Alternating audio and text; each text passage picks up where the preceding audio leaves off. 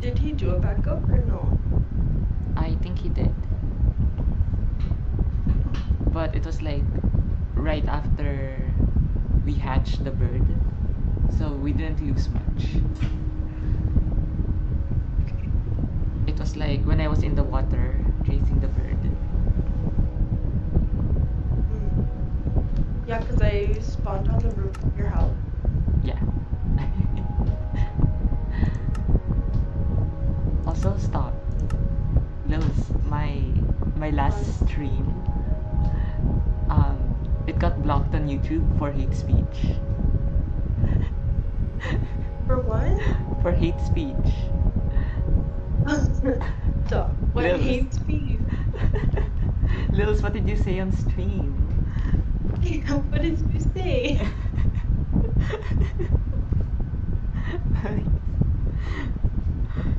Oh my god.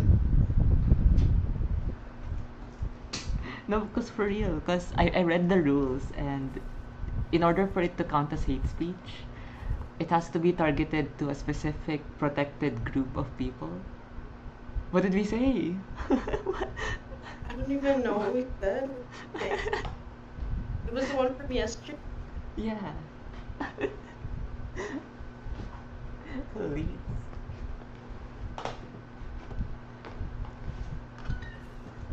We didn't talk about the friend. I don't know. It it sent me my whole stream when I asked it what the problem was.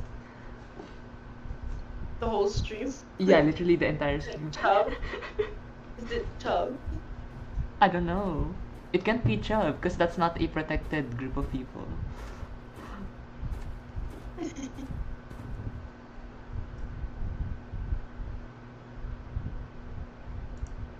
Look, what did we say? I don't know. I sent an appeal, so hopefully it'll get Oh, reviewed by like a real person. I mean, we were laughing about like the 9/11 stuff. I don't think that counts. Okay. That's the one If anything, all I said was a second creeper has hit the towers. Like that's it. second.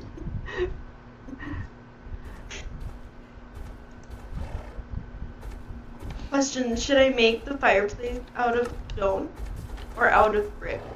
I was thinking brick. When I was imagining it, I was thinking brick. But I feel like you could be more creative with it. What do you Um, mean? like maybe you just don't make it brick. You use something else. What do you think blackstone Oh yeah, blackstone or could work. wait, You could go look at Pinterest or something like fireplace I'm looking designs. at the blocks right now.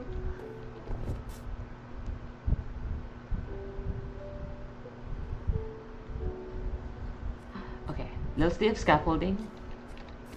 No, I don't. Cringe. There's bamboo in front of my house. I do too, but I'm so lazy. Oh. Levels. Think red nether brick wall would. No. No. I don't know. To me, like the nether would have like very specific uses. What about mud brick? Oh shit. Oh maybe. I did use The mud brick brown on for. brown. I used it for the lighthouse in Genesis. That's the only time I ever used it. I think I'm gonna go with cobble. Okay. Or would blackstone look better? Please, Lowe's, just decide on something. We'll do black. No, deep clay. Please. Nothing is ever permanent. You can always change. That's true.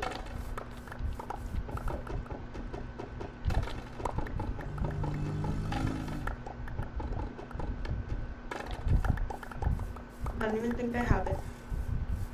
I would have to go buy it. I have 30. Please.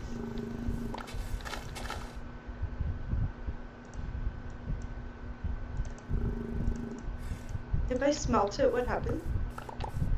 Smelt what? Basically, Oh. Um, I'm not sure. did that change? I don't even know.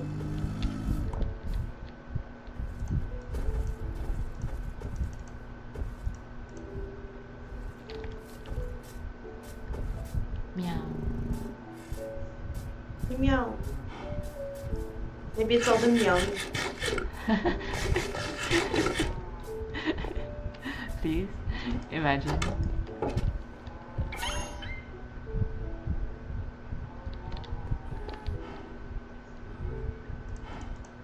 Just become.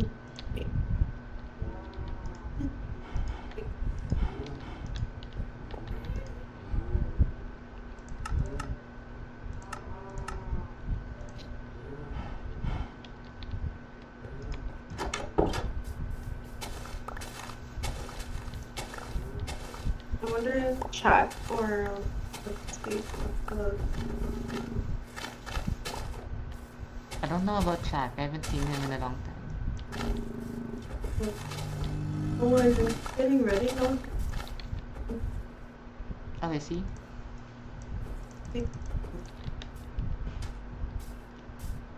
He'll still cut in out a lot. Sorry, I think he leaves tomorrow Oh. to Boston. Oh, really? Stop. Yeah. Is he moving there like permanently or? I know for school, but I don't know if permanent or not. Like,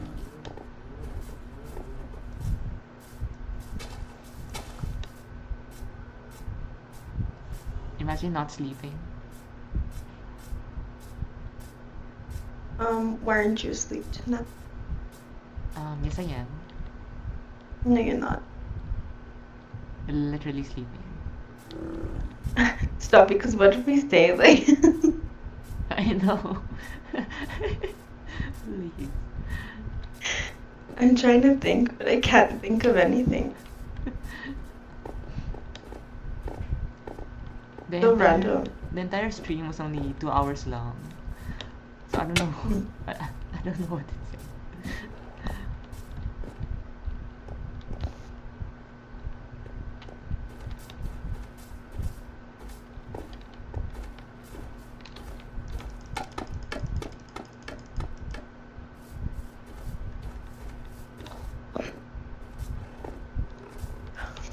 So like you just lost that stream entirely? I'm not sure if it's lost forever, but we'll see. Maybe it gets appealed because I did send an appeal.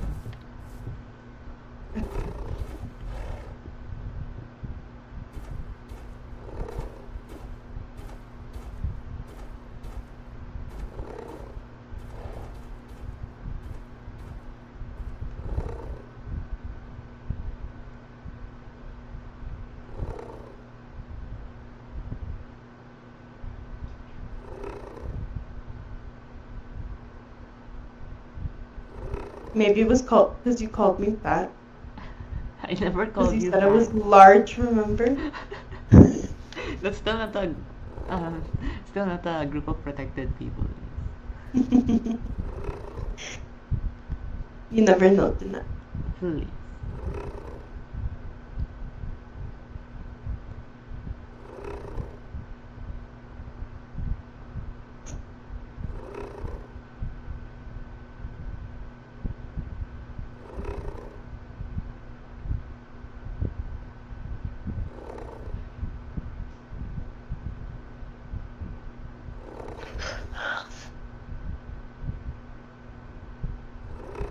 And then I'm gonna do like Meow.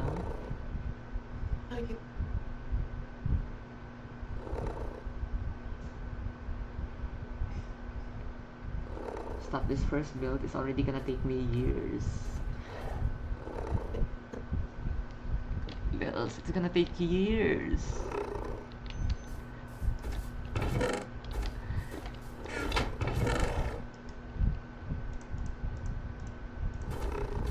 Okay, let's start. This is smooth sandstone.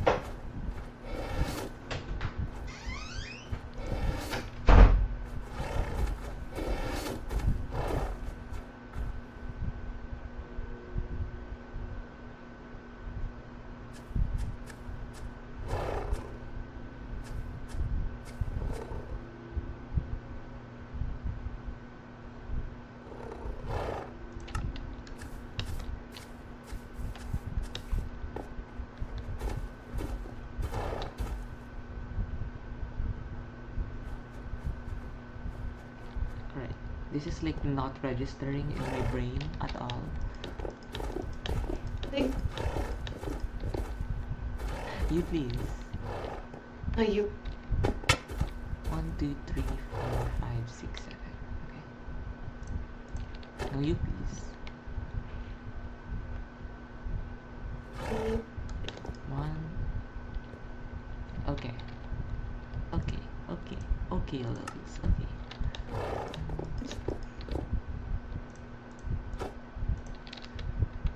4, 5, 6, 7. 2, 3, 4.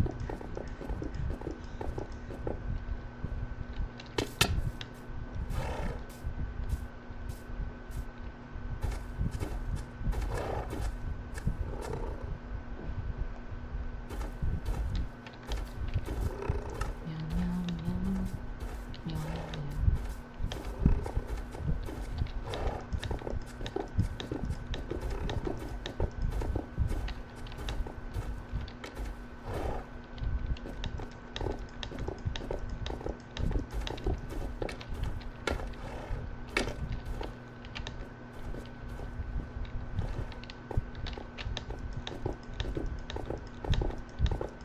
Can we set it to peaceful? I don't have the.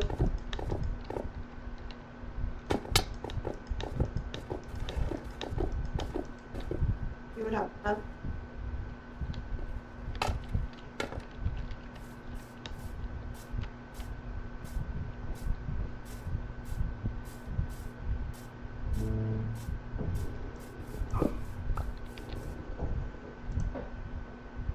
Oh my god, you can't use the blade on the stone cutter? What? You should be able to. There's not even any builds for it. Deep slate? Oh.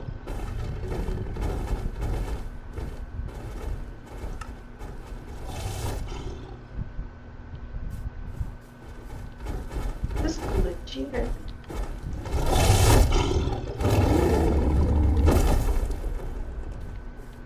But it's not registering. It's very sus.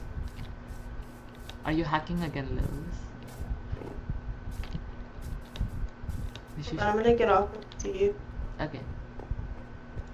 Because it says it's deep sleep. But then like I put it in the stuff and it doesn't register. Yeah, I'm pretty sure you should be able to get some deep slate. Yeah, like on the crafting table. Yeah. On the crafting table with deep slate I can make like fences and stuff. Wait, not letting. On the crafting table? What the heck? Wait, Yeah. what? What? That's so That's what it sus. says. That's so sus.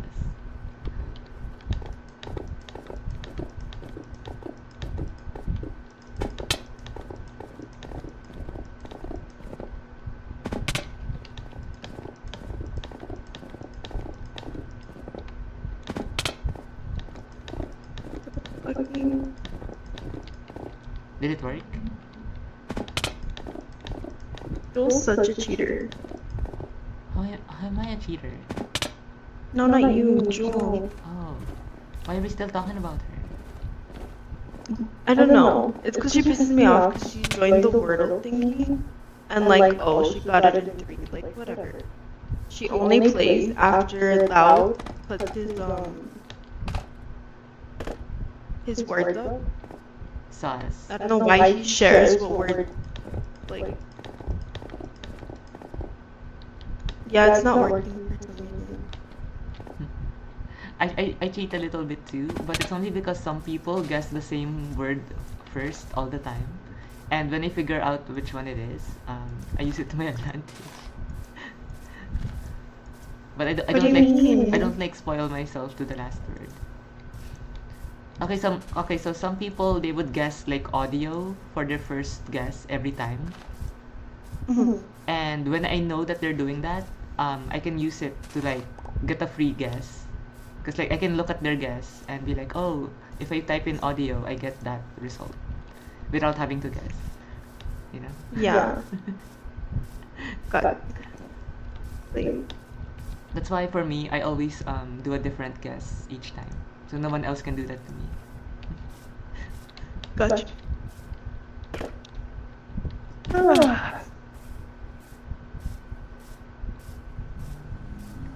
Meow.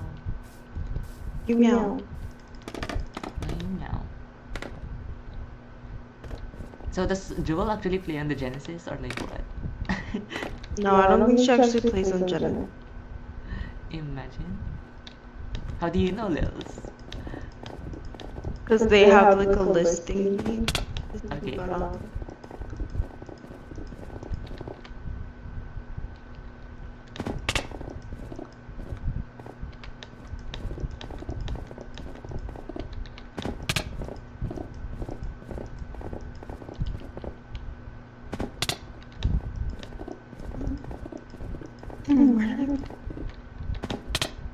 Oh dear.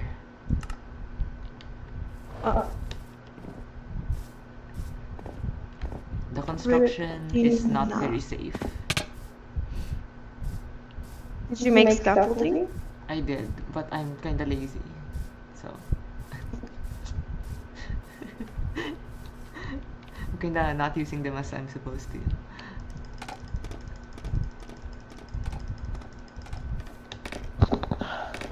Yeah, I'm off to mine. Ew, imagine mining. Yucky.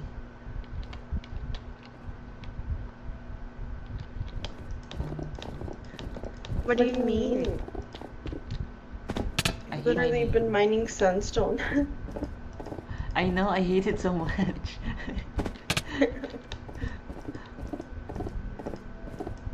I'm gonna go use Chub. Oh.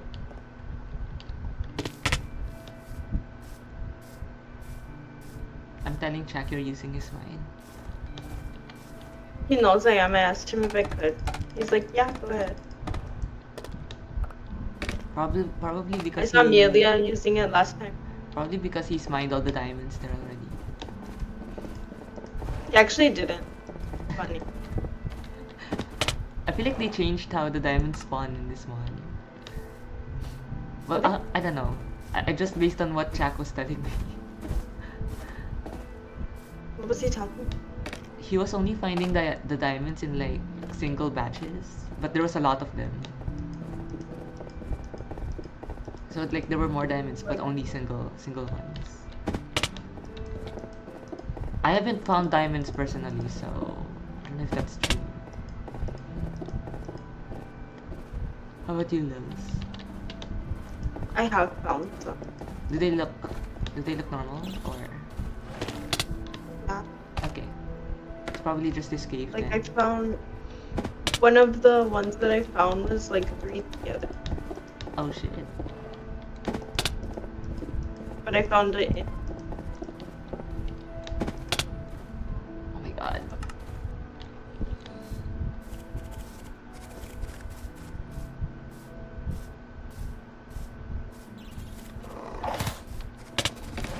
Please, why are there dinosaurs killing me?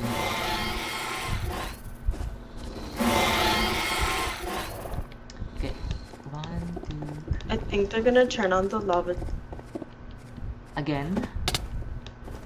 I think. Because I think I saw chasing about why they were responding. Why do they like the lava chicken so much?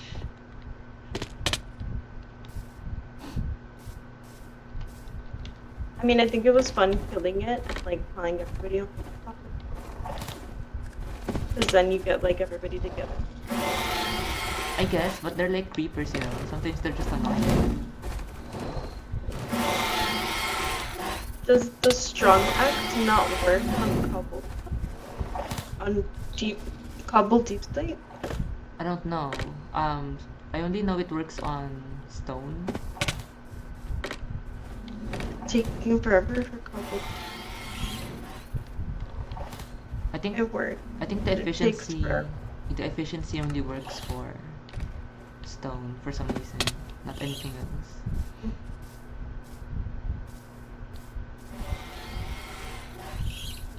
I mean, it works, but it just takes forever to actually breathe. Yeah. I mean,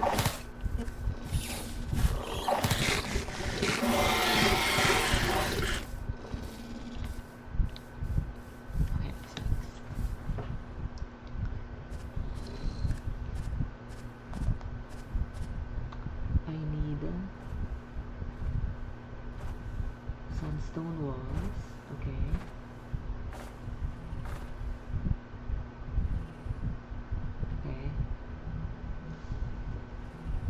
Okay. Oh, that's good.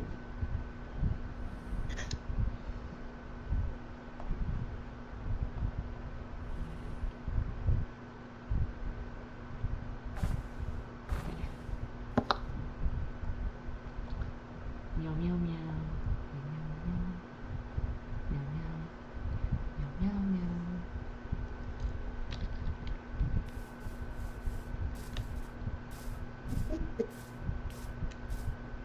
Where did I put my helicopter?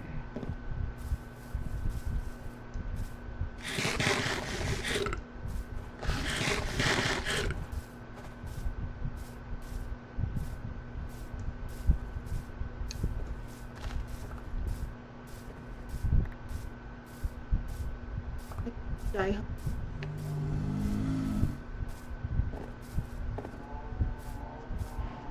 Meow.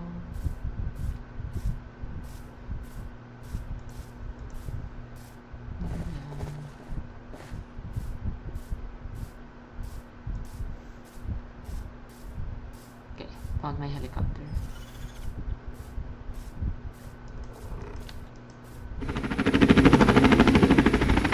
I wish you could customize the look of the helicopter. Make it blue, or orange, or purple, or swim in lava. What happened to this? Why are you swimming in lava? Oh.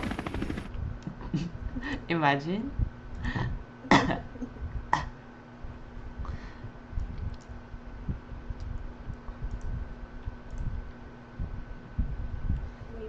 Lab. You.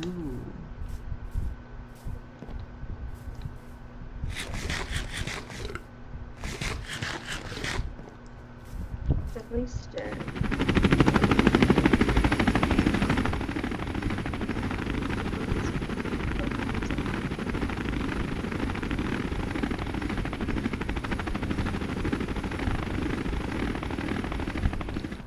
Meow. Stone cutter. Okay. Okay, should I do like a toolbox type? I agree.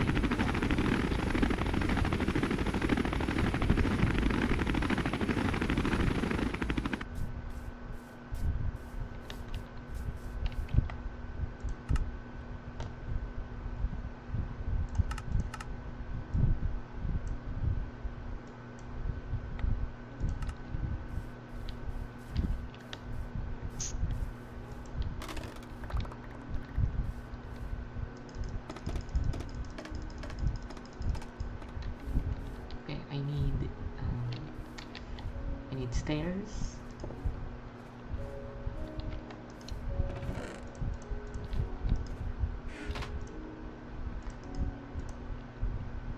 Yes, and then I need. How do you make sandstone walls? Yes. Oh my god. Oh my god. I need more sandstone lils.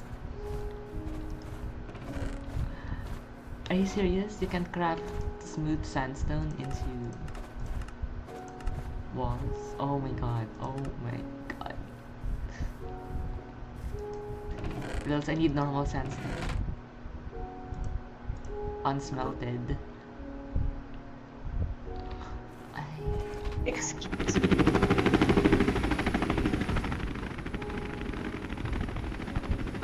Alright, where's the nearest beach I can destroy?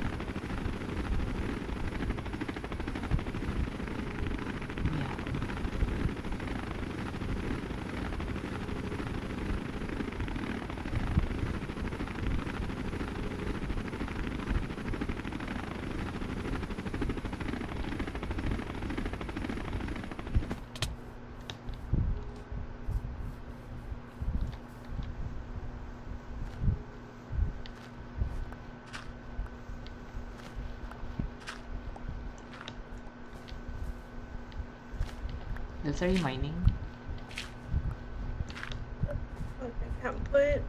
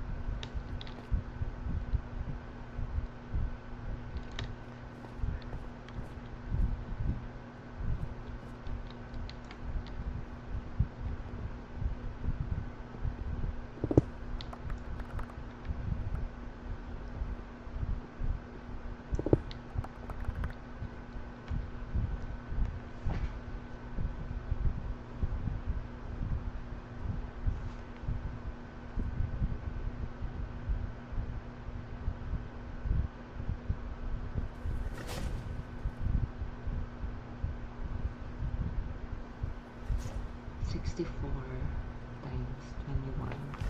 Okay.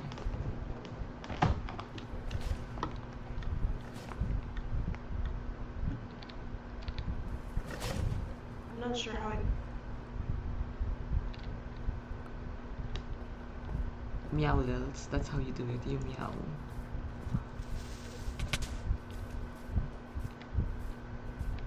It's gonna get taken down.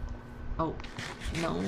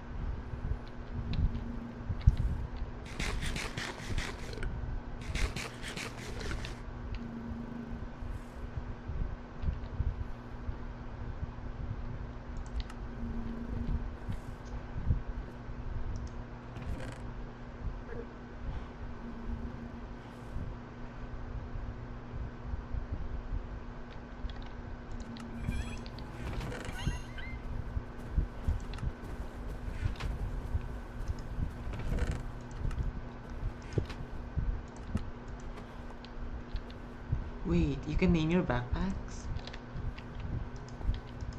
Really? Can you? Wait, what? How do you name your backpacks? Sus. Very sus. Louis, why are you so sus? Honestly, I'm placing Deansley and Cobbled Foot. Oh.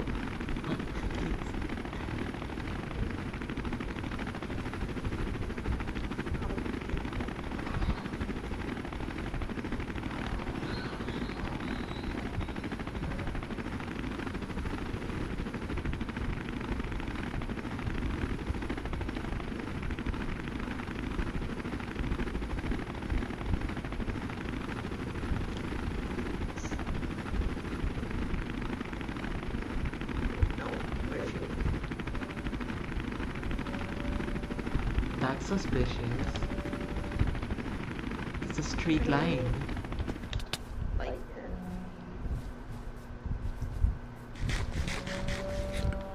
You don't like it, Hells?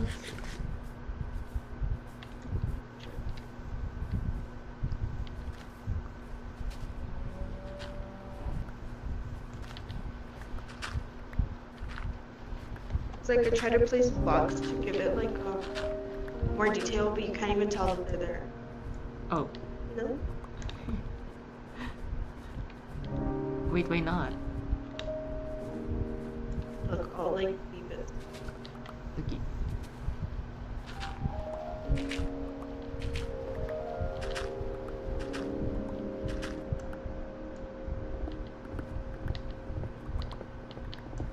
So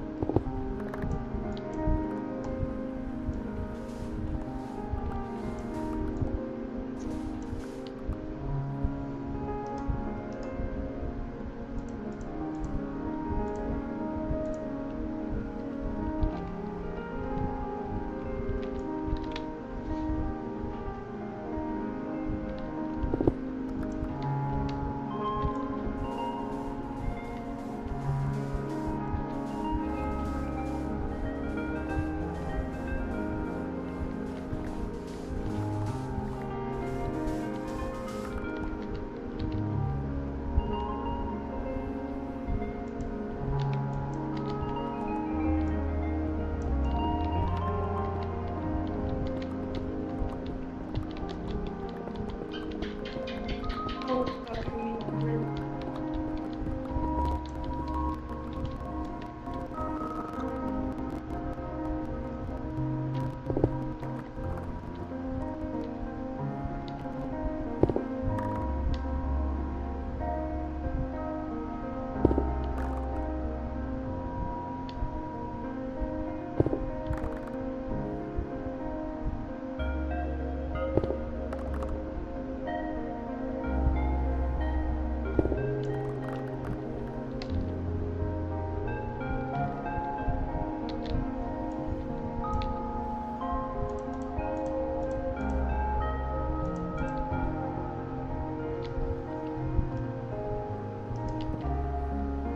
I'm hungry.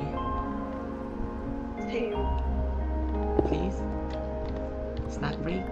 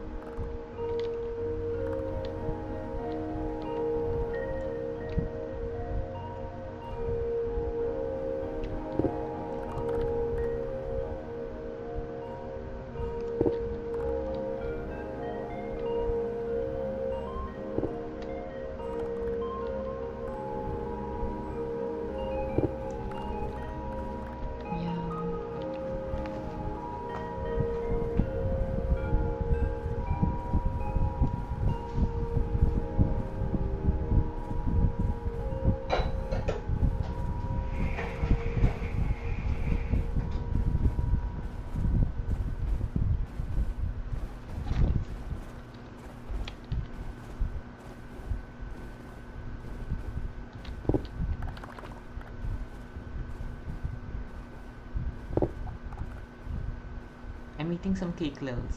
Some chocolate cake. Imagine. Yeah, chocolate cake. It's so early. I don't think I can have cake. Please, Lils. I literally have cake on my desk. Imagine, why don't you eat it then? Wait, Isn't it already like 10 a.m.? What do you mean early? Please, Lils. it's 9. That's still not early. Early is like 6 a.m. or 5. Though I guess it depends on you when you woke up. Yeah.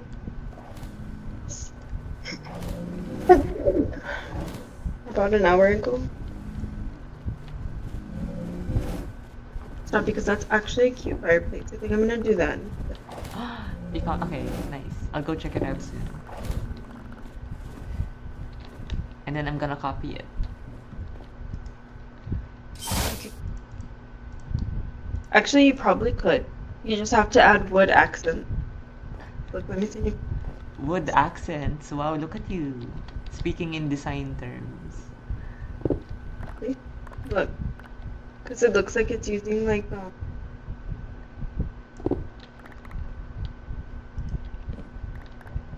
the blocks that you're using.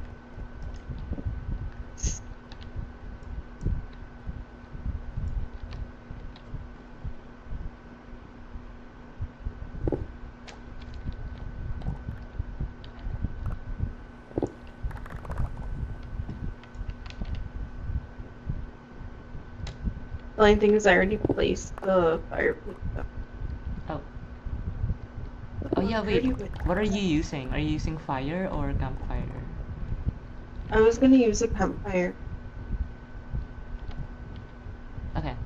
It seems like that's what they're using there, but like I'm looking at it now, and it looks like they did 6 campfires, right? And then some logs. 6? Holy shit. What the fuck? Yeah, look at it. How big is the That's campfire? beautiful. I was only gonna do 1. Oh shit, I see it. That's kind of cute actually. I like it. Yeah, it is cute. But I don't know why, like, zoomed out, it looks like smaller.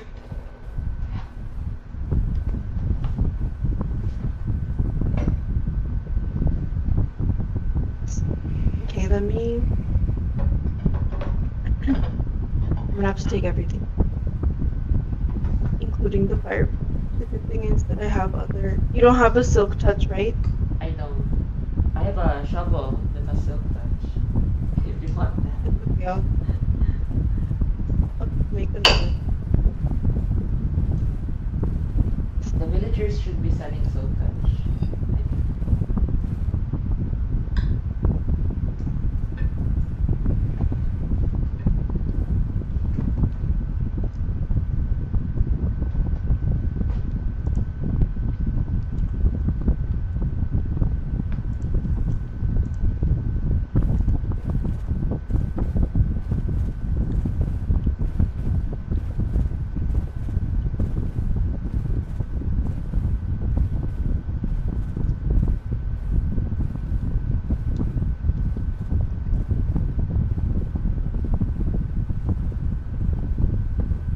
And then I think I'll use like dark oak instead.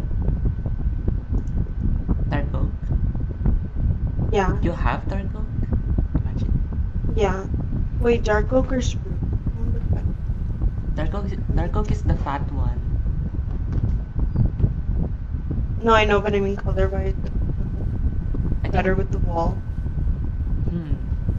Isn't your You know, wall? sometimes wall is. Your wall is already spruce, isn't it? Yeah. What do you mean, like the logs? I guess. I don't know. Yeah. I mean, like the plank, like which color is better with the wall? I mean, if you have dark oak, you can try. I mean, it's just wood. You can always replace. Not sure. Which one?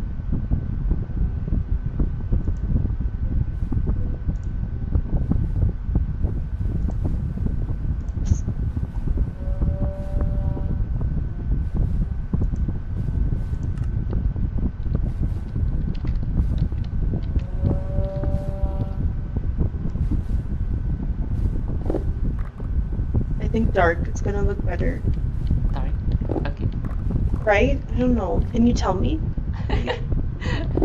I'll be able to tell you when I get there. Okay.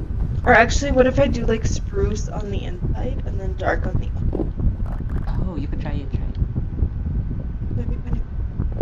Okay, that's okay.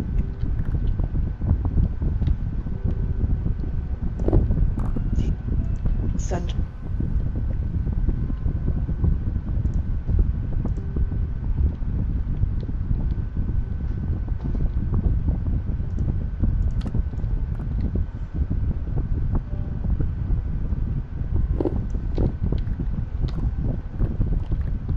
Should I do the pool stick?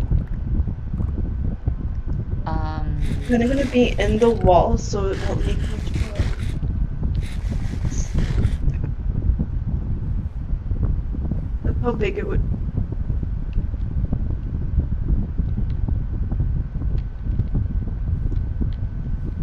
Fuck it, we're gonna do it the way that it is in the. Okay.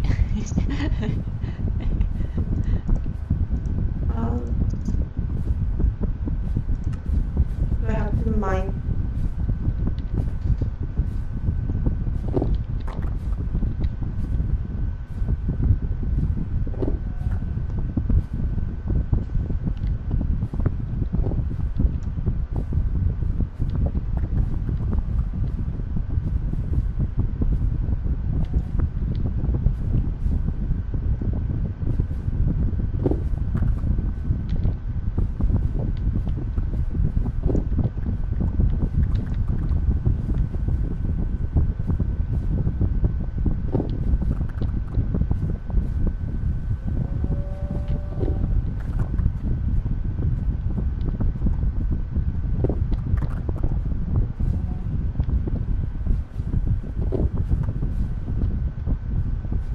Wait, what?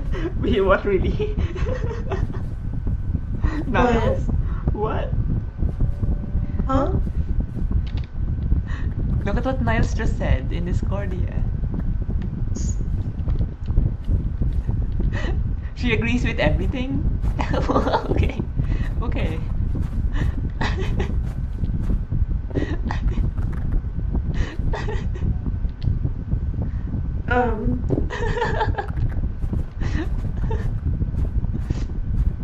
Screenshotting before she's just what she said.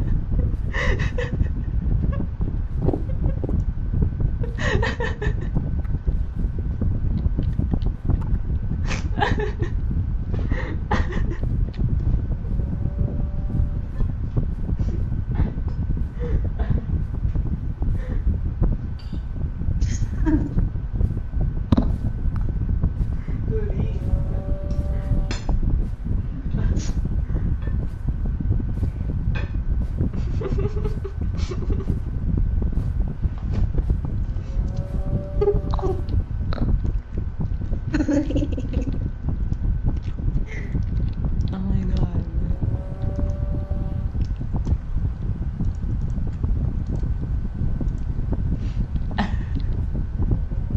I was not expecting that. Please. Maybe she just didn't realize what you said. She has to be joking. She has to be rage baiting. Oh my god.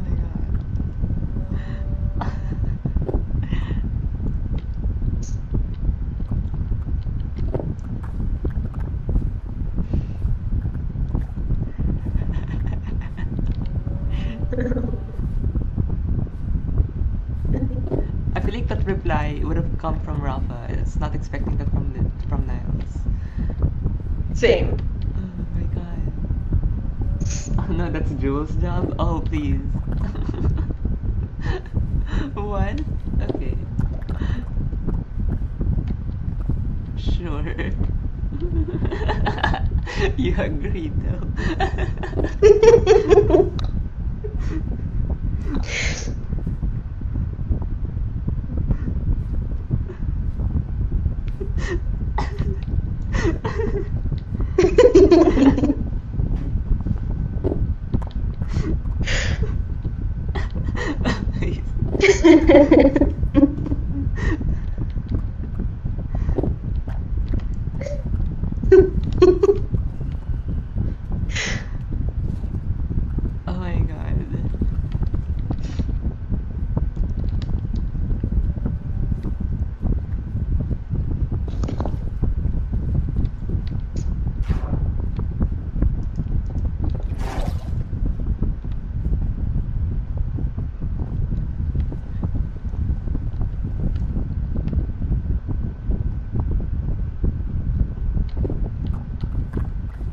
Wait, what are the goggles that Titan was talking about?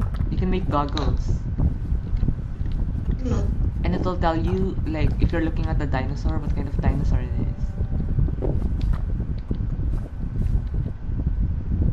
Then next, I feel like I can already tell you that myself. Are you sure? I feel like you were struggling earlier. Just kidding. There's some dinosaurs that I haven't seen. Imagine. I never had a dinosaur face. Really? Yeah. I don't think dinosaurs are very popular here. But maybe it's Oh, just... really? Yeah, but maybe it's just, I don't know. I feel like nobody talked about dinosaurs when I was younger. Oh. Yeah, everybody was all about like race cars and freaking Minecraft, Roblox.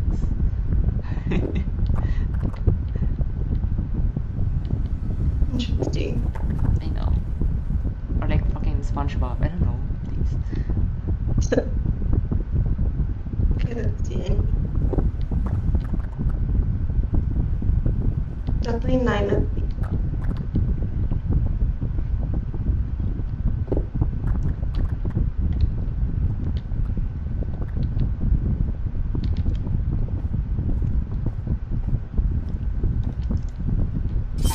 What the?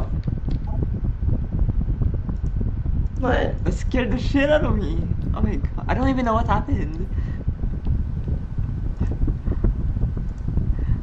So, Oh my god.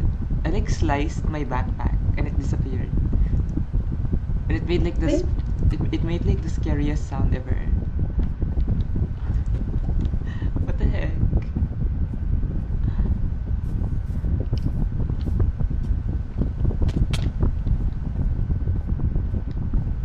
Please, that is an entire apex T-Rex just sleeping on my helicopter. Oh, that's not even a T-Rex. Oh. What is that? It has a long ass neck.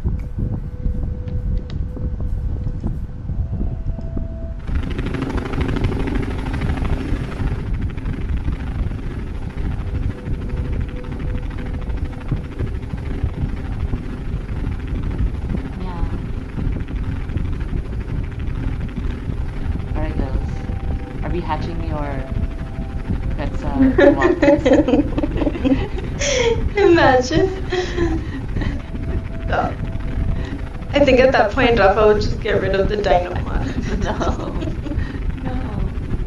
I was surprised Shay wanted the dinosaurs gone. I thought she was like all about the museum. I know. No, I think her favorite is like all the other ones. Oh, please. The Tinkers and all those. Which I do not interest me at all. I have not even touched the Thinkers. I don't even know how to access the Thinkers though. There's no book for it, is there? Yeah, there is. Oh wait, there is. I've never read it. What the fuck? Stop, I've literally never read this book. Thinkers updates. What? This is just an update book though. Or is there another one? I don't know. Let me see. I can tell you. I have my books and one thing. But yesterday you asked for a book and I didn't have it, so I don't know. Oh wait, I see it. Is it the material one? Thinkers like. Yeah, there's that one, and then I think also the weapons left help. Is that one, or is that Yeah. something different? Bro, I've never read this. What the heck?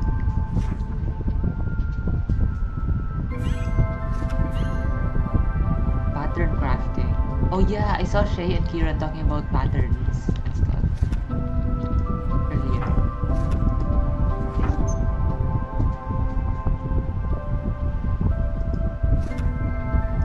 Stencil table.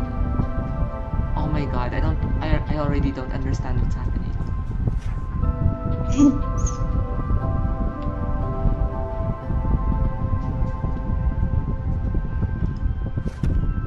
Tinker. Forge bacon. Okay. Greetings, I am Selena Arcadia Ayodhan. Librarian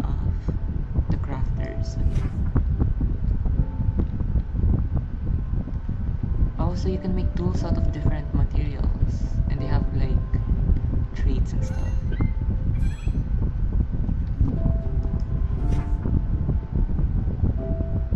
Fuck, is it like one more plug in actually? Oh, Yeah, it is.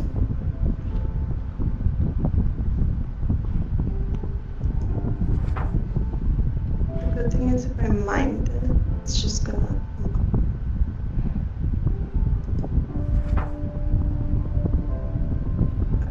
So then this one,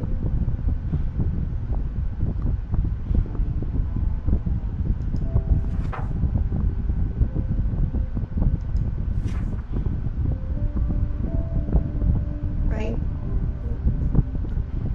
right.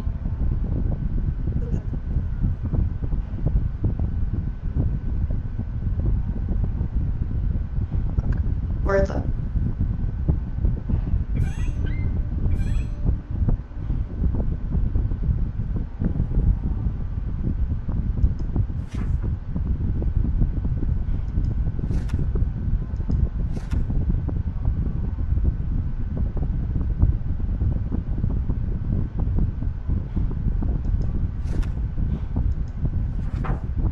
Okay, that's interesting.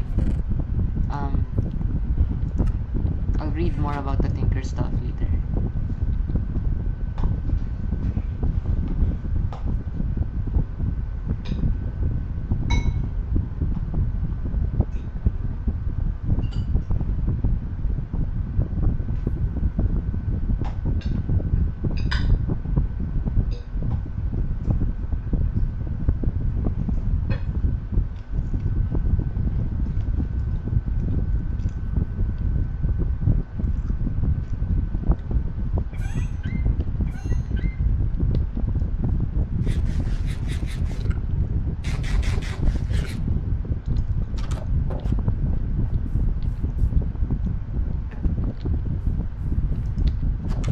Meow meow meow. you meow meow. Meow, meow, meow.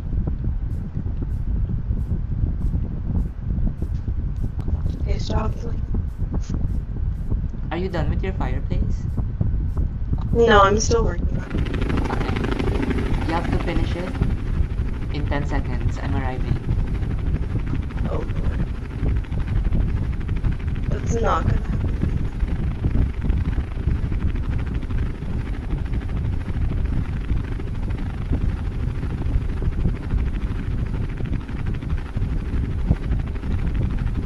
Right, Lils, 5 seconds. No. I'm landing. Please. Your parrot is still up here, basically. Oh fuck, I forgot. Okay, no more.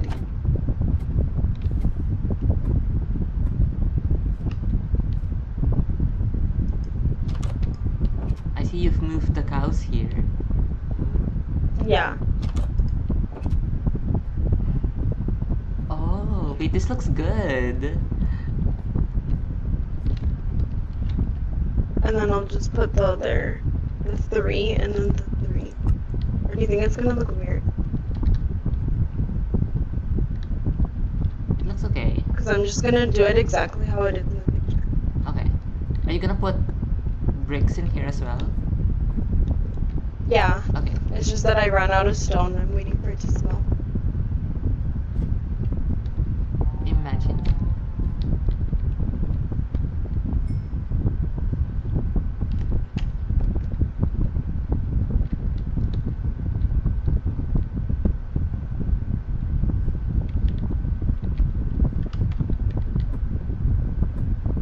You have a lava farm, right? Yeah. Was it down here? Yeah, it was down here. Wow, it's full of lava. Imagine. Just need 2 more. It's completely full.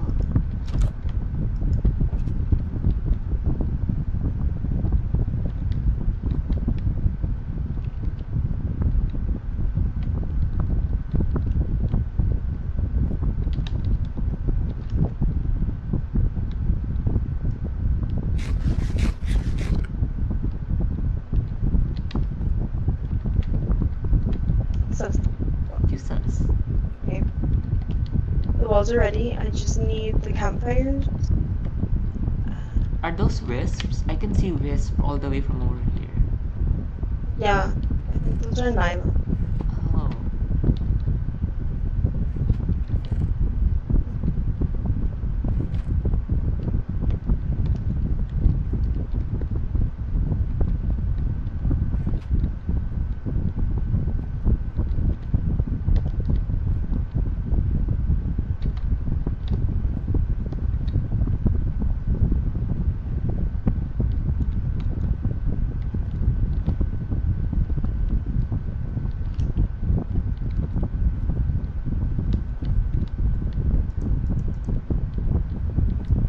Okay.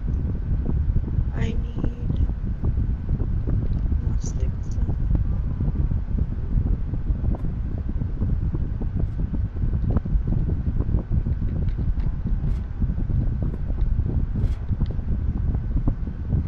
I like how your dinosaur's tail is just inside.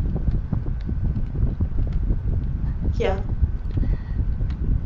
Can I hit it from inside? No. I'm gonna touch its tail. I'm touching it. No, I can't. I can't touch the tail. Never mind.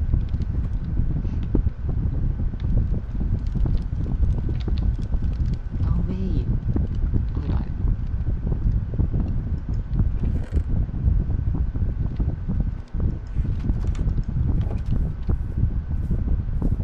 Let's see. Use a seed. You said you were making a campfire as well. I was gonna copy your design. Yes.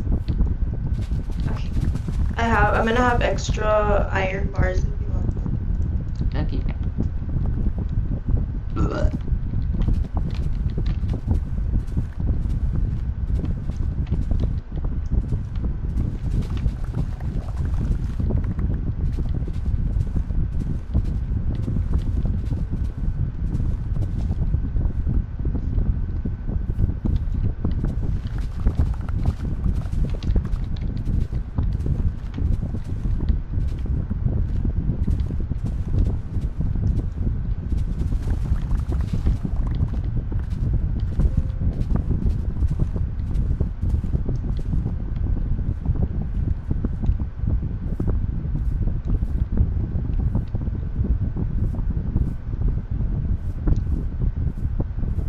Did Nels finish her home? I don't know. Where's the entrance? Pine tree.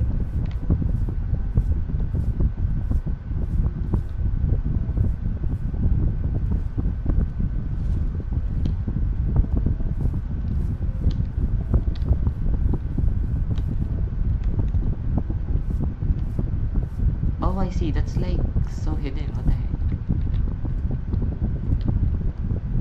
Wait a minute. Wanna make more? Wow, it is very bright inside. Okay.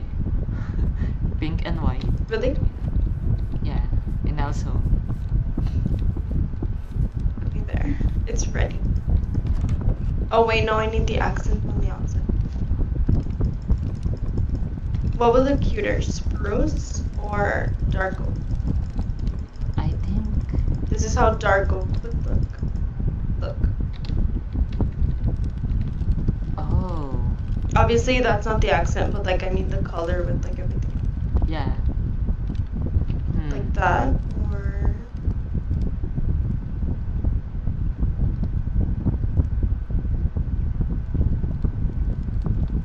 that's spruce. Oh, that's hard.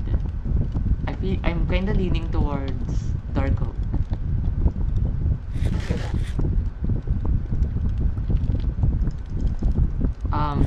So here are the bars if you wanna make your own. Yeah. Can I Please, where are you putting them all up? I put some potatoes in your campfire. I can't get them. Oh, please. Oh my god. There you go. Oh, why don't you use the iron? Oh, you're right. Oh my god. Wait, why are you genius? See? There they are. Why are you such a genius, Bills? I know. Please. Okay. You said dark oak, right? Yeah.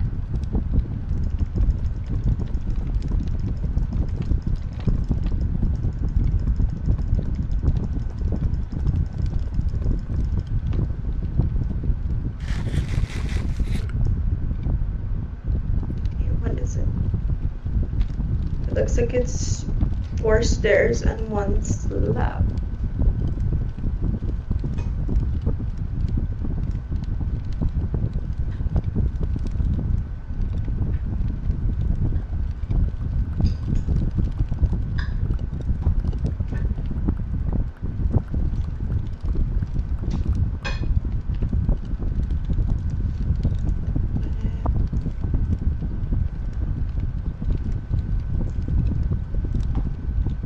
Oh wait, no, huh? It's more than 4. It's here. No, I think you got it right. Yeah. Does it go that low? I think it goes up.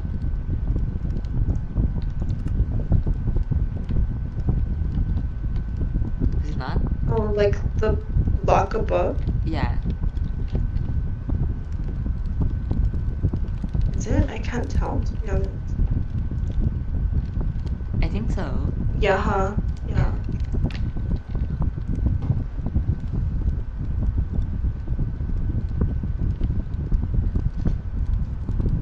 So it's like up here? Yeah. You might have to break the You might have to break this. Maybe. So looking odd. Like I mean these. Like open it up. Yeah, a I bit know. more. Okay. Oh god.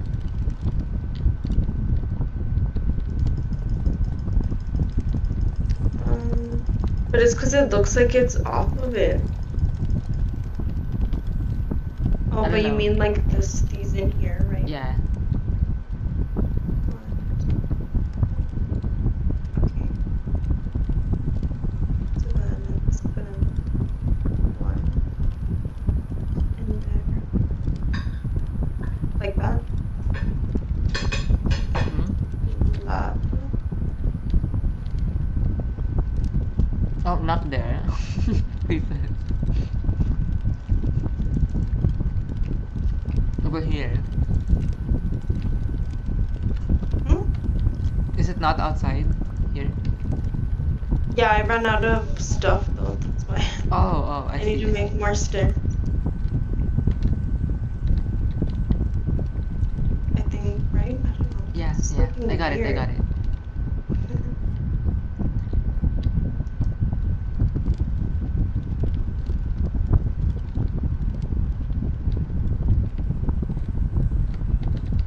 Like that? Hold on. Yeah? Isn't that how it looks? Yeah. I don't know why it looks odd in person. Maybe it's because of the shaders. I think it looks okay. Or maybe it doesn't even like go in like that. Wait. Lils, do you have trapdoors? Spruce. Spruce trapdoor. Mm-hmm. I think so, but I could make some. Can you How make many? Can you make like 4?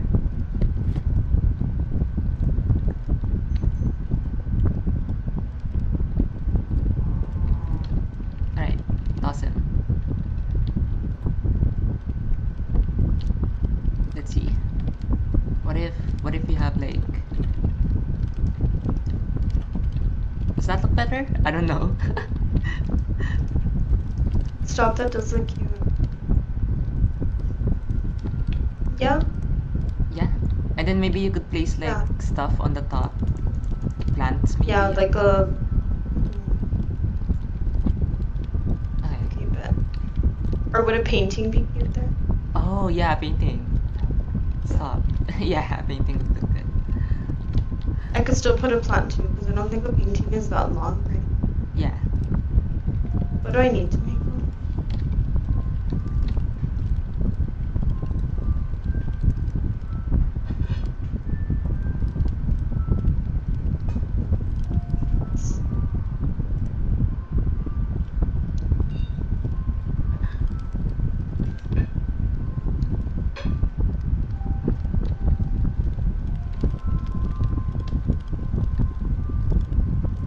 I make a copper golem? I've never made one, so no idea. Okay, I'm getting distracted. What was I gonna make? Oh, paint. Painting, yeah.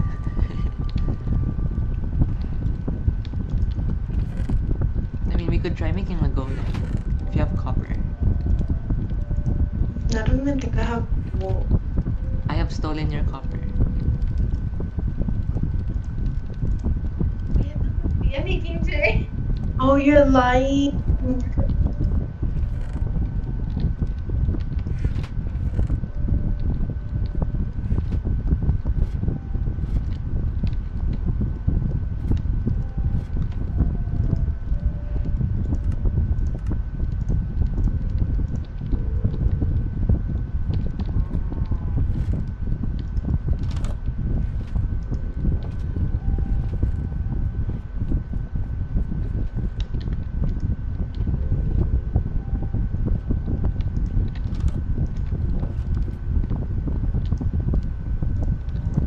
Alright.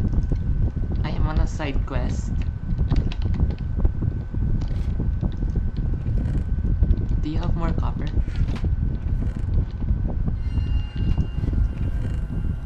No, you have tons of lava. Okay.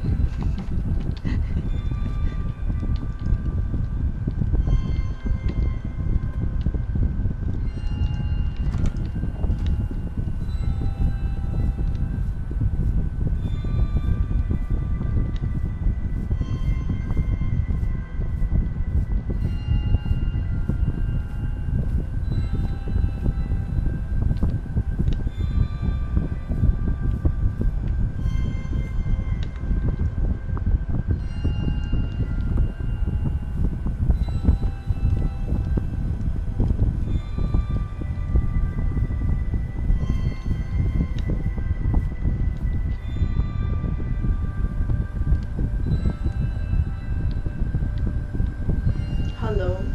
Hello. Okay, I can play for like maybe 30 more minutes, and then I have to start getting ready. Get ready for what? Because we're gonna go to some free class that they have in a museum. Okay. We're gonna make cookies. So see side quest. I'm kinda guessing here. I don't actually know how to make one. What are you making? Oh my god, not the snow golem, please. No, not the snow golem. Chill out. You're so sus. You can add. Oh, what the fuck? What? That's how you make an electric fence. Oh, yeah, with iron and copper. Wait, how do you make a copper golem? I don't know. I'm looking because I have copper in my inventory, but it's not showing me a golem. You know? I tried Oh, you need a lightning rod. A lightning rod? Yeah. Give people light. Yeah, Okay, what? now what? Come down here. ASAP. Oh. Put it on top of its head. Nothing happened, okay? Please? Would I have to get hit by lightning, maybe? How do you make What one? if it has to get hit by lightning? Maybe. Huh? The update has been out, right? Yeah, no? How do you make one? I'm so confused. Or is it not out and it's like in the experimental stuff? Maybe. I swear it was already out. Not even Google is helping. It's like giving me different stuff. Oh, I think it's an experimental. No. Right. Imagine. Well, now you have a lightning rod and a block of copper. Please. Do you And- want them? Here. No, no. Those were yours, so please those. Use them to I'll make place like it somewhere in my house, just random. Put it over here. or make like right electric here. fences with them. I don't know. Perfect. Oh my god. What the fuck? And then people are gonna come and they're gonna be like, okay. Please. What are you gonna name him? Chub.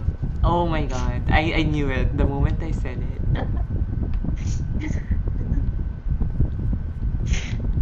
Just kidding. We'll name it Chubster. It's even worse. After you.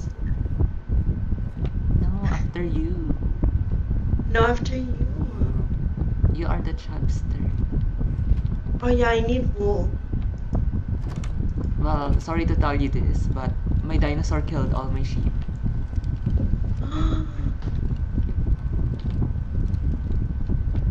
Wait, really? Yeah, they've been dead for a while.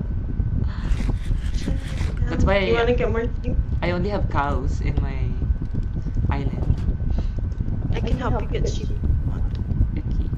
Where are we gonna find sheep? Also, if you need honey, you can get from my hive right here. Okay. I plan on moving it later, but for now, it's there. Where are we gonna find sheep, Lils? I don't know. Expedition.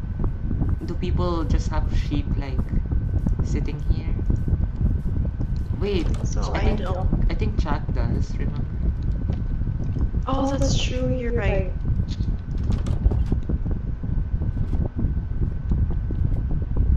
Imagine. There. Imagine. Oh, he's definitely been on, right? Or is it just How do you know? no? Where are you going? I'm landing on chat's house. Oh my god. You just walk? Walking is so That's hard. such a chub move. Walking is hard, Lils. The sheep are trying to get out and they don't even have wool on them. Please. God, there's like no lighting here. I see them. How are they supposed to get? Yeah, the sheep How are they supposed to are get wool? naked. There's no dirt. They need dirt. Oh, really? Yeah. Oh, we should probably sleep. You should make like animal pens right outside your home. Even just temporary.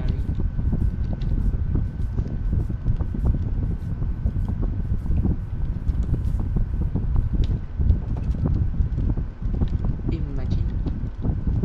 I need to eat 'cause I'm very slow.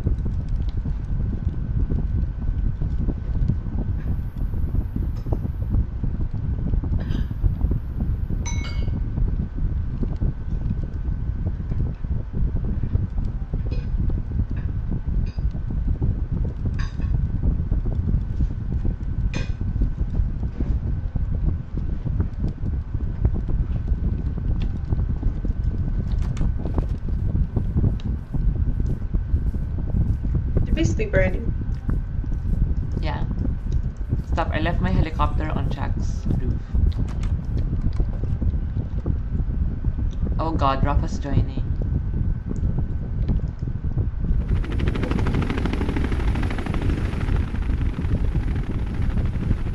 Hello. Okay. Hello.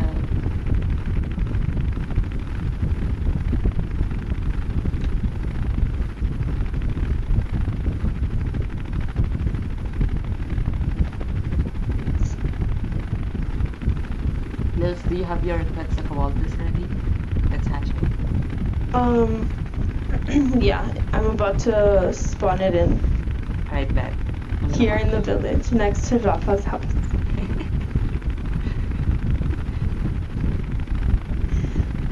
Stop. Rafa, if you're talking, we can't hear you, by the way. He's muted. You're muted. He's mudded. Muted. Madit. I need food. Comida. Rafa, I think you're supposed to slowly introduce the cats to each other. The cats? Like you keep one in one room, leave it in there, and then let the other one roam free. And like he'll kind of like smell the cat and get him used to him being in the house, you know? Oh. I just threw my cat at the other one to see if they liked each other. Didn't work. I thought you guys Yeah, were talking about that's- Minecraft. I was like so confused. No. I mean in real life. That's why I'm telling you that I think you're supposed to do it that way, like slowly introduce them to each other. I think. That's what I've seen on TikTok at least. Like people have to slowly introduce the cats. Otherwise they won't like each other. I think. I don't know.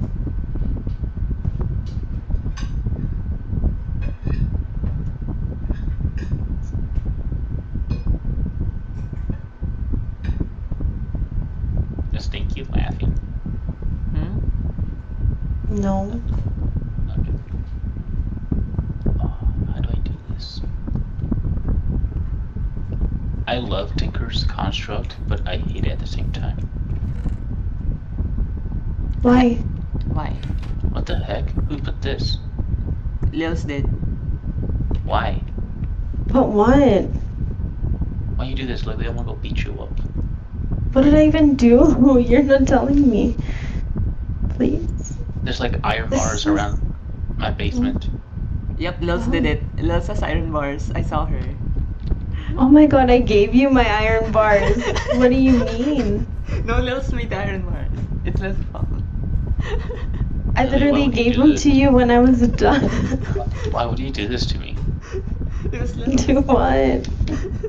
You know what? This is so sus. Che is just building underneath everybody's houses. Wait, what the heck? Maybe it's a subway. No, cause I was No, gonna... like she has so many rooms with chests, and like it's like a little maze down here, What the fuck? No, 'cause, and it's like my- door after door. Look at this.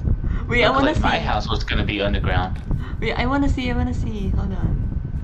Okay, Please, and then it goes into her house. Nah, she for real is Hitler. Is she spying on Okay, everyone? thank you. I don't know. It starts right here though. Oh my god, I got You teleported. go down, and then it goes down. Come down here. Uh-huh. Why are you Steve? Come down here. And then like there's like this is sus right here. Where She are we plans going? on going this way as well. This is so sus. We need to like take her And down. then it goes this way too, like long. What? Wait, what is going on? I don't understand. I don't know. Look, there's a tunnel here. Oh no.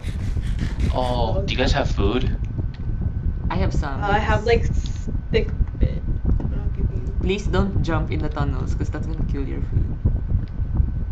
But it's so fast. What the hell? She has a tiger? What? She's broken. Wait, is this Kieran's house? Oh, the tunnel might be them connecting their houses. Yeah. I think this is his house. Because she was telling me that he has a Tinker Construct tool station set up. I don't. It's so sus. I have not touched Tinker at all.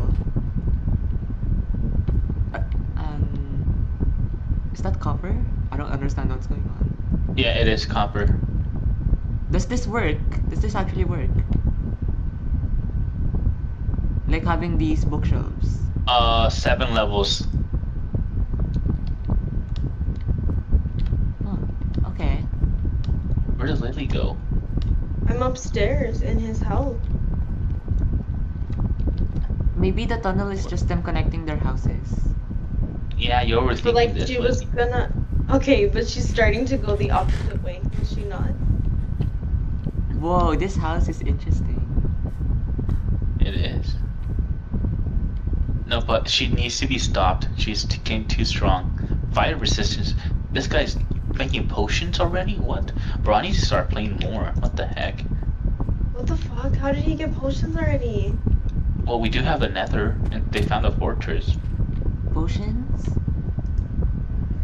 Can I steal them? I need potions. What the heck? You guys are, man. I look at my progress versus everyone else's. Like, do I even play? Bro, I don't even have diamonds, so like chill out.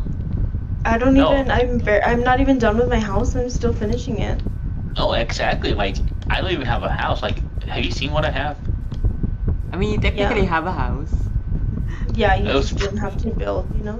It was I like how you pre-built. added the glowberries though. That's very cute. Thank you. Then I have a little sugarcane farm here.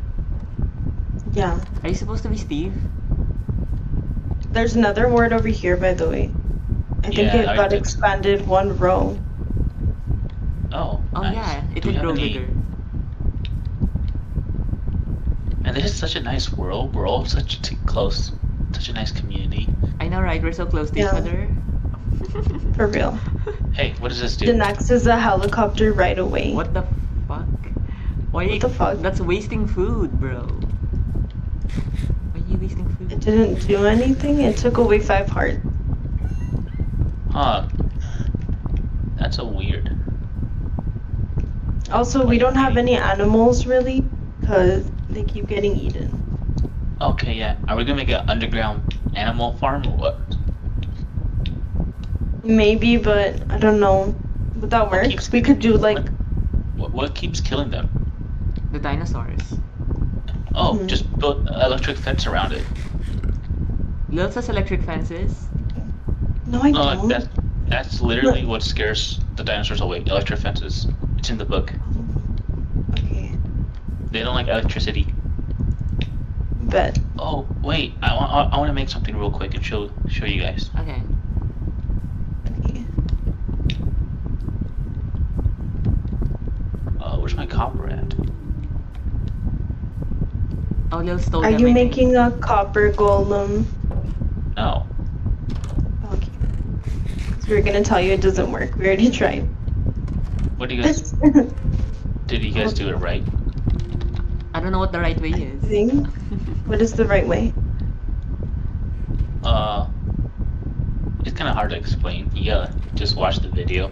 What video? Okay. Is it copper down block, here. pumpkin head, and then No, like to Right. activate it. To activate it. Oh, how do you activate Lily, why it? did you do this? Why did you do this? Why did you do this? what the fuck? Yeah, Lils, why did you do that? What? Janex, why did you do that? I did not do that. Please? Low-key though, the lava farm part is fine. I think that looks nice actually, if we're being for real. But this part around the tree is kind of interesting. Yeah, what is this? Why is there iron bars around the tree? Lils, Yeah. why'd you do that? Doesn't look good. Lily. Why are you blaming me? You're the one who gave me iron bars. That means you had iron But bars. you literally saw why I made iron bars and I gave you the rest. Yeah, so you're the one who has the iron bars. What are we waiting for? What are you doing? We're waiting for Rafa to show us something.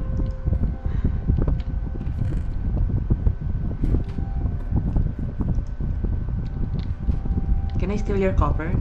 I just need 2. No. Come on, I just need 2. 2 copper. Yeah, I have copper.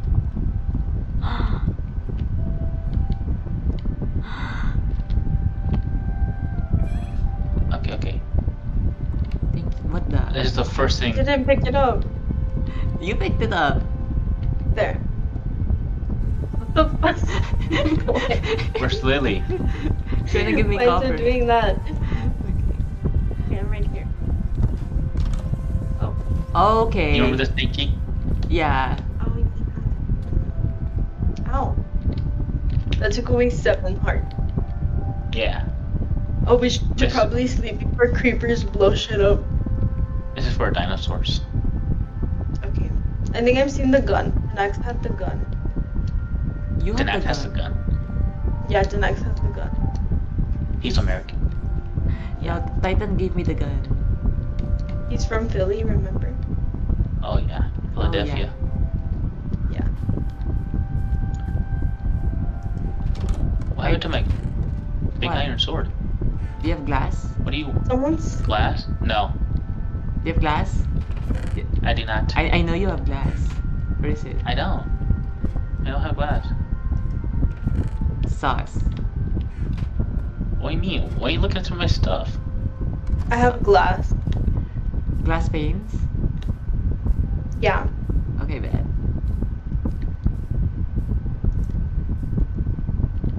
What the? Why am I 3,000 blocks away? Oh man, Oh. why do you do that? Imagine teleporting. That'd be nice. Rafa, what can you use uranium scrub for? Uranium? Lily, you know what I told you at the very beginning of this Let's Play? No. I've never played with these mods before. Don't ask me what to do. And then, you know what you did? The very first episode, which is on recording. Rafa, what is this? Rafa. And you know what I kept telling you? I don't know. I've never played these mods before. Please. You really are retarded, aren't you? What? Okay. No. Okay. This stream is gonna get banned. My stream's gonna get banned again. Oh, you're streaming? Yes. Oh my god. Please. I'm gonna get flagged for hate speech again. Sorry. Okay, I put it on peaceful because I'm going to the nether. I need nether quartz real quick. Oh shit. Okay. Say this. Alright, Lil, where's your glass? ASAP. Where's my what? Oh, here. Glass. I have it. Can I kill your cows as well? You said paintings, right? Yeah. No, they're not my cows. They're Chuck's cows. Okay, I think Jack gave me permission. Rafa, do you have like one piece of wool I could have? What? Do you have one piece of wool that I could have? No, I don't have any wool. Well, wait, I might. Go to my chest, and if you find it, just take it. Okay, thanks. If you find the wool, nothing else.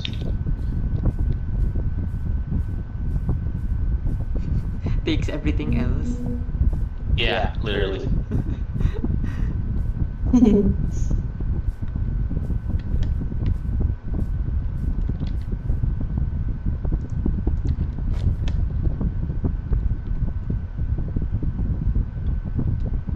Meow meow meow. You do that one more time, I'll make sure you can never stream again. Oh.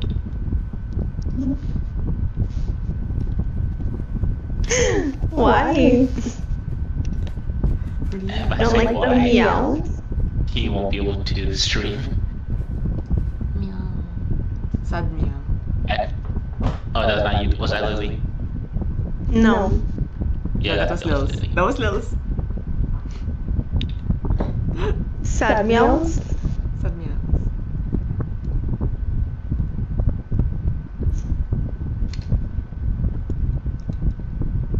Let's see if Nyla has wool.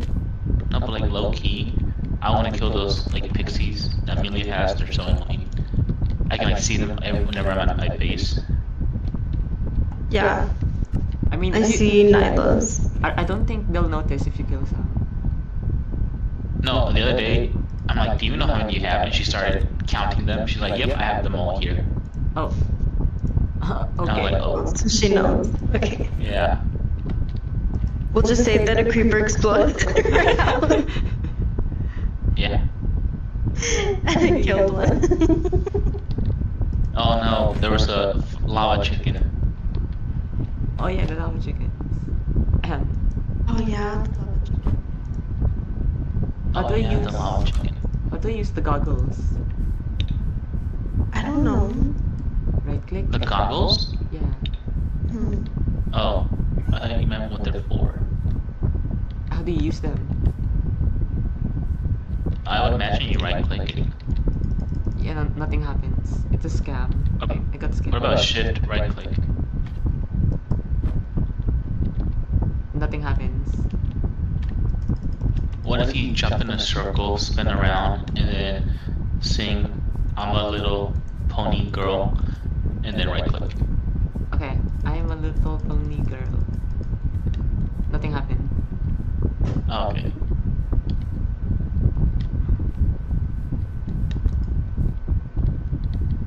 Hold on, let me ask Titan.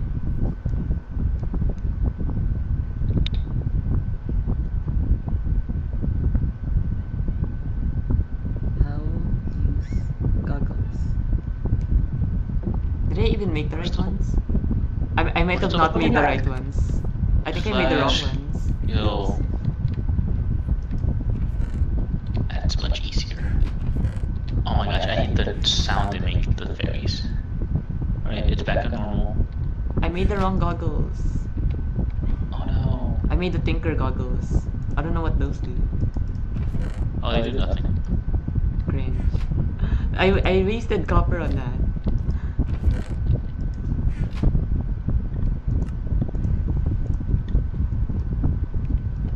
How do I do that?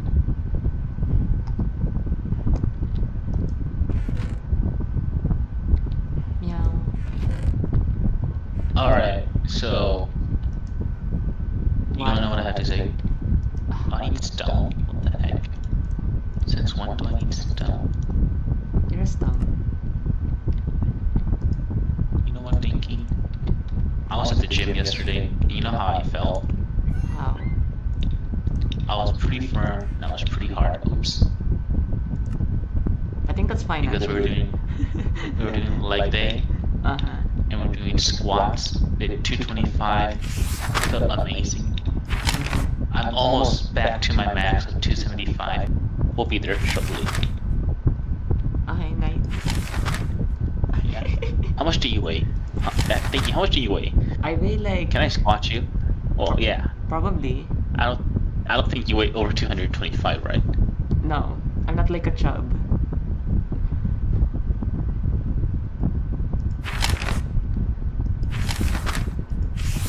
I don't even see the goggles in the dino book. Helicopter. Oh, binoculars. Oh, I see. Oh, it needs amethyst? Please. I have returned. Girls, do you have Welcome amethyst? back. Do I have what? Do you have amethyst? What? Amethyst. Yeah, the purple gems from Geodes. Oh, like the block or like the actual crystal? I need the crystals. I need 2 of them. Lily, Oh, can I no, just I only have have block. Yeah. Okay. Glass or glass pane? glass? Okay, yeah. I'm gonna go steal some from I Chub. only have. Okay. I'm here. I can't say it. Then well, it's already gonna get banned, right? You're black. Please. What? I'm black? Yeah, you're black. What is Don't tell happening me right that. now?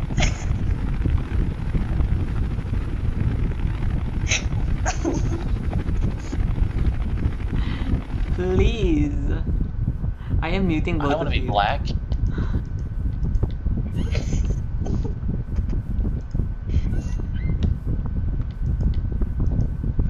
Edited the character appearance.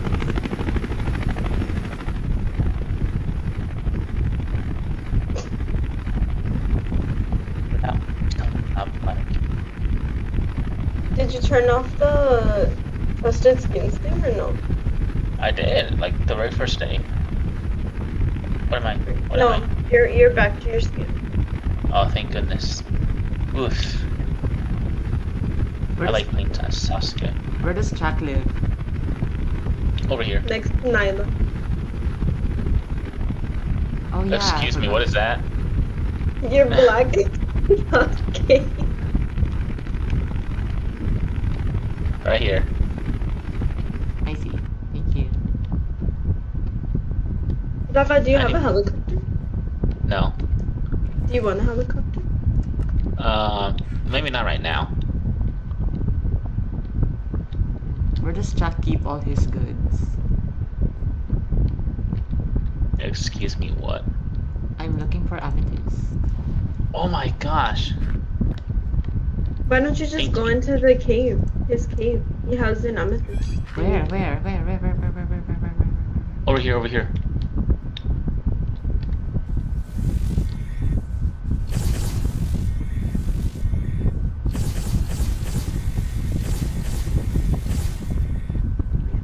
Does this do any damage? No, I don't know what you were doing. Oh no, not to the sheep, not to the sheep. There's no chest in here. Okay, fine. I'll just go to his mine. Okay, why are you trying to steal people's amethyst? I'm not. What do you mean? I'm just gonna borrow it. Are you Does this really making not do a any damage? scope thingy? A telescope? I'm making binoculars. No. Yeah, binoculars. Maybe to the dinosaurs only? Yeah. Can I test it on this one? No. Not my Allosaurus thing. Alright, I don't know Dinosaur. whose those are. Those are someone's dinosaurs. They well, are. the thing is, there's too many dinosaurs. Like, you guys tame every single thing. I haven't even seen any more spawn or anything. Stop lying. I'm not. Like, here in this area, nothing spawns anymore. Remember the first day how, like, oh, a T-Rex spawned? Like, that's... They don't do no damage.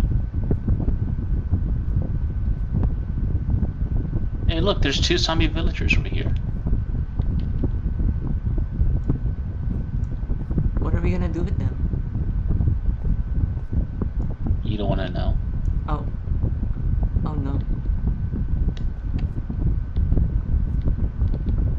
Wait, I'm lost in Jack's mine shaft. I don't know where the amethyst is. Did you go all the way down? Did you find it? I died. I'm dying! Oh god. Oh. What the fuck? Rafa! I just got out of the lava! Oh my god. Oh, well, you didn't explain yourself, buddy. I will tickle you. In bed? No reply. And he's getting a divorce already. For real. That's rough. Like I said, all the girls are the same. Please? Hoes mad.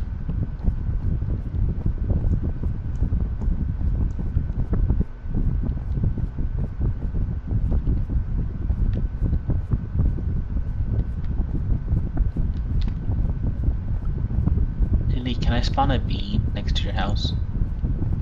A bee? A beanstalk. The No, slime thing. please don't. I've been working so hard on my house. Please, it'll be funny. We'll do it for the No. views.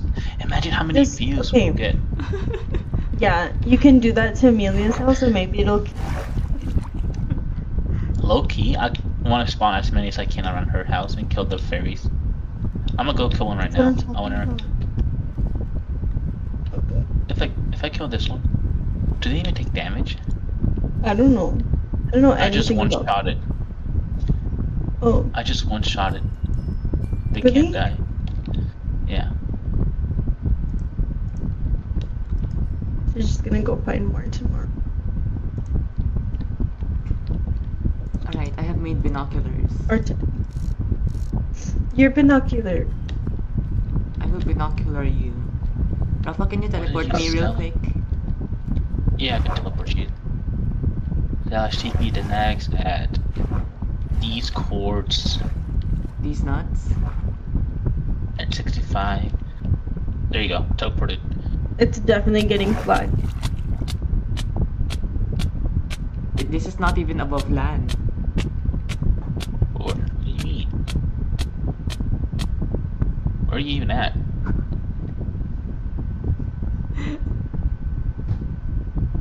Please, Rafa. What? Stop trying to Why teleport. did he die? You teleported me inside the mountain.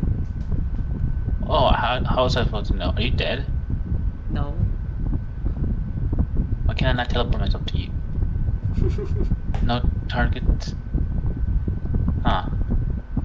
It's okay.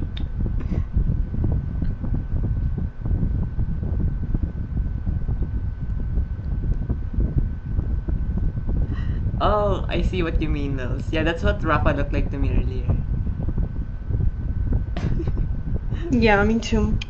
Same skin. He looks normal now though. Yeah.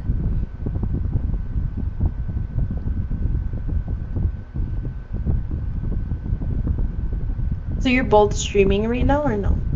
I don't know No. about Rafa. But I'm not. Oh. Hello. um.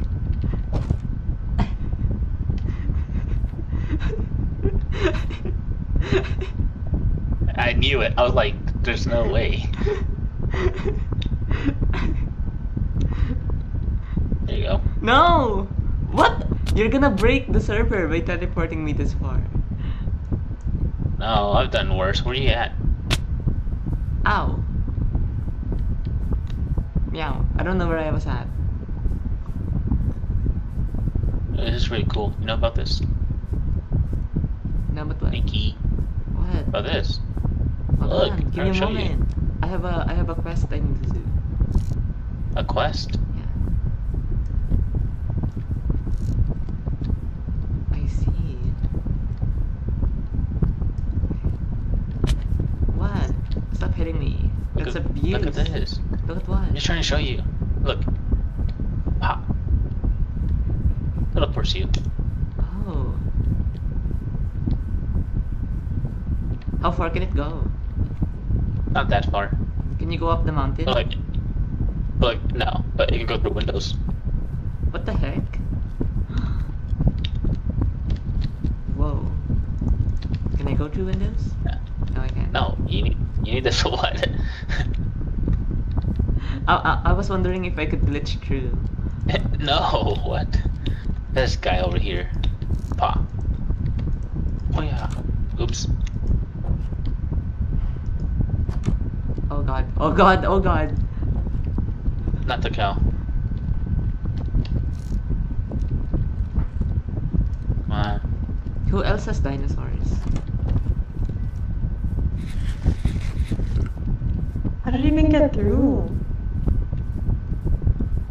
He's hacking.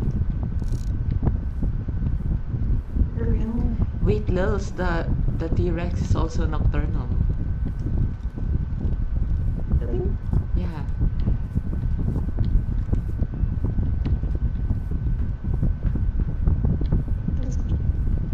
It says so on the binoculars.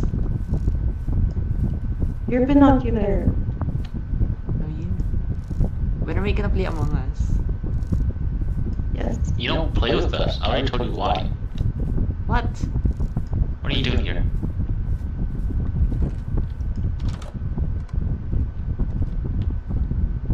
Oh, I like how the sun What are is you doing? directly above the ladder.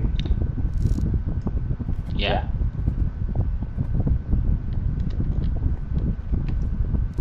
Go fly. Oh, there's a dinosaur. What's this one? Iguanodon? Diurnal. Okay.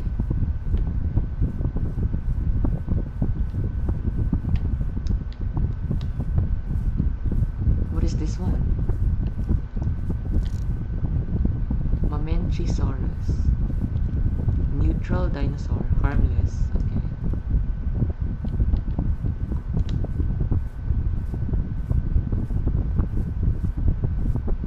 Um.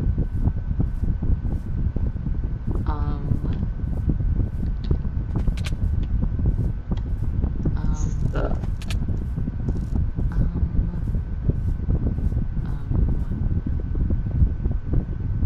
you sus.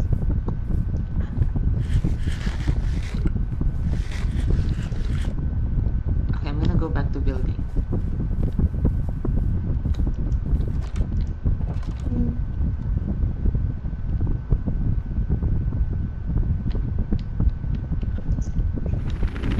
gonna have to get off her. Okay. Okay. Let me just.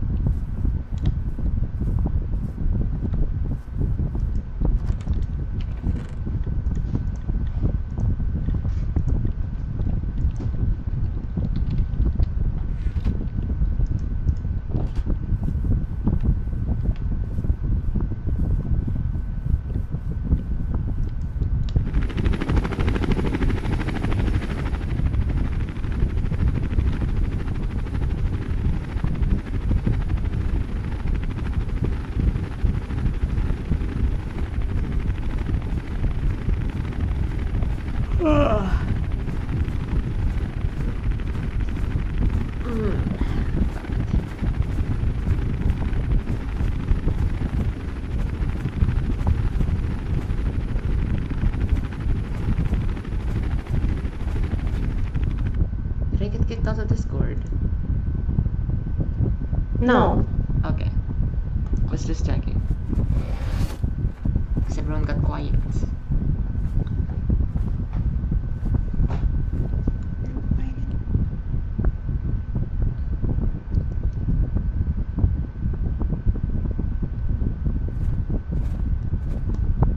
What is this?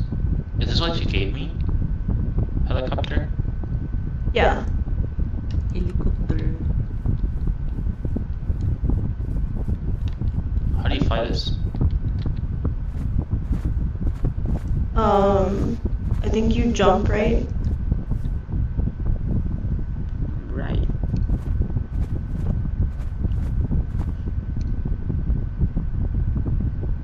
Yeah, that's pretty cool. Thank you. Yeah.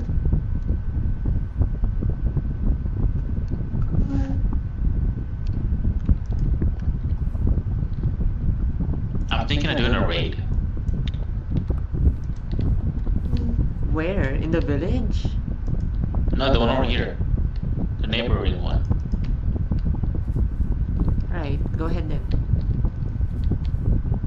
But I need armor, so maybe next time. Lils has diamond armor, I think. Lily cheated? Did not. No, I did not. Oh my gosh. Yeah. Oh my gosh, I'm good. Don't hit shift. Last time I gave myself some diamond armor. Remember how creative. Oh. Yeah. Slash game mode C. I'm gonna go fly over there. Because I'm not walking all that distance.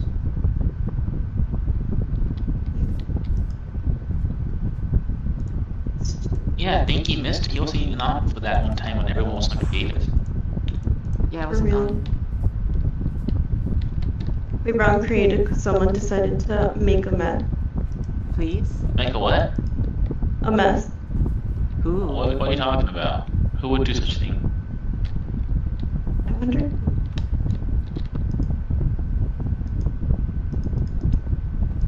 Very. Oh my gosh. I'm gonna make. I want to see if this can fit up here.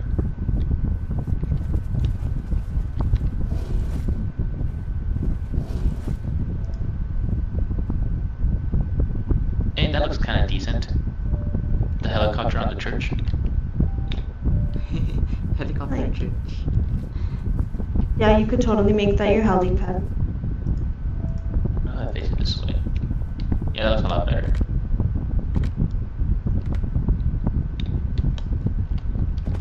I'm gonna move it one block over.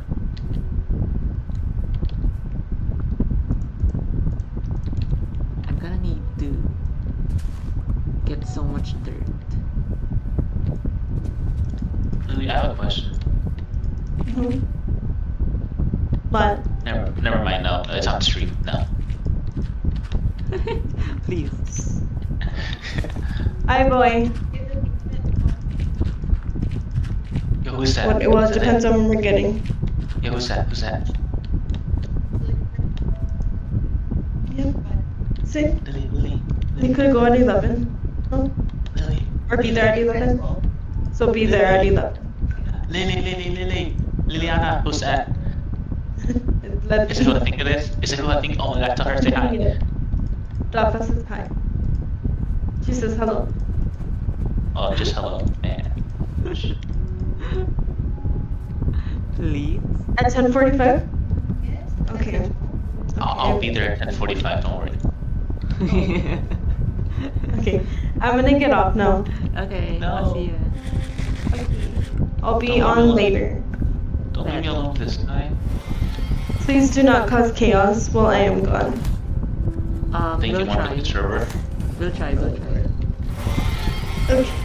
You want to book the server? I'll give you creative mode access. Please? Imagine. Okay, bye. Bye.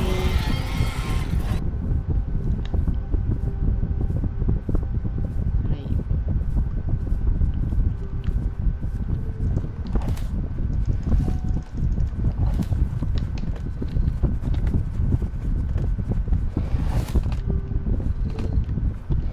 Does the strong axe cut down trees faster? The strong axe? No, but it Yeah. does a 3x3 thing. What do you mean? Tree by tree. Like when you're mining a tunnel, it makes it 3x3. Oh, a tunnel? Like stone? Yeah, like with stone. That's cool. What about a forest axe? Would that make me mine faster? No, that's the one that cut down Trees. trees. Yeah. But would that like help me cut down trees faster? Oh, I don't know. I think it I just need works like a wood, normal so- axe. Let me check. Cause like in Bedrock, no, in Java, in our server, my buddies and I, we have these hammers that do a 3x3 for mining, and then we got excavators that do 3x3 for mining. Oh, Yeah, but like I couldn't find nothing like that for Bedrock. yeah, because Bedrock sucks. It does. Why can't everyone have like Java Dinky? I know. I don't know. Niles has Java. Wait. Like the moment we get Java, this will be so much better. You need to buy Lil's a computer. Thank you. The forest ass does vein miner for the trees. Vein miner? Yeah, you know what that is? Yeah. Yeah, but you gotta do it from the bottom one. It Because only like you do it from like it only you works do it from the middle for one. it only works for the connected blocks. So like if the Yeah, tree yeah. has branches, it doesn't work. Oh yeah, that's how vein miner works, buddy. I didn't know. That was like a radius thing. Nah, that's too overpowered.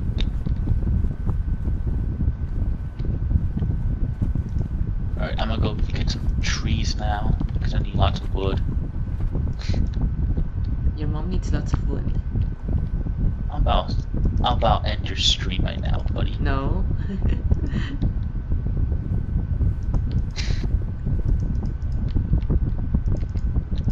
Alright, I'm getting my helicopter. But actually, let me do this first.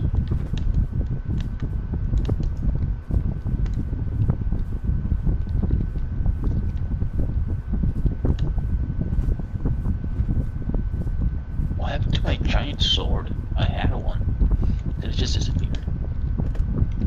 I think Los took it. Well, it was in my inventory, that's the thing. Oh. Yeah, Los hacked you. I'm so sorry. Yeah, she probably did. I'll just make a new one then. Okay. There we go. I got like so many weapons. That's like, what do I do then? What do I do with them? Honestly, I just choose one and then I go with that forever. Well, I have my fire sword that does 12 damage, but it has the AoE that deals fire damage. Then I got the giant sword that does 18 damage. And then I have an obsidian sword that does 7. And then I got the teleport wand, I have an Entatsu, and I have the electric spear.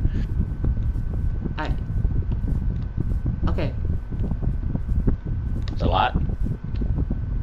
Do you have them all at once in your inventory? Yeah. Oh, okay. Okay. That's a Yeah, decision. because like, if you think about it, if I'm gonna fight someone, first I do the AoE damage with the fire sword, which puts them on fire, and then I hit them with the giant sword that deals 18 damage. Okay. Sure. Yeah. Or I could just do slash kill, right? Yeah. Don't use it on me though. Okay, okay.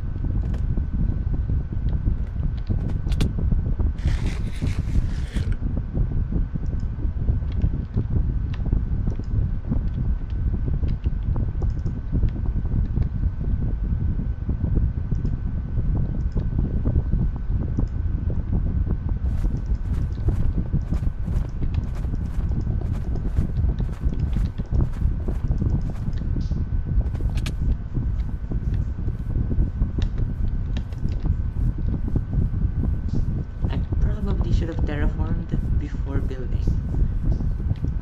Shit. Now, why would you do that? Shit, I should have terraformed. It's okay, it's not too late. I need a lot of dirt.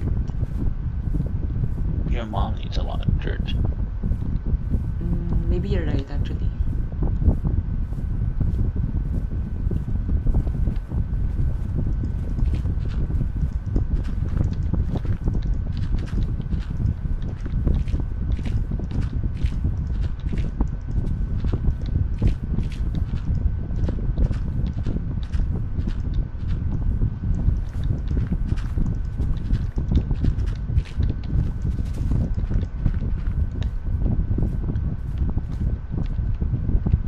Right, time to delete a mountain, I guess.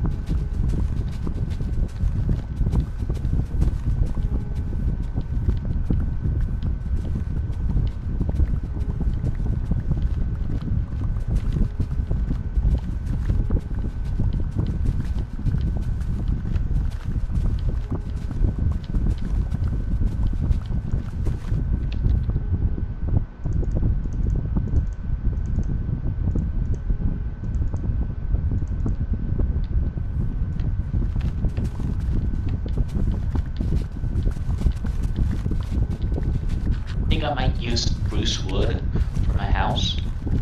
Yeah? I'm feeling like spruce wood this season. I feel like spruce is very versatile. Yeah. I'm thinking like doing like some sort of like spruce and birch. Birch? Wait, is that what Lily has? Oh my gosh. I gotta check. I don't want to copy hers. Lils has mostly spruce and dark oak. Dark oak? Yes.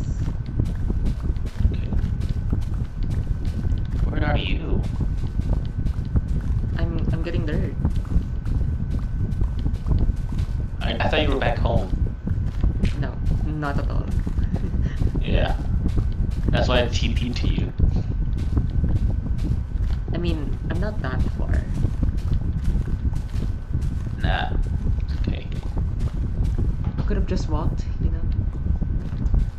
What the heck is following me?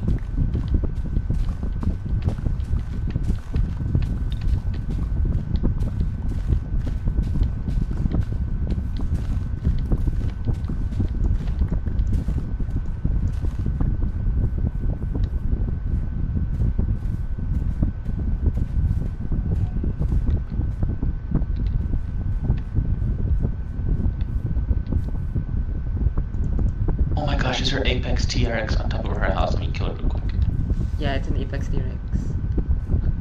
Yeah, okay, yeah. So she does have like spruce, but it's like dark oak too. Yeah. Okay, yeah. I want spruce and birch with a bit of stone, like stone bricks. I think that's the vibe. Why don't you copy Amelia and have crimson and blue netherwood? Why don't you copy her? Because it looks ugly. Don't tell her I said that. Oh no. Oh, I'm gonna make her No. watch the stream then. No. Oh. No. I am unlisting. I'm unlisting the stream ASAP.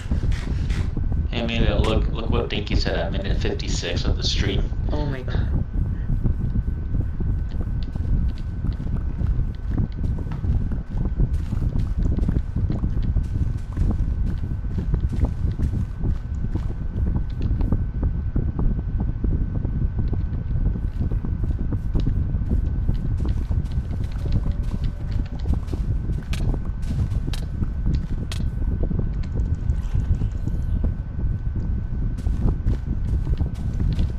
Okay. Let's see. If I start digging this way, my staircase down. The thing is, I don't want to build a house. Like, I want to keep the church as it is, and then all my stuff underground. Does that make sense? Oh, you're like Jack. Okay. What do you mean like Jack? Building underground. Where is Jack building? Underground. He's underground. Yeah, but where? Like, is he in the village, or did he like Yeah, travel in the- 20,000 blocks? Yeah, in the village, underground. You know which house is his? Like, does he have a house, and then it's just underground? I have no idea. But in every realm that we've been on, he's underground. Yeah, he always does underground. But I don't know exactly where right now. But he is underground. Okay, let me turn on my cheats on. Let's Oh. see, X-ray.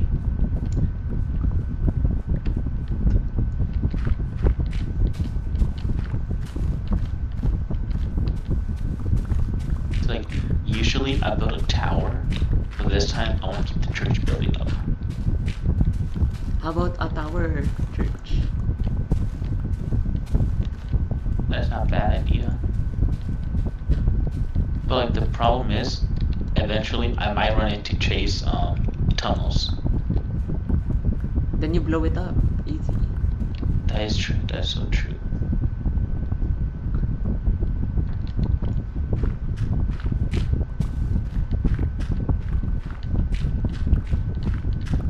Alright, 2 iron blocks. We're playing some stick.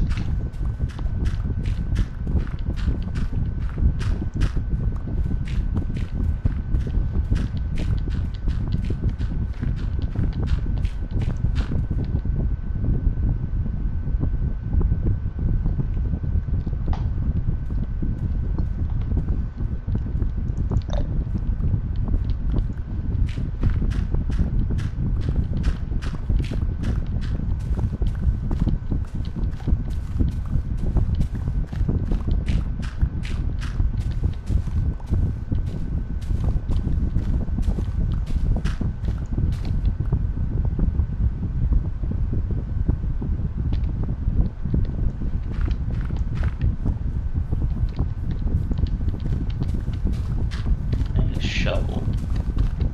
Oh, is it raining? Yes. Right. Bleep, bloop, blop.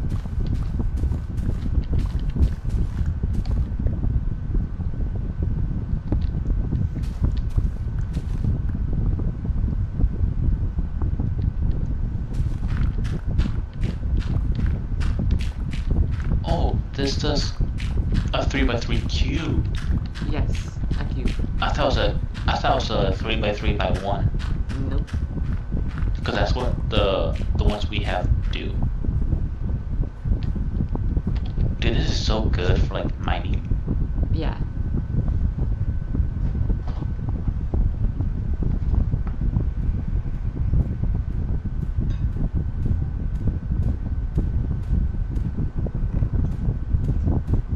It's kind of slow though. I don't think efficiency works. Yeah.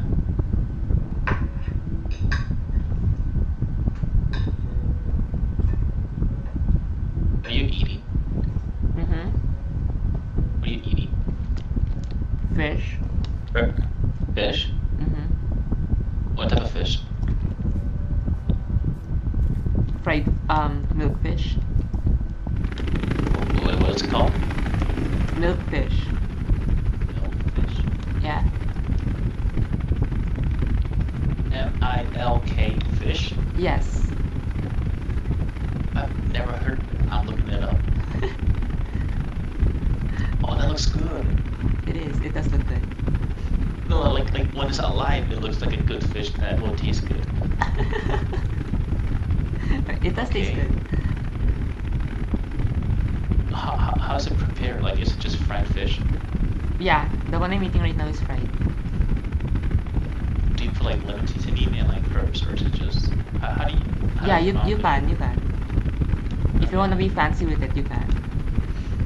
Oh, are you fancy with it? I think we only put like basic ingredients into it.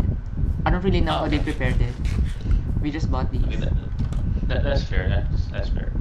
Yeah. Usually, if they're like grilled fish, you'd find like vegetables inside, like tomatoes and Ooh, that other sounds stuff. cool.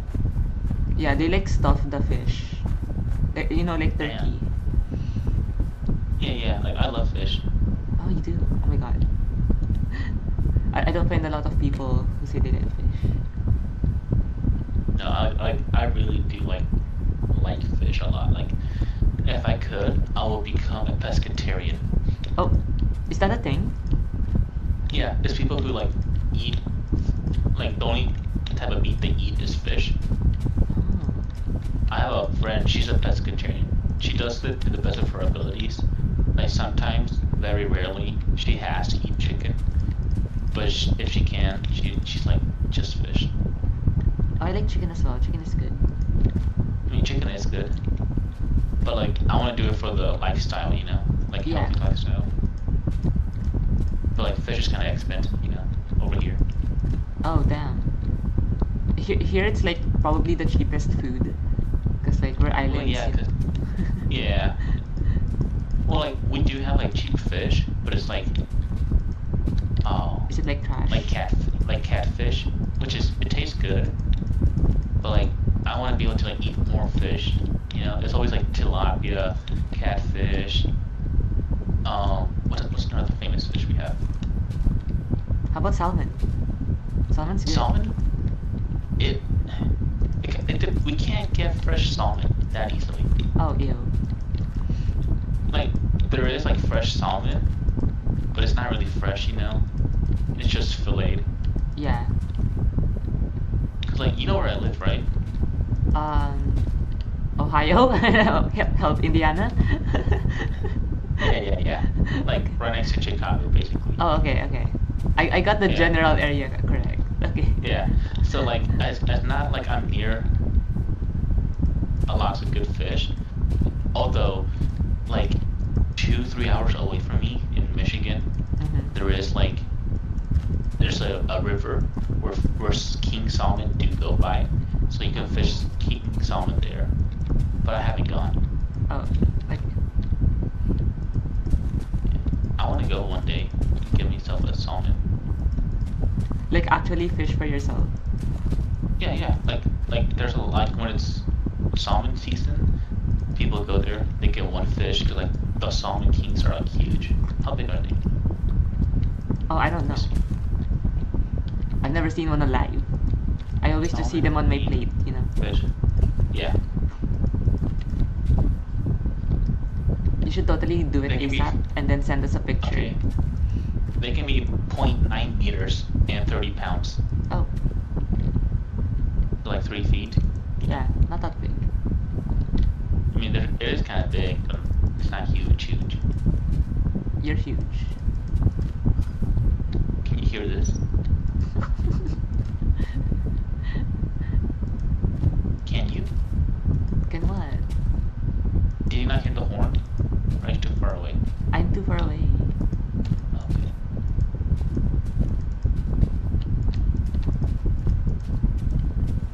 Oh wait, did you install the horn that Lils was talking about? What horn? She said you were gonna replace the bells with like a horn or something. Oh yeah, that's what I was doing. What the heck is this?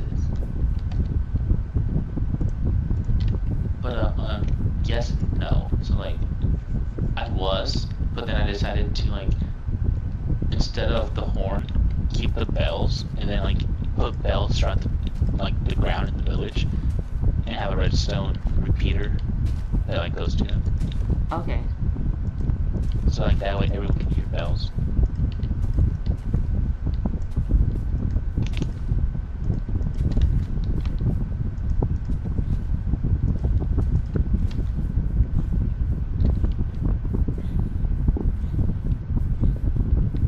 Freaking zombies. Get off me. Zombie villager.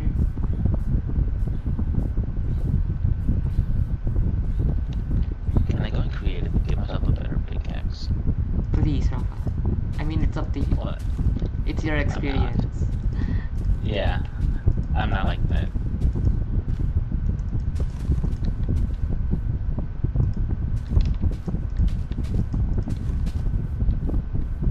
Oh my god, I'm gonna kill those fairies, pixies.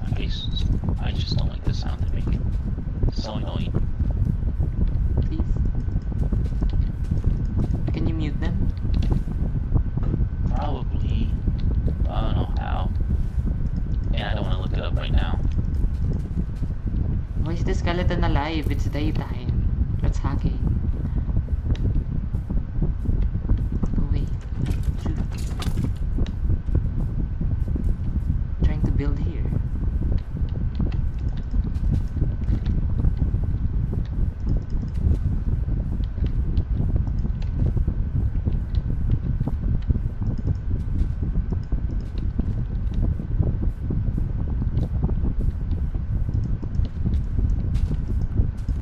I'm gonna have to do so much terraform. Crying. Crying.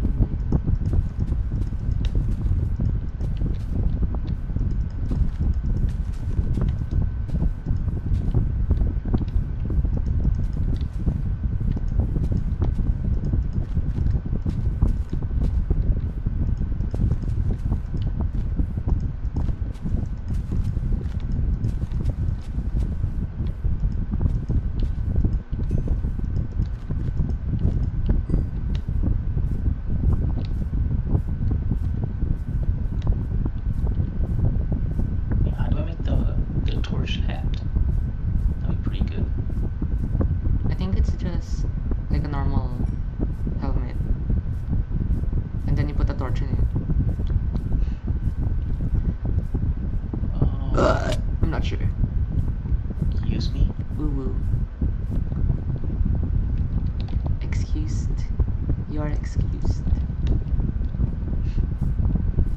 Okay, I guess. Okay.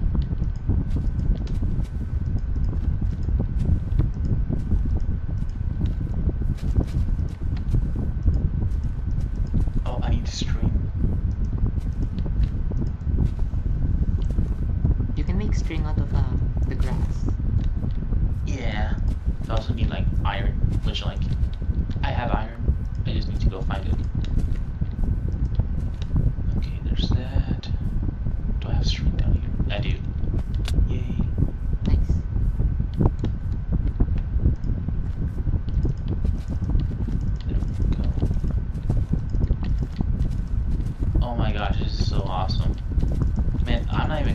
torches no more. I'm just gonna use this. But then you're gonna get surrounded by monsters and caves. But I'm too OP. But then, what if you get lost? I just slash TP Dinky Paws to me, and then he'll find my way out. Oh, okay.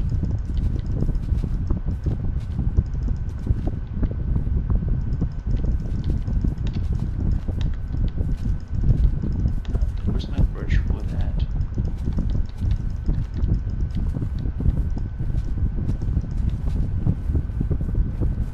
You know what? I'm gonna use cherry wood instead. Let's see how that looks like.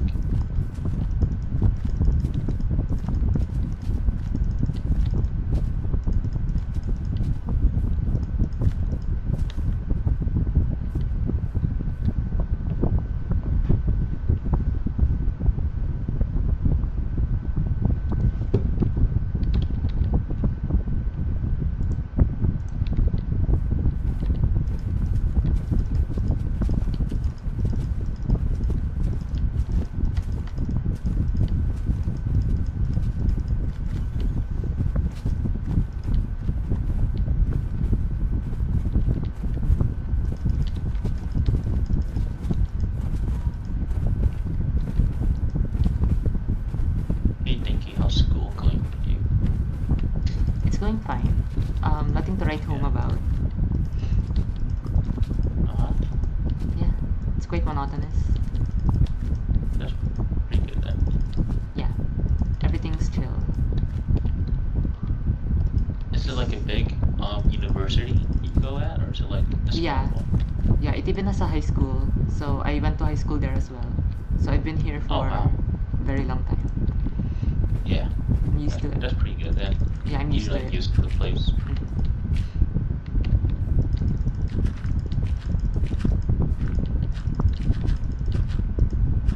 What are you studying again? Like business? No, like doctor, right? Yeah, biology. Close enough. Yeah, I mean that's the plan. Doing biology to get a medical degree. Okay. That's what's up. Yeah. How about you?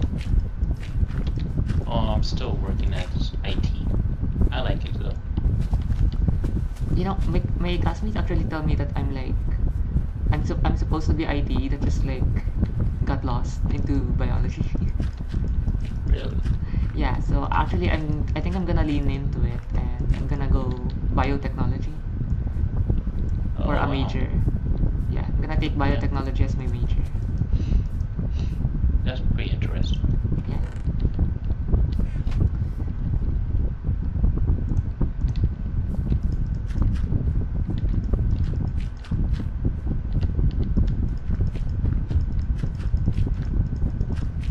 That looks ugly. Why did I do that? There we go. That looks a lot. Ah, man.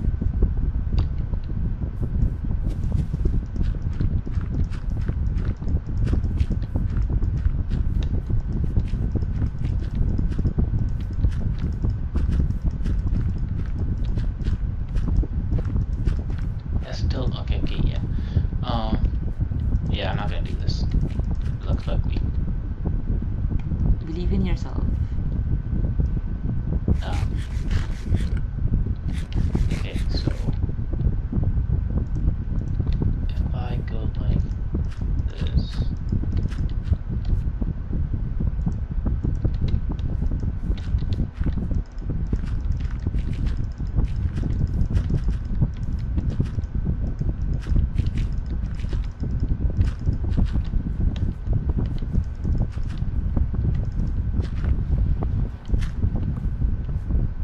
also I watched the stream the other day. I didn't know you were a VTuber. What? I didn't know you were a VTuber. A VTuber. Yeah, you got your own little VTuber It's guy only like right there. it's only like 2 frames and Yeah. I didn't know you were a VTuber, man. I was like, what the heck? please, I was just testing stuff and I just decided to keep it.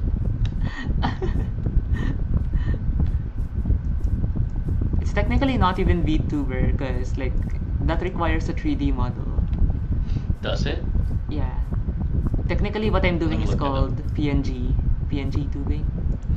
You're a PNG tuber? Yeah, because it's just like a single frame.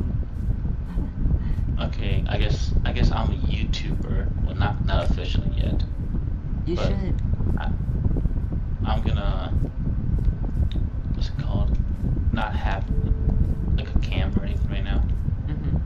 I mean, that's fine. Yeah. I think most of the videos Let's Play I watch now don't even have cameras anymore. Yeah. Like, come on, you don't need cameras. Yeah, They're kind of overrated. real.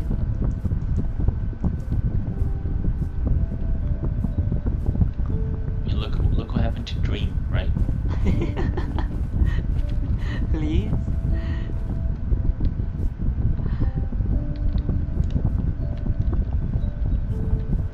Are you gonna be the next Dream? No, I am not gonna be touching kids. What? Did he touch kids? No, but people joke about it. I would not be surprised. Well, I would be a little bit.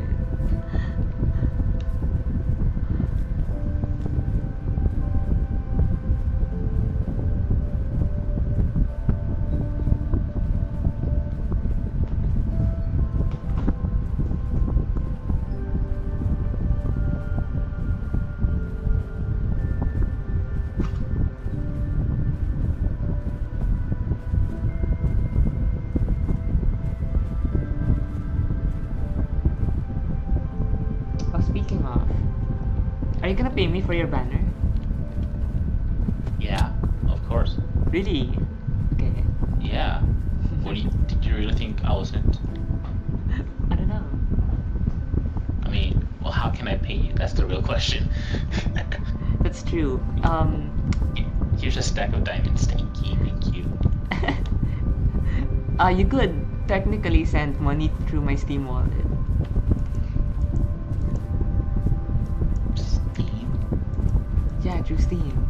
Buy me a gift card. I could buy you a gift card. That is an option. My helicopter. Are you Did I taking? lose it already? Are you taking someone else's helicopter? No. Sus. Did I lose Report my it. helicopter? I thought you died somewhere.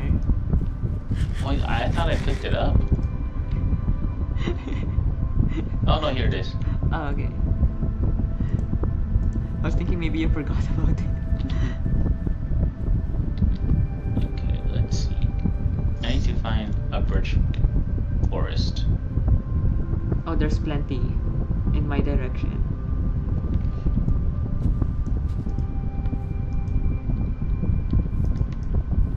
Like, so many.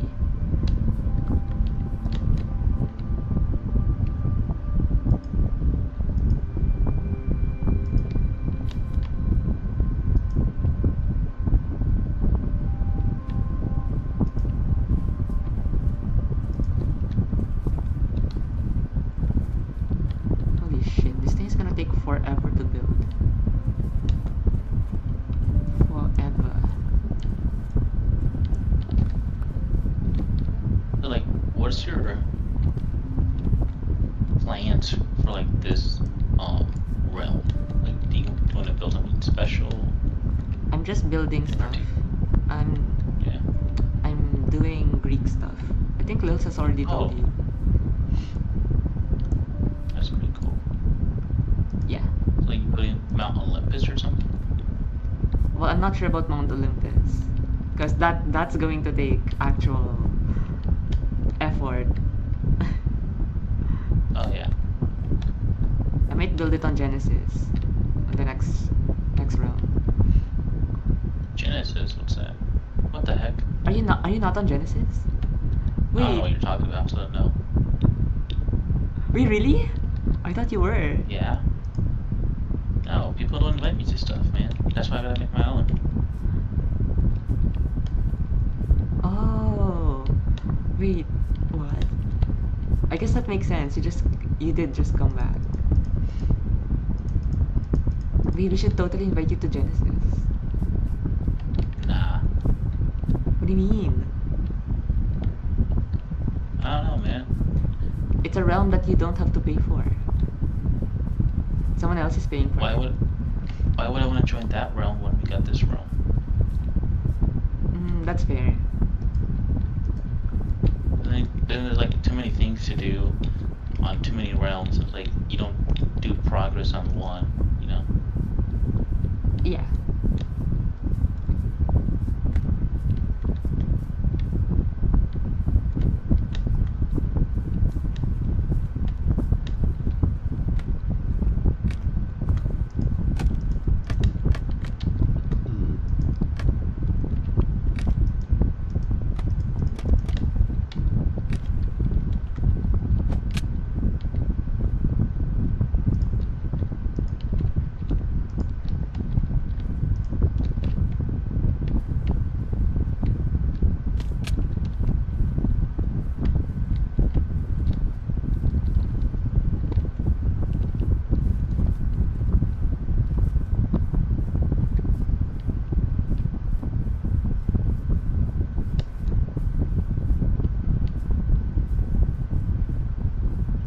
Where'd my helicopter go? You lost it? Oh my god. I'm having the same problem as you. I probably took yours. Just kidding.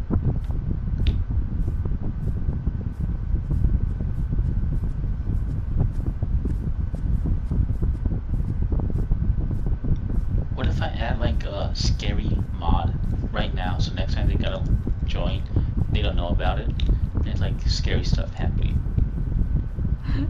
It depends on how it's going to work. Are you going There's to like a Are you going to remove it after, or?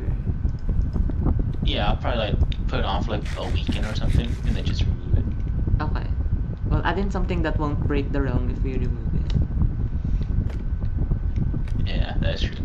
Well, you see, there's like this backrooms mod. Oh god.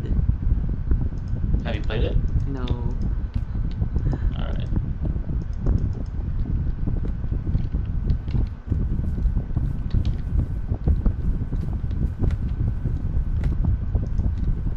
We should totally play Backrooms though. You and I? Yeah. When? ASAP, right now. I'm just kidding. Okay, let's hop on. Please? No, cause like, have you ever played Fortnite? No? Are we No, gonna play okay, Fortnite? Backrooms. Please. No, wait, cause I'm telling you a story. Okay. So, I've never played Fortnite before. And yesterday at the gym, I told my buddy, if he can do 245 plates for, wait, hold on, let me kill this dinosaur. Okay. Oh. Anyways, I told my buddy if he could do 245 plates for squat, I would play Fortnite with him because I never played Fortnite before, and he actually did it. So now I gotta play Fortnite. Please? Imagine. Yeah. That's kinda cursed. Oh my god. Where did I die? I think it was like here. What did I even drop? Oh, my big axe. I want that back. Did you say that kill me? because does he like Fortnite? No. Well, yes, and no. He like makes fun of it because he plays it. No one else plays it. And then his girlfriend plays it. And then The girlfriend is the one who plays it. Oh my god. yeah, What? yeah. Okay. But like, he also does too. Okay. And then I was telling them yesterday, yeah, I've never played Fortnite before. And like, oh my gosh, you should. It's like, people will look at you funny if you say you've never played Fortnite before. I'm like, well, that's my flex, saying I've never played it before. People will look at you funny if you say you play Fortnite as well. It goes both ways. I know, that's what I'm saying.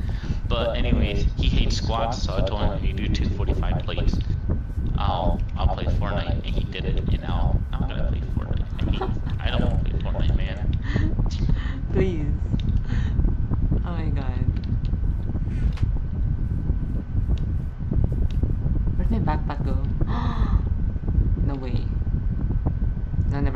Oops. Meow Are meow. you stuck? There you go. You're free now. Imagine being free. Could not be me.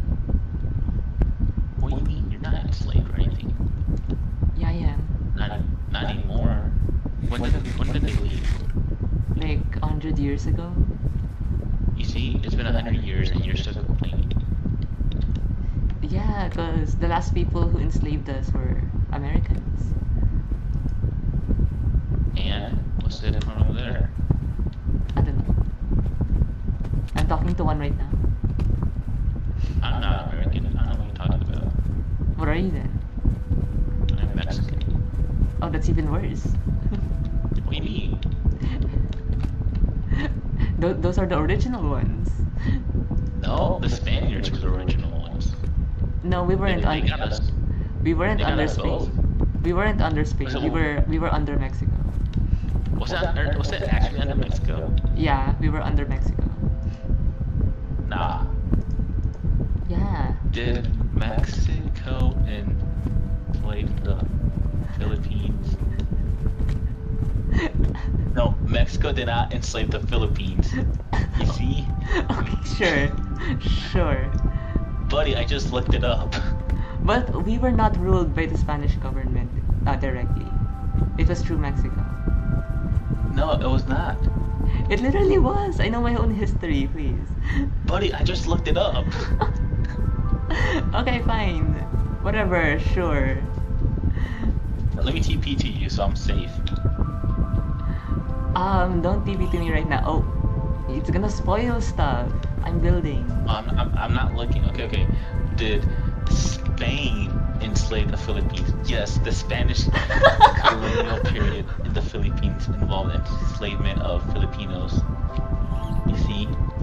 Okay, whatever. You're just jealous, Whatever. okay? How am I Yeah. jealous? Jealous of what? Because you want to be enslaved by me so badly. What does that even mean? What does that even mean? Oh, what is this? What is what? This? It's a circle. That's not a circle. Well, it's as close to a circle as we can get.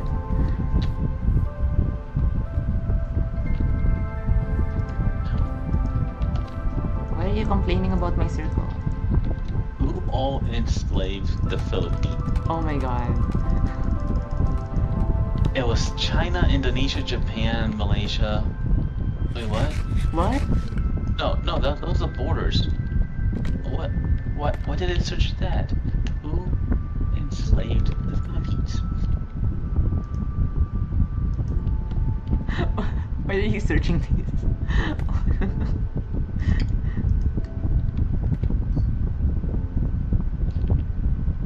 Okay, yeah. So it was Spain, and then the United States, and then it was briefly occupied by Japan during the Second War. Mm-hmm. You see, not Mexico. We were under the viceroyalty of Mexico, Your mom's under a device royalty.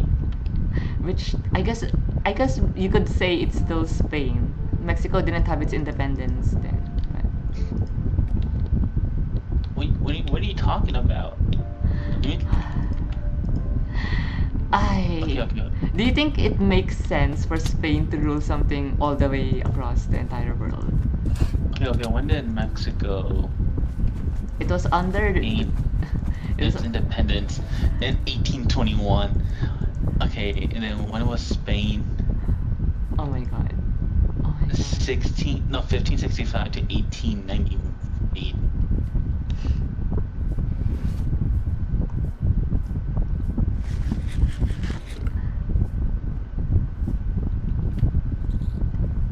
But yeah, it does make sense that Spain will be way over there, Dinky. Okay. How do you think they survived the trades, like the spice trades and stuff? No, I'm saying in administration sense, we would be under the colony of Mexico.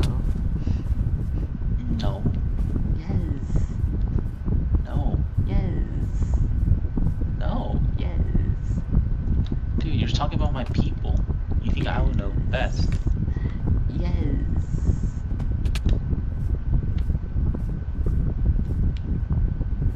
even I our need to go back to class. even our word for marketplace is from Mexico. Okay, what's the word for marketplace? It's a Mexican city named Palenque.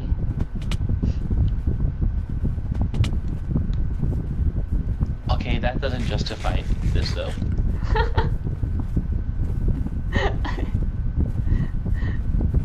You're not sure. You can believe what you want to believe. You know, I'm actually not even Mexican. I'm from, where am I from, Dinky? I'm from Indiana. Can you even speak Spanish? Are you an Yeah. no sabo? No, I do not. I used to live in Mexico, buddy. Sure. Yeah. Sure you do. I've talked to Spanish to you before. Have you? Yes. Sure. You want me to tell you exactly when it was? When? Okay, I don't know if you remember, but I do. It was this one time when it was my Christmas break in senior year. We were playing on the other realm. What the It was fuck? right after Robbie had ended streaming. And then it was literally like 3 a.m. for me. It was just you and I on the realm. And we started talking about like deep conversations and stuff. And you were telling me that you guys know a little bit of Spanish because the Spaniards. 'cause I you think guys I have, like, remember Spanish words and this. stuff. Huh? I think I remember this. Was it on the second realm? I don't know what realm it was, like what number it is, but it was the one where you and I were like living together. Yes, that one. The one where we lived in a Yeah. tower. Yeah, that was the hotel room. Or I think we were mining when we were talking about that or something. no, we were like AFKing at the skeleton Oh spawner. yeah, the spawner. Yeah, you see, you remember this now. Yeah, I remember. Do you even know Spanish? Or do you know No, Sabo? I'm learning it. Who do you think I am, Nyla? Yeah. No, I used to live in Mexico from 2011 to 2013.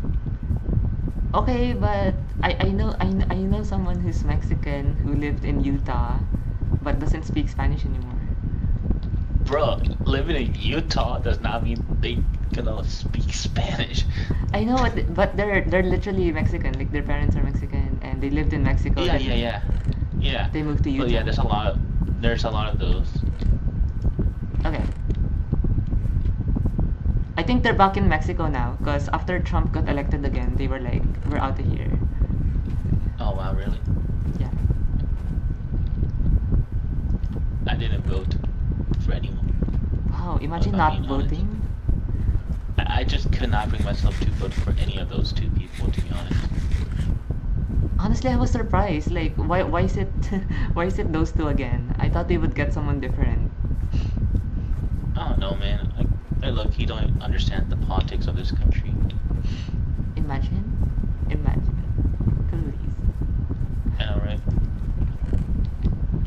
Okay, but definitely next election we're gonna get new people, right? Or is it just gonna be Trump again? In theory, he's not. Okay, legally speaking, he cannot be running for president again.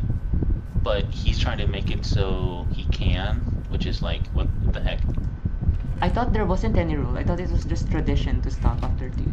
No, there is a rule. Okay. At first, it was tradition until some guy did it 3 times, and they're like, yeah, you know what? Let's make this a rule. Okay.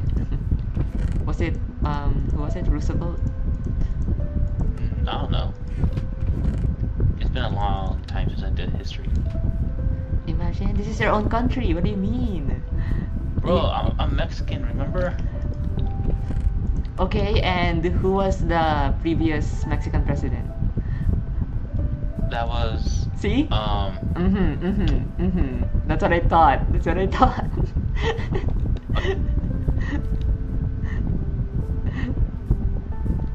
You, Are you gonna let me? you Are probably you gonna know. let me say it? You probably know more American history than you know Mexican history. Are you gonna let me tell you who it was? No. Because I actually do know. No, I'm not gonna let you. I'm not gonna let you I just know to the- prove my point. No, I know the last 3. That's it. Okay.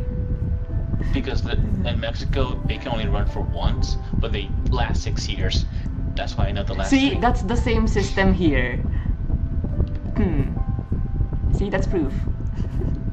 Proof of what? That you guys copied us? Yeah.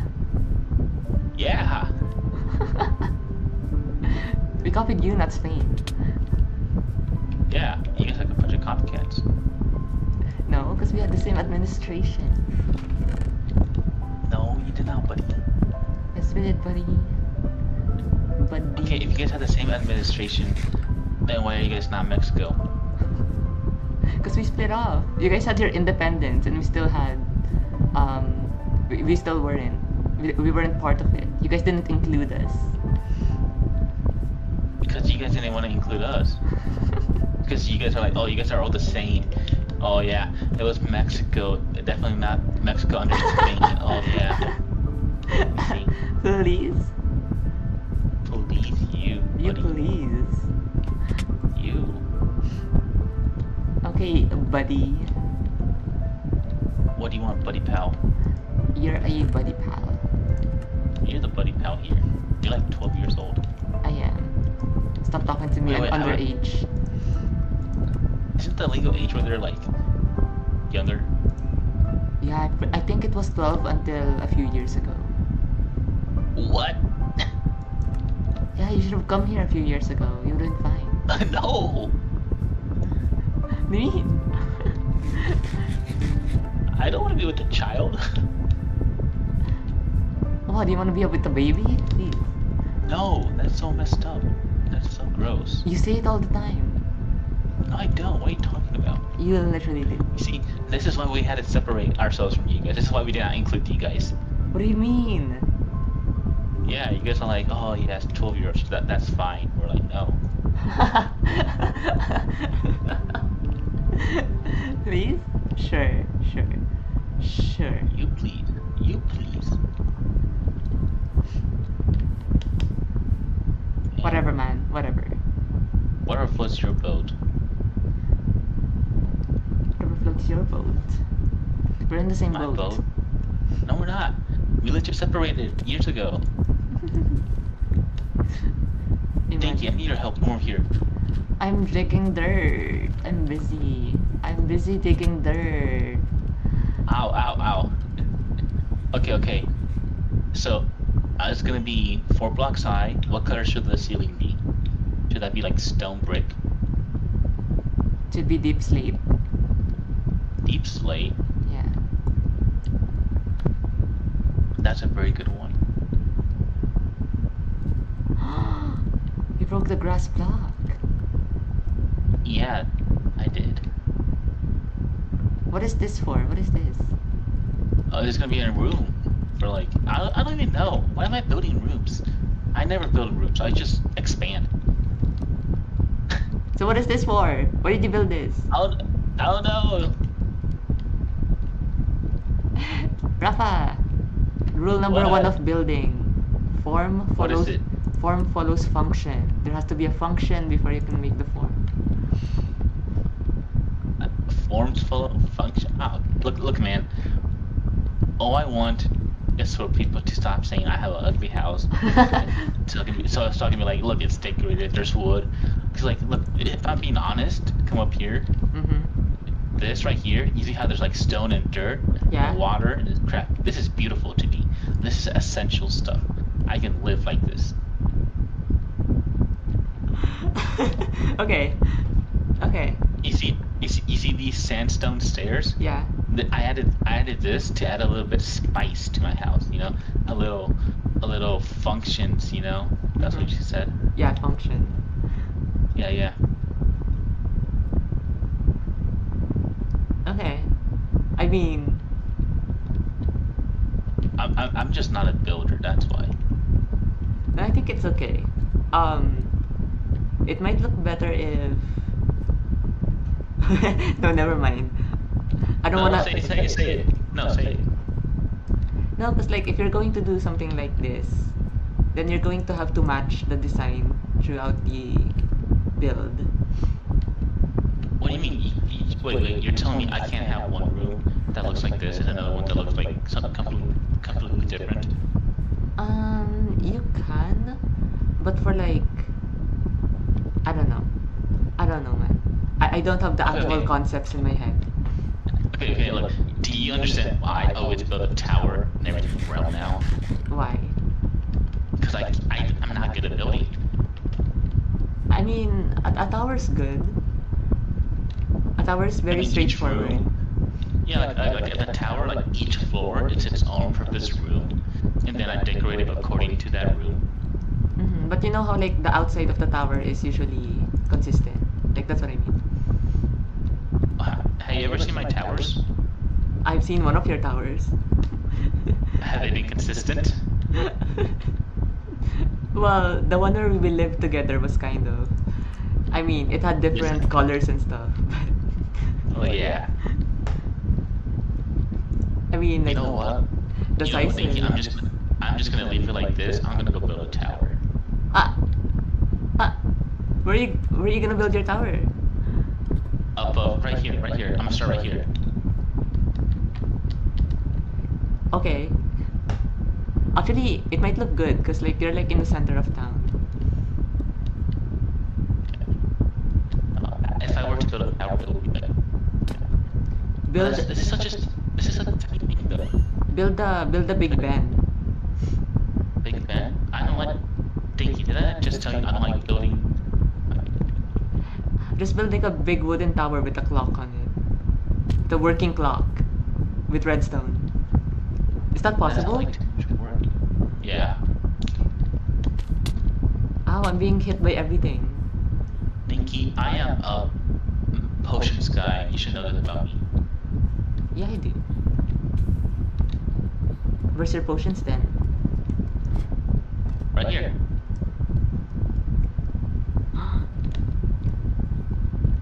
I don't have a potion room. Okay, if I'm gonna be completely honest, the only room in my house that I put effort in is my potion room because that's where I spend the most amount of time. Alright, let's make this your potion room then. Where? This one. No, this is ugly. I don't like this for potions. Really? Yeah, like okay. I'm gonna build a potion room going this way. Okay. And then once it's done, I'm gonna show you. Okay, bet. Where's my axe? Did I never find it in the map? I don't know. Oops. How do I make axe? 2 blocks of iron? Oh my gosh, I'm gonna run out of iron. What do you mean? That's hella iron. 2 blocks? It's like 8 Yeah, I'm gonna run out. That's a lot. Yeah. That's a lot of iron. You could almost make an anvil. Yeah. Are you sick? No, it's just 1 a.m. Oh, that's true. Hold on, let me do the daily wordle. Oh my gosh, dude, I have not done that in so long. I'm gonna join you. Imagine. Wait. I might have a different one than you, because time. Oh yeah, I will have tomorrow's because it's 1 a.m. Yeah. It's just changed.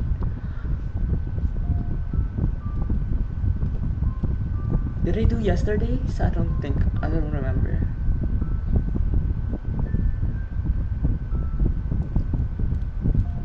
Tell me what word you get. I might remember it. Okay. Oh, well, let me try and solve it.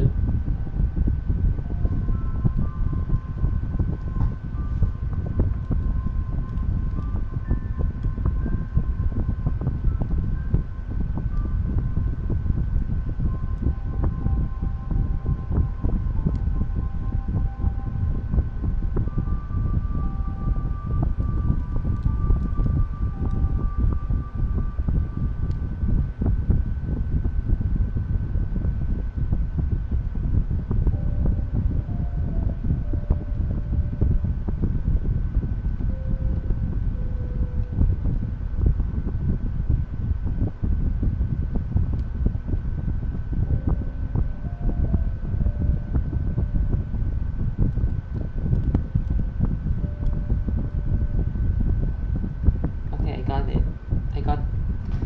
I got the next one. Tomorrow's. For you. I'm spoiling it. Okay, the word was union. Did you do that? Yeah, I did it. Okay. I wasted a guess because my last guess before union was onion. I was kind of Oh, being wow. stupid. Yeah.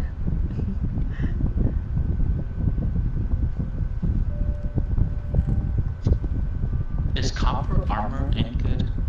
Do you know? I don't know. I think they just released that in vanilla as well. Copper armor. Where's all my copper? I didn't do Did you anything. steal it? No, you were Did smelting. You were smelting your copper earlier in your church. You stole my copper. I did not. You were smelting a stack. I did not take it. You stole my copper. I did not.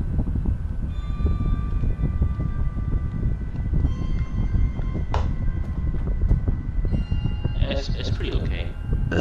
I heard it's better than iron. Oh, is it? I think so. Okay. According to the weapons book, I don't know if that's accurate.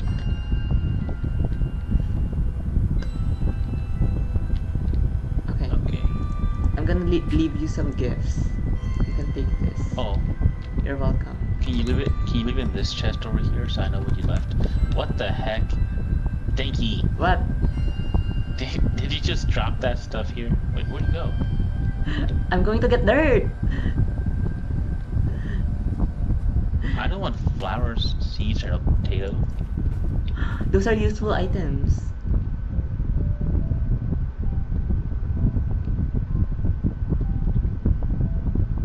I don't even know what mountain I was destroying. I think I found it.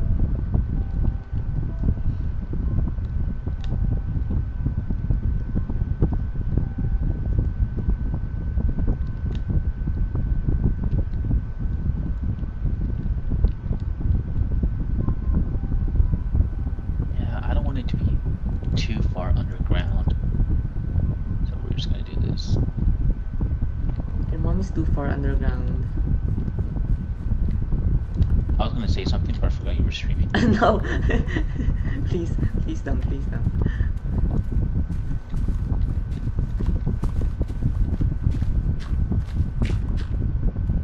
Actually, am I streaming? Yeah, am I streaming? Dude, imagine you weren't streaming this whole time. Imagine.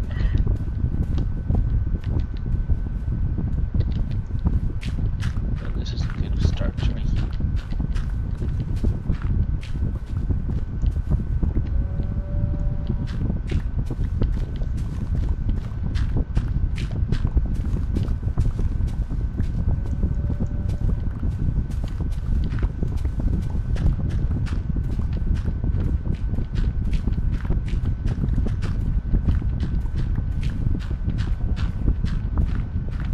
I'm gonna change my Discord profile picture real quick. What are you gonna change it to? Just a slightly different picture.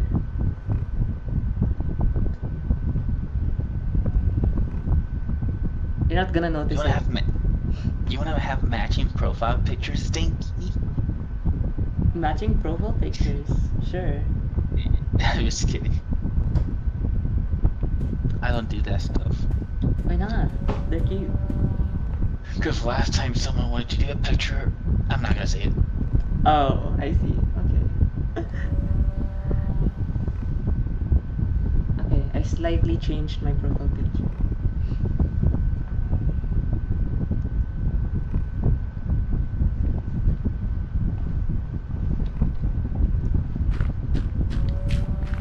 I'm going to slightly change it again tomorrow. Why? See how many times it takes someone to notice? Yeah.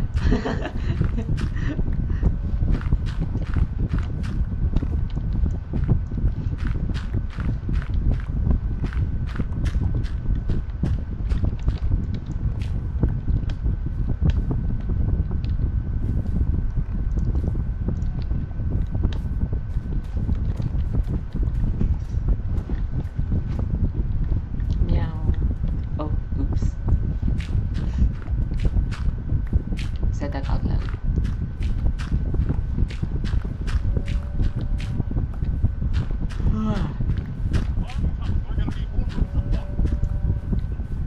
What's that? Was that your soundboard? No, I'll watch this Instagram reel. Imagine.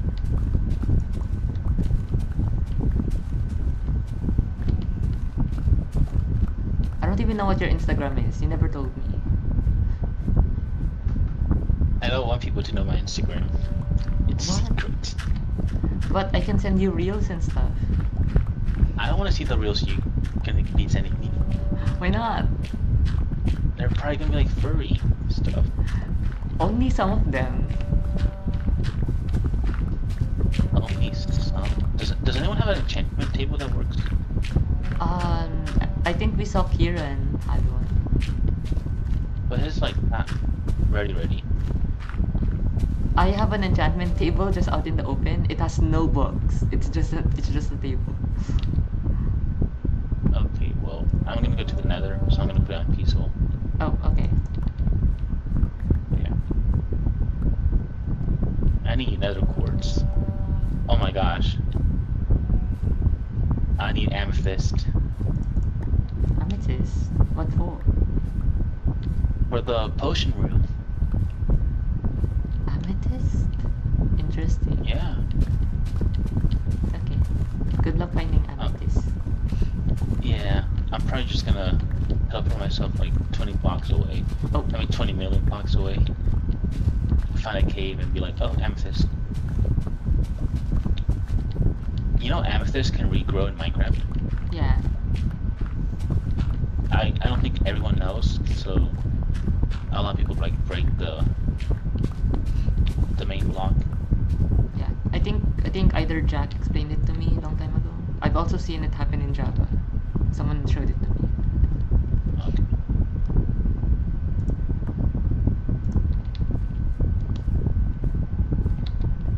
Oops. Oh my gosh, I would have died. What did you I do? legit fell. I fell down and I got to have a heart. Oh, If it wasn't for the armor, I would have died. imagine. Can you still die in peaceful? Yeah. Okay, that's what I thought. Cause I like, what if it was like peaceful, making it so I can't die? But no. Nah.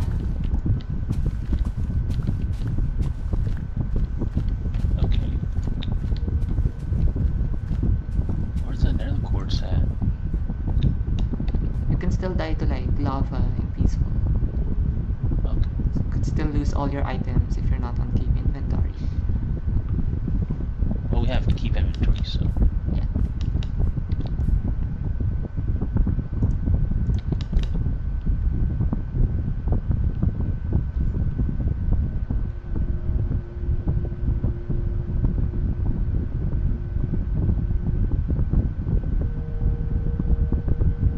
You know, in my friend's Java server, we have a mod of backpacks. Mm-hmm. And then you can make the backpack into specific ones. And the one I have is a magma backpack, which gives me fire resistance. So Oh. I don't have to worry about like fire damage at all. Imagine. I wish Netherite here- gave you fire res, because technically it's immune. Yeah. Ah, Yeah. We should add that. Or is We that too should. OP?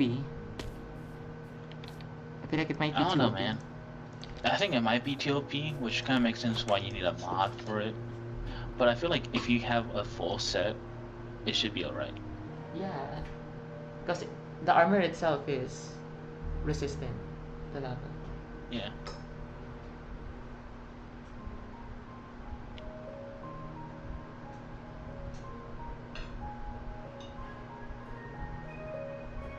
Oh, soul sand.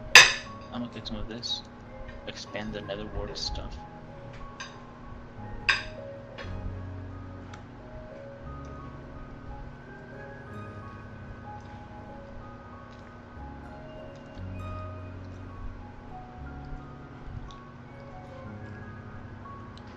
Why doesn't Bedrock have replay mod? I think it has to do with how it's coded. Yeah. I wanted to record my 'Cause, like, videos. I don't know, like even the command blocks are different. You're different. Yeah, I will hope so. I'm different.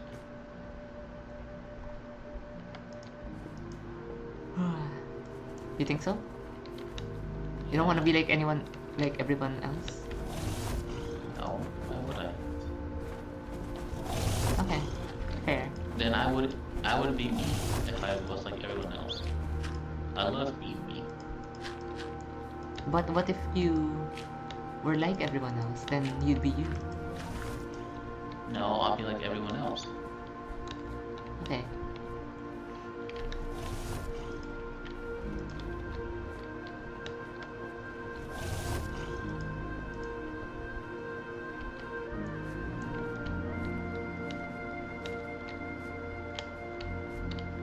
Also, I'm gonna build a arena out of bedrock.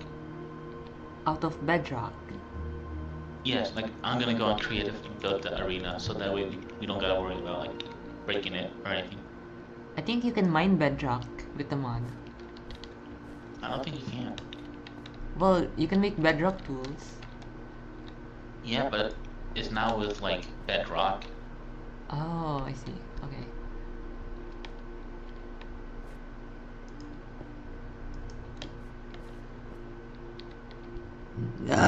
Can you not make it out of obsidian? I could, but like there's gonna be like a lot of explosives. Oh. Well, it's still obsidian, isn't it? But it can still break. Sure, okay, fine. If you want to make it out of bedrock. Okay, I'll make it out of obsidian to make you happy. Yes, thank you. Little baby boy. You're a baby boy. You're like 12. Yeah. So what? You're still a baby You're boy. like, no. They're not mutually exclusive. There can be two baby You're- boys. No, you're the only baby boy in the world.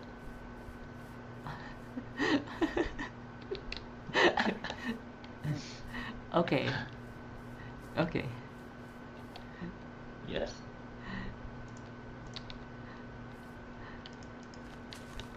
Oh, is that netherite? I mean, ancient degrees. What the fuck? Can you turn off your X-ray, What? please? Imagine X-raying. Could not be me. Is that a piglin fortress? Oh my god. Oh my god. What are they even called? A bastion? Yeah, bastions.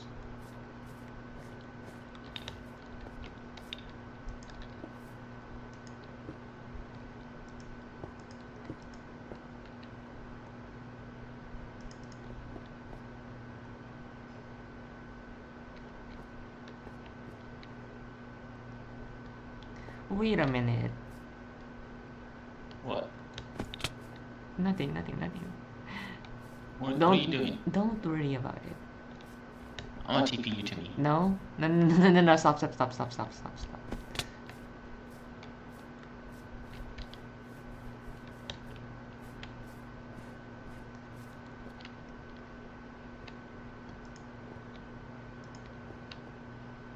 Are you breaking the game again? No.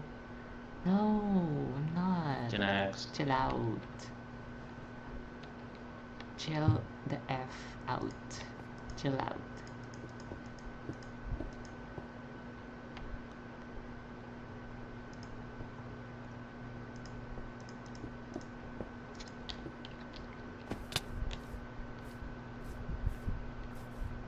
Oh, I'm like, why is this still coming to me? Because I'm holding iron. Yep. Is that part of the mods or? I think so, yeah. Okay. I don't know which one.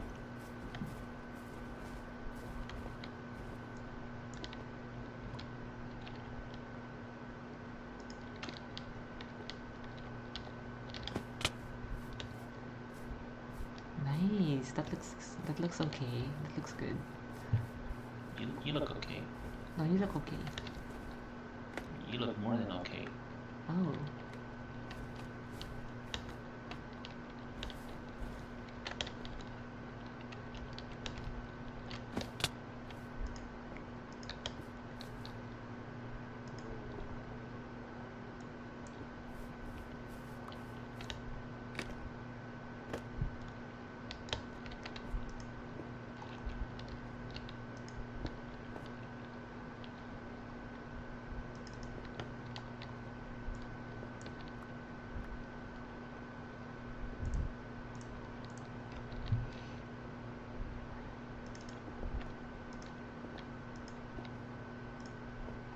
Oh my god, I found Bastion.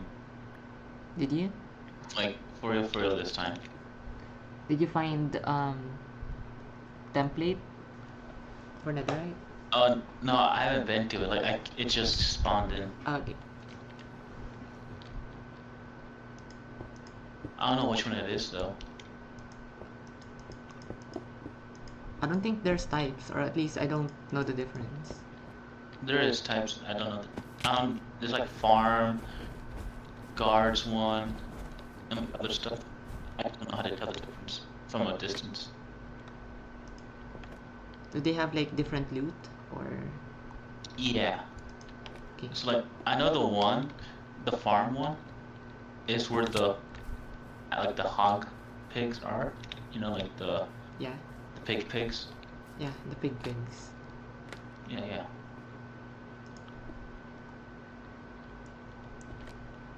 That's the only difference I know. Oh, I was waiting like- for you to say more. I was like, But like, there is like differences in them. okay.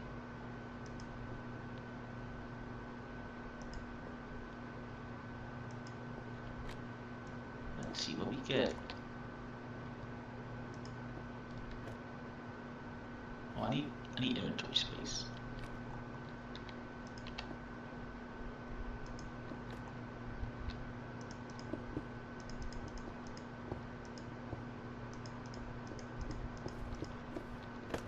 Should I write down the codes to this place? Or like, nah. I think it tells everyone. You're right. No, actually it doesn't. Never mind. I thought it did.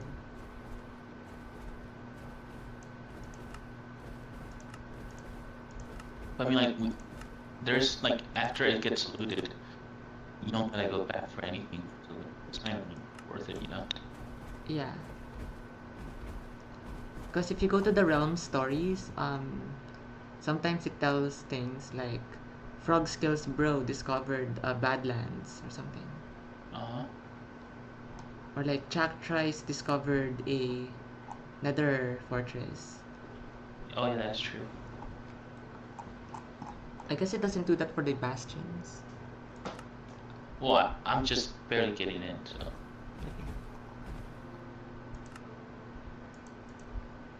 Yeah. I'm on fire. Alright. I am in. Hi in, I guess not. I'm gonna pick you from the server. please. This is a weird looking one. I don't know which type this is.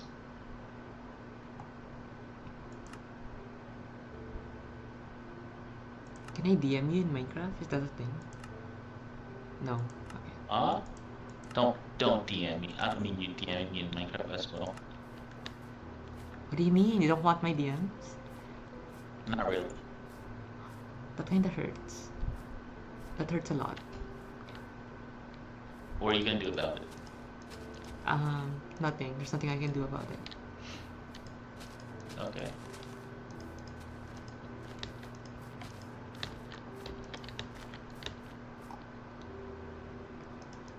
Another great upgrade. Are you gonna share? Well, duh. I mean, like, we gotta duplicate them. Yeah. I don't have diamonds though, so. I have one diamond. I don't know what you need though. I think you need to surround the entire thing with diamonds. It's gonna be expensive. What? Yeah. What? Well, You lying? 7? I think you need 7. Yeah, you need 7. You're lying. I'm not. Have you not done this before? No. Imagine. I like don't. Okay, when the only time I've had netherite was like when it first came out, and this wasn't necessary. Yeah. I remember those days. The good old days. Look at dates. It's because they wanted to add like uses for diamonds. So they were like, okay. No, there already is uses for diamonds. What are you talking about? Yeah, like jukeboxes, and then that's about it. Like armor and weapons and stuff. You can trade for those. Oh, I know, man.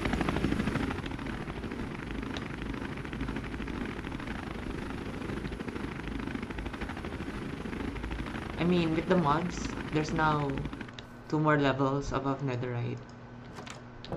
Yeah. They're kinda hard to get though. Are they?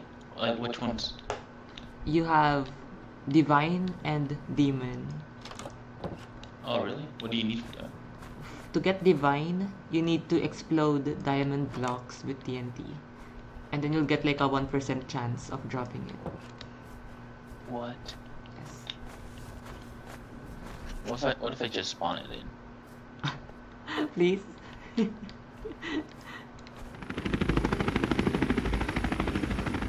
What if I say no, thank you? Just go to creative mode. Okay.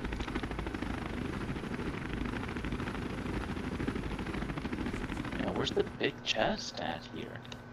Your mom was a big chest. You don't want me talking about your mom on stream, so. Oh, that's true.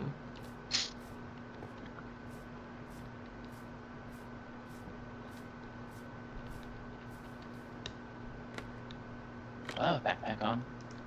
I do not. I guess we're sacrificing this.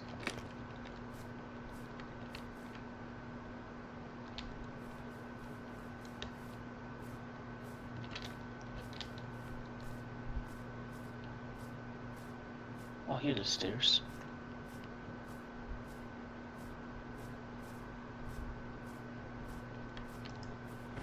I think this is the farm one. This is all the Hoglands pigs. Yeah. Did you find Swift Sneak? Huh? Did you find enchantments like the Swift Sneak? No. Um, I barely found any chests. Oh my gosh, I almost died. Oh wow. Just fell through.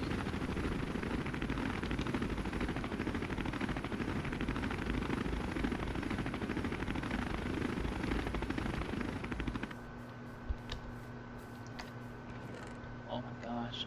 Block of gold. nice. We should get a gold farm. We should. I don't know how to make one. Ooh,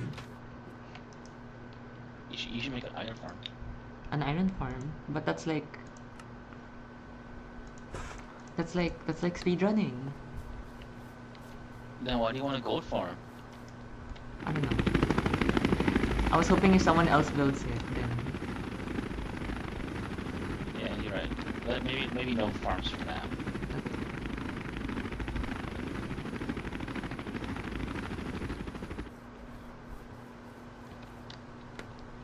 unless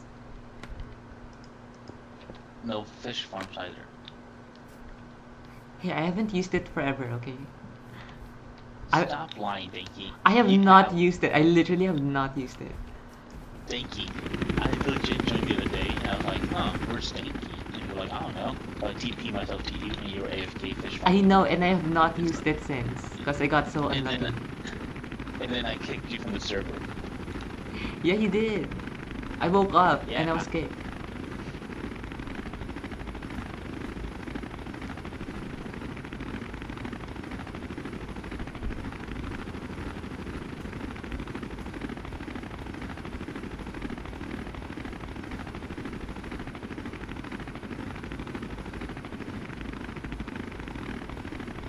I don't understand what's going on.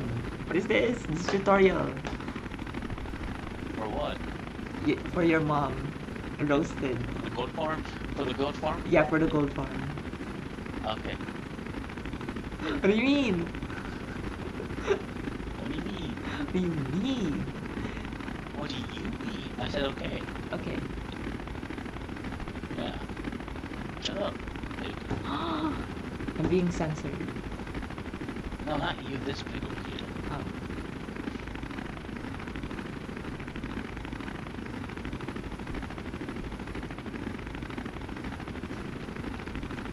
Oh, I found the big chest finally.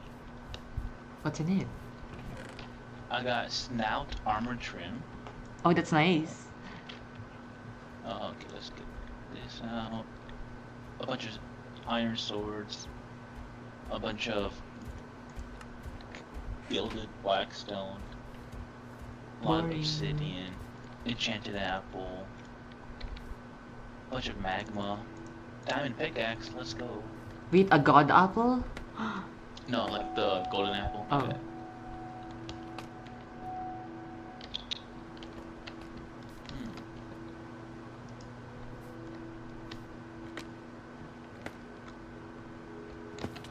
Meow. Why? Why are you doing that? Doing what? You just meowed. I didn't. What do you mean? I heard you. Why are you hallucinating? I am not. Bro is actually hallucinating. Let's do this. Oh look, I found a Pig Step music disc. Oh, nice. I have not seen the more recent ones from the... What was it? Like the ancient shit update. The archaeology, there we go. Oh, Yeah, didn't they release new discs? Or am I tripping? I might be tripping. they probably did. I've not been keeping up with them. Imagine. I've been busy to work, bro. Imagine being employed. I know, right? I work for a school district. Imagine working for a school district. Have you tried owning a school district? Yes, I have. Oh.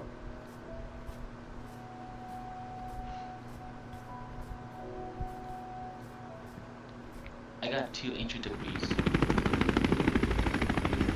From the chest? Yeah. Damn. You can make up an ingot with that. I know, right?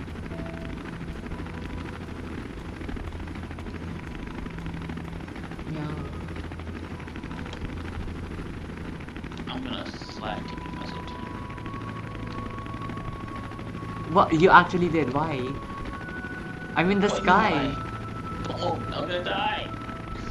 Chill. Okay. Slash Imagine, you could have just done that. Why did you need to teleport to me? because it's fun.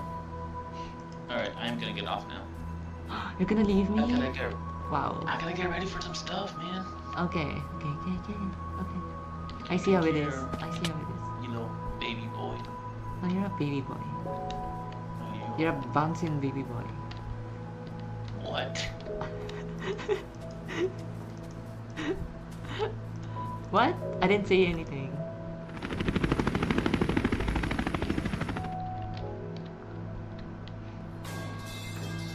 What is that noise? Okay, I am muting the soundboard. What? Huh? What do you say? Nothing, I was just chilling. Ooh, meow. Okay. Nah, I could tell. I can tell, bro. Oh, okay. Bye now. Okay, bye.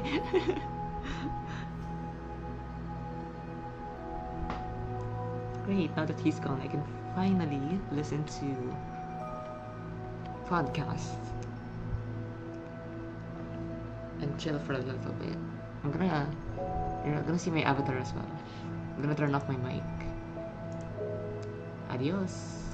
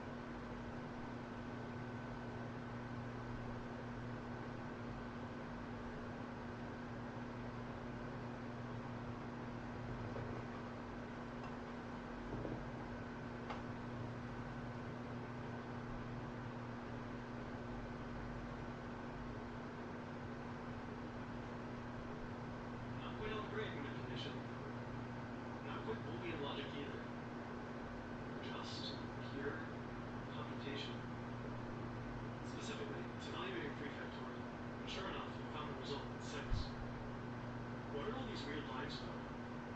Going back to the original setup, this pink chunk represents the factorial function.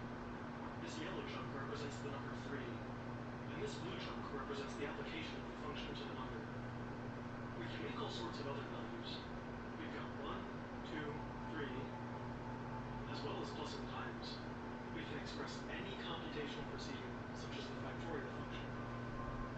But the magic is that it's not immediately obvious whether a certain expression is a number, a function that operates on numbers, or something else entirely. And that's because, in this language, there is no difference. Just like we applied factorial to 3 with function application, we can apply 3 to factorial in the exact same way, as though 3 was a function and factorial was a value. Okay, you can't actually evaluate that, right? Well, you can, but it's certainly not the case that when evaluating it, the answer would make any sense, right? We're going to have to totally unlearn the concepts of functions, programs, values, and data types. Because today, we're learning lambda calculus.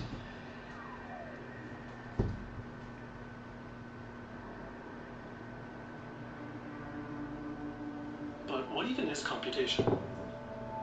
David Hilbert, one of the greatest mathematicians of the 1900s, wanted to know whether there was some procedure, some algorithm, which can determine whether any given mathematical statement is true or false. 3 men independently answered this question in different ways. The ideas they encountered along the way were so groundbreaking that they proved Hilbert's task impossible, spawned 2 of the paradigms underlying modern programming languages, showed that mathematics is essentially incomplete, and spawned the entire field of computer science.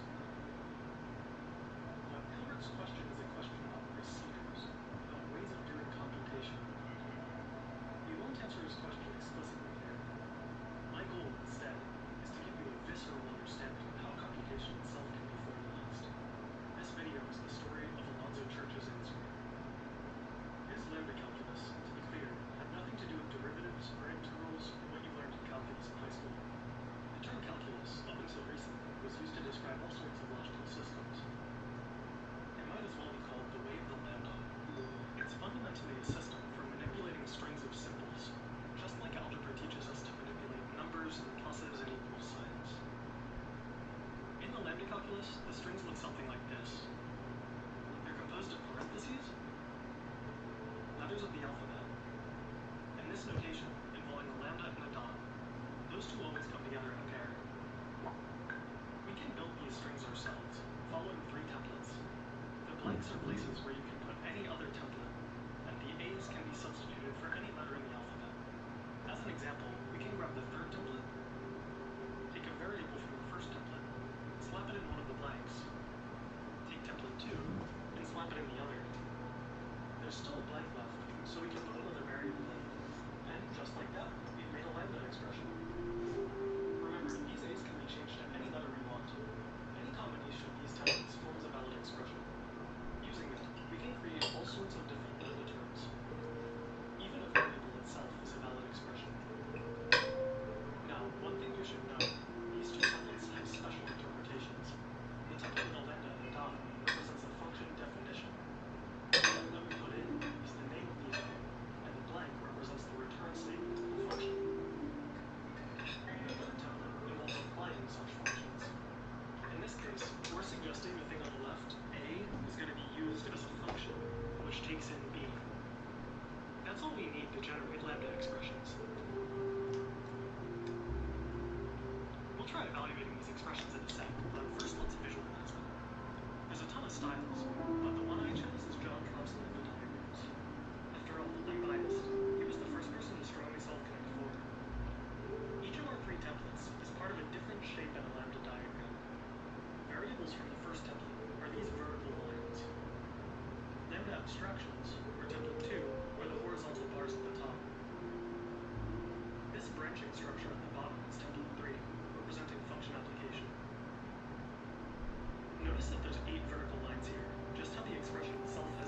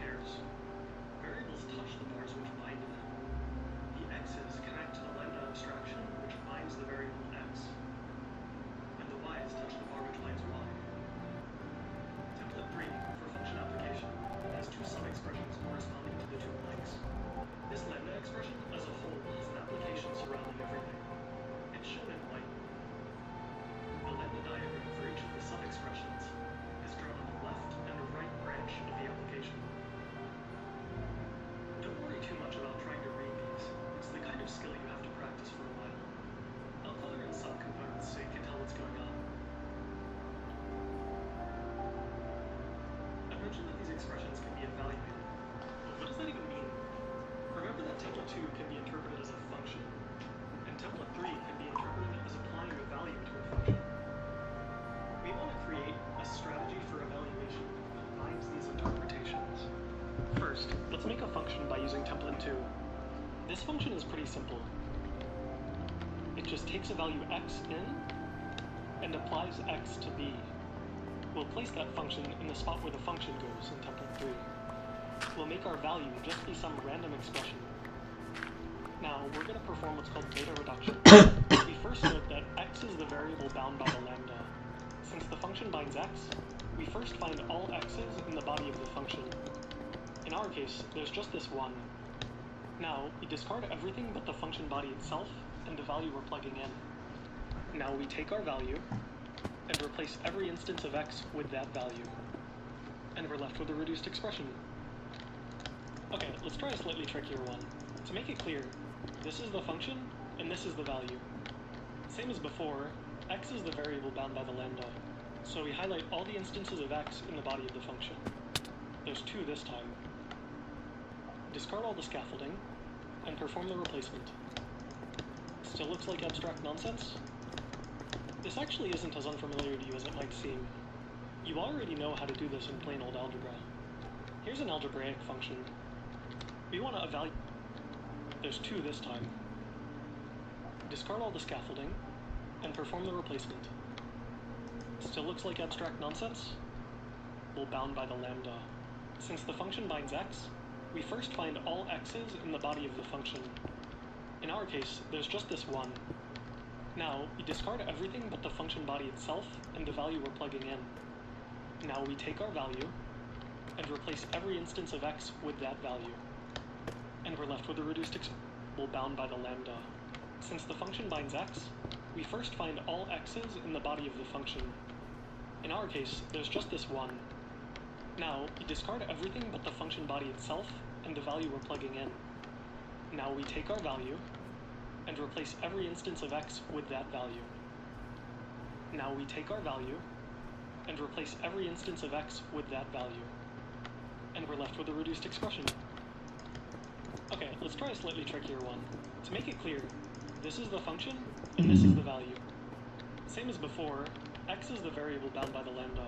So we highlight all the instances of x in the body of the function. There's 2 this time. Discard all the scaffolding and perform the replacement.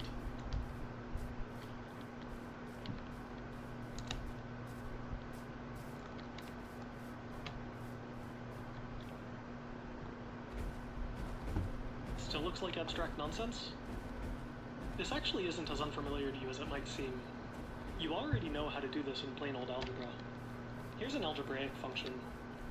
We want to evaluate it at x equals 5. We can first establish the function, and then on a separate line, apply it to 5. But let's stick them on the same line. We'll wrap these 2 things in parentheses to imply that the first is a function, and the second is the value we want to plug in. Do this in plain old algebra. Here's an algebraic function. We want to evaluate it at x equals 5. We can first establish the function, and then on a separate line, apply it to 5. But let's stick them on the same line. We'll wrap these 2 things in parentheses to imply that the first is a function, and the second is the value we want to plug in. Now, since we tied the function to its value, there's no point in naming it f. Our inline notation is unambiguous about which function we want to apply to what value. We do still need to express that x is the thing in the body which 5 will be replacing. And the lambda calculus way to express that is by putting a lambda dot pair around it. Now, how do we evaluate it? Well, exactly the same procedure. Identify all the variables in the body which match the one bound by the lambda, in this case all the x's, drop all the slack, grab our values in the body which match the one bound by the lambda, in this case all the x's, drop all the slack, grab our value, and shove it everywhere we had an x. We're left with an algebraic expression which represents the answer. Not too alien now, is it? Let's try one more, but alongside the diagram this time. Let's color the value in blue, and the variable which it's about to replace as red. Now let's perform the beta reduction. See how the value takes the place of the variable, and then the application scaffolding drops out? Let's watch that a few times over. This doesn't have to happen at the top level of the expression. Let's make a big expression which contains this somewhere inside. We can still beta reduce the entire expression by reducing this subcomponent. Alright, time to write some code. First, we've got to make a function that takes two variables. Pseudocode like this isn't permitted by our strict templates for making expressions. Of course, we have yet to define numbers in times and plus, but let's assume we know how those work for now. The real problem is that we're trying to make a function that takes in two variables. Only one letter is allowed to go between the lambda and the dot. Luckily, there's a workaround called currying. The trick here is to make a function wrap another function. Let's see what happens when we stick two arguments after this function and beta reduce it. It's best to be clear what the application order is, so we don't...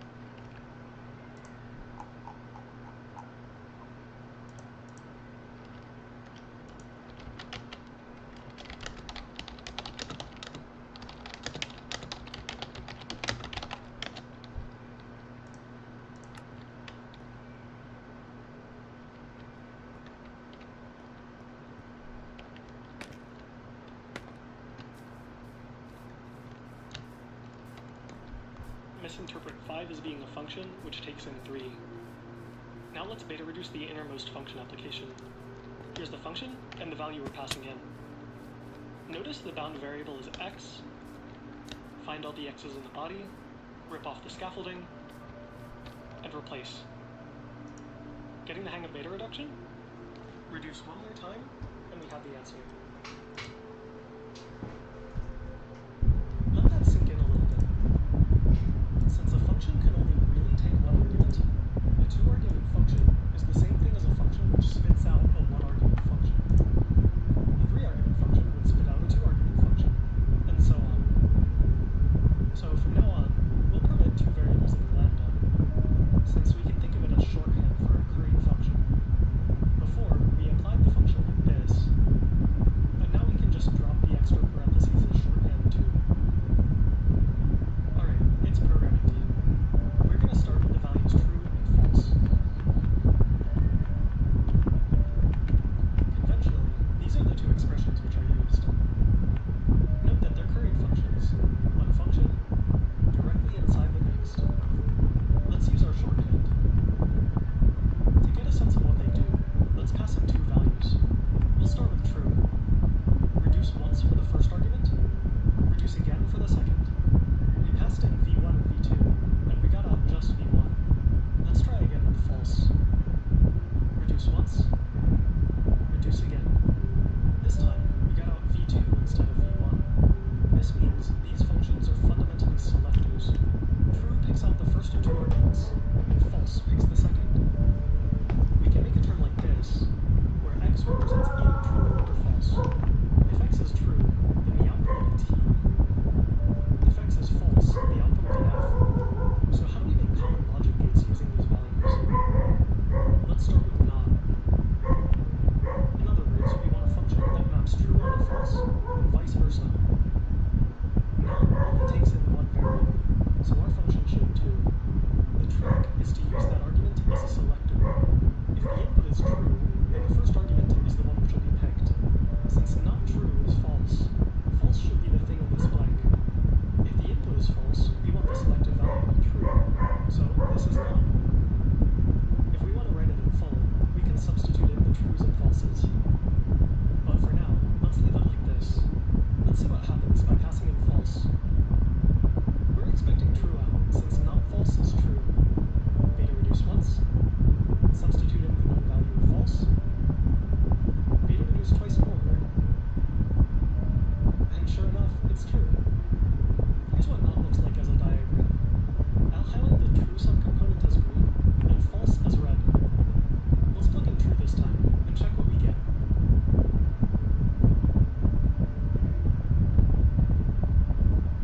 It's false, as desired. How about and? And takes two variables in, so our function should too.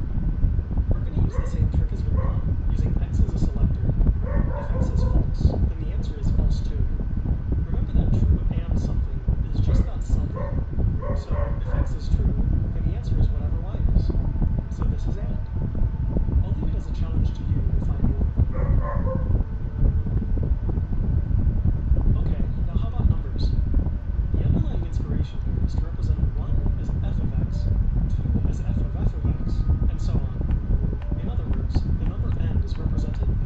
some function to some value x, n times over. Well, almost. The numbers are really two argument functions which take in f and x, and then apply f to x n times. It's important to understand the difference there. These numbers are functions that take in a function and a variable, and then iterate that function on that variable. So we can give 2 the function sine and the value 5, and 2 will apply sine to 5 twice. So how do we do math on these? Let's start with succession. This is the function that, when given n, returns n plus 1. It takes one number as an input. The thing that it spits out is also a number, so we're going to make the body look like a number. We want to apply f to x n plus 1 times. We can start by applying f to x n times. We do this by using the numeral as a function and passing f and x into it. All that's left is to let f just one more time. Let's evaluate the successor of 5. I've colored the extra f red. Keep an eye on it during reduction. Check it out, we got 6. How about addition then? Addition is a function that takes in 2 numbers. Since we already defined the successor function, we can use it here. Calling successor adds 1 to a number. To get n plus m, we just have to call successor on n times over. Remember, the number m itself is a function, which, when applied to the successor function, will iterate that function n times. So, m suck n is the same as adding 1 to n times over. Plugging this into our function body, we get this. That's an addition function. Let's add 5 and 3 together.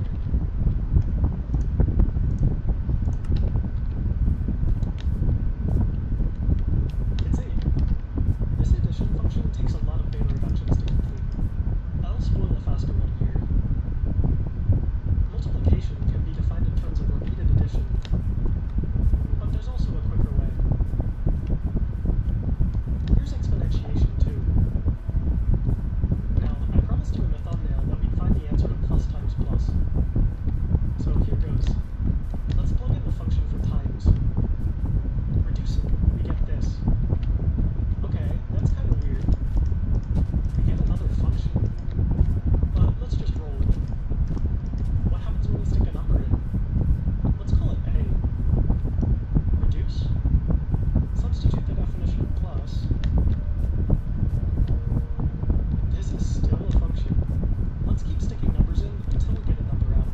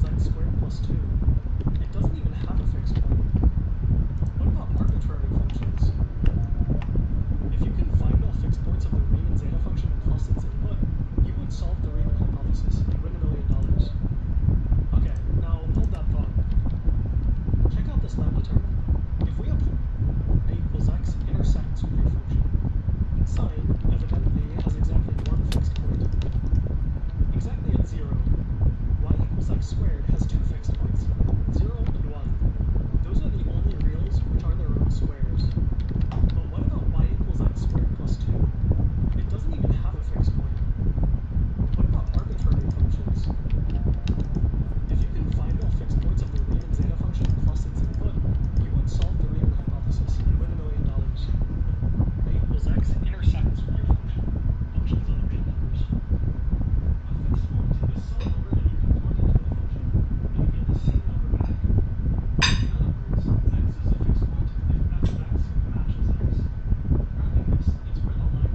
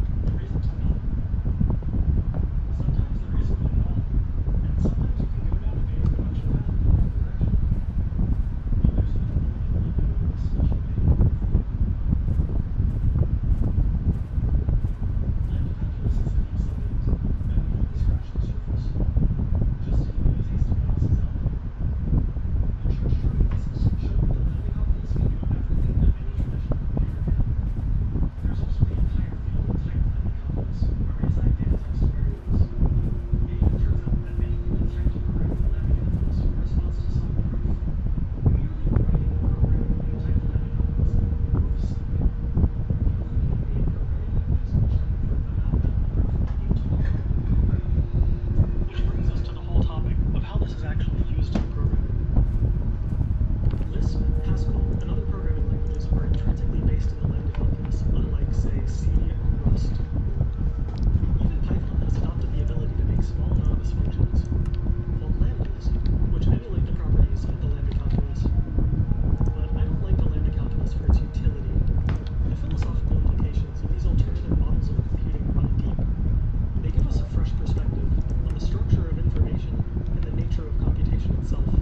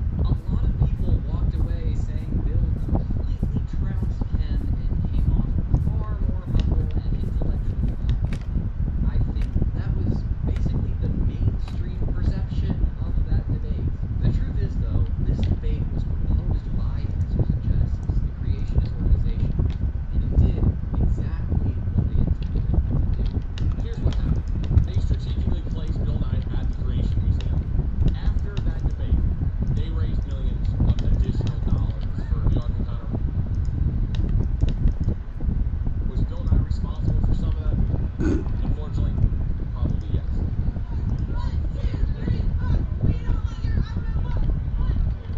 It's a theme park of biblical proportion. But until now, the money to make it has not been funny. $15 million last 2 weeks came from a rather ironic chain of events. When thousands watched science advocate Bill Nye debate ham online, believers pulled out their wallets. $15 million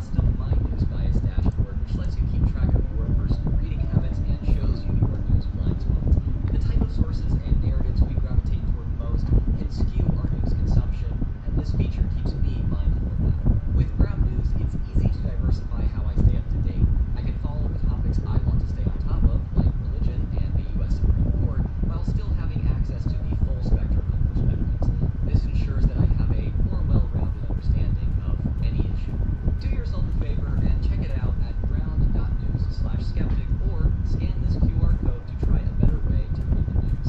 Subscribe through my link for 50% off the unlimited access Vantage subscription, which is what I use. Don't let crafty headlines get the best of you.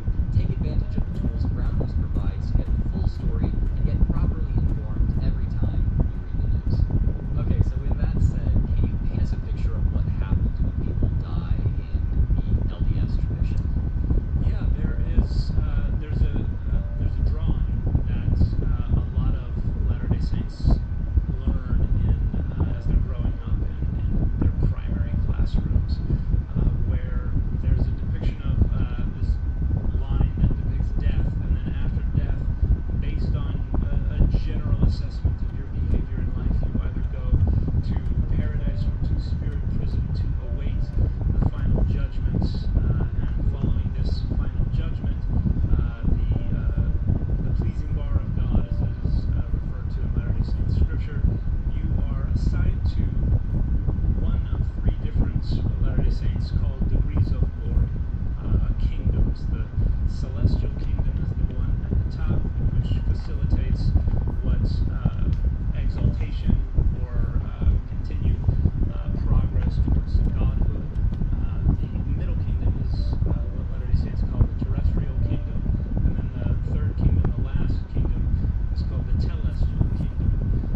And all of these are considered degrees of glory. There are sayings from Latter-day Saints history that if anyone could catch a glimpse of the telestial kingdom, they would take their own lives just in order to get there, because as a degree of glory, it is more sublime than anything anyone could experience on earth.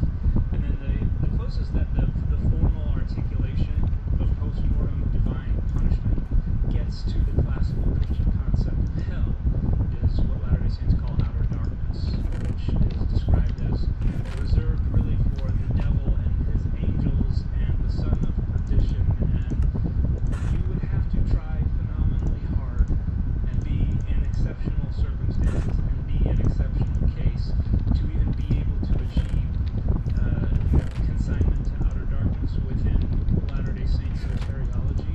And so for all intents and purposes, that's not really an option for people. And so there's a sense in which within Latter-day Saints soteriology, it's quite close to a brand universal that everybody is going to enjoy some degree of heaven, although it's divided into three main divisions, and then within the celestial kingdom we'll talk about additional divisions, and only in the celestial kingdom there are certain privileges and rights that they get to enjoy that others don't. But and oddly enough, despite everyone being taught this throughout their conscious lives, Mormons tend to kind of toggle back and forth between treating hell according to the classical Christian concept and according to what's actually official Latter-day Saint doctrine, which is something that developed secondarily. Like the Book of Mormon refers more regularly to the classical Christian concept of hell. The idea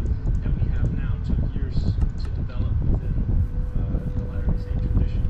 And so just like Christians and others negotiate with different features of their faith, Mormons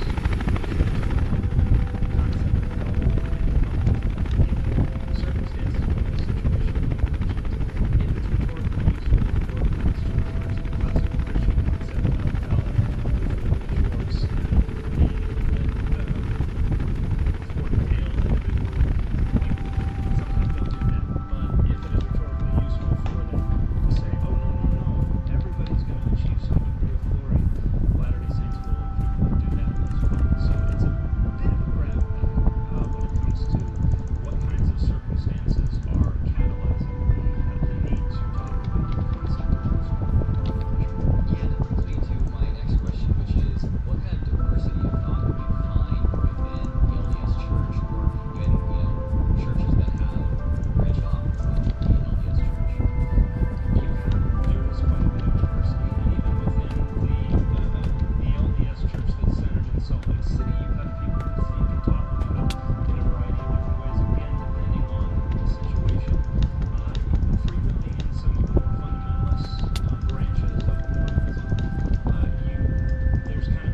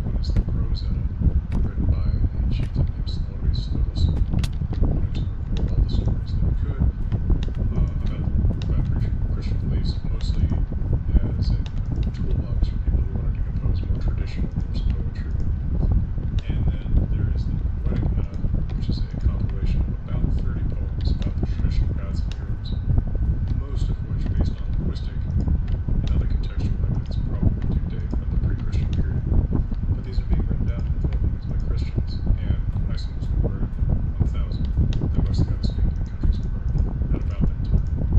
So these aren't practicing pre-Christian believers, pagans if you want to call them that, heathens if you want to call them that. We actually don't know what they would have called themselves, given that heathen is a Christian designation for the religion, as is pagan. Practitioners of the reconstructed form of the religion today tend to call it Austin, which is Icelandic for faith in the Iceland of gods. It's the gods of Thor. I've also seen other terms that some groups refer to, like Thor and Sither, which is an ancient path. But we don't know what the self-designation of the religion was.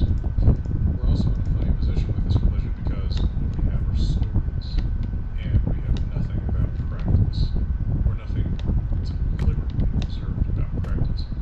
So these Christian Icelanders in the Middle Ages who wrote these stories down apparently regarded their culture as pretty safe and Christian, much the same way as Christian parents today might read their kids, from the big book of Greek myths about Hercules without expecting the kids to wind up believing Hercules. Apparently these Christian Icelanders in the Middle Ages who wrote these stories down apparently regarded their culture as pretty safe and Christian, much the same way as Christian parents today might read their kids, from the big book of Greek myths about Hercules without expecting the kids to wind up believing Hercules. Apparently people kept telling these stories about Odin and Thor and Loki, but they didn't think, apparently the cultural context was such that nobody took it seriously as religion anymore.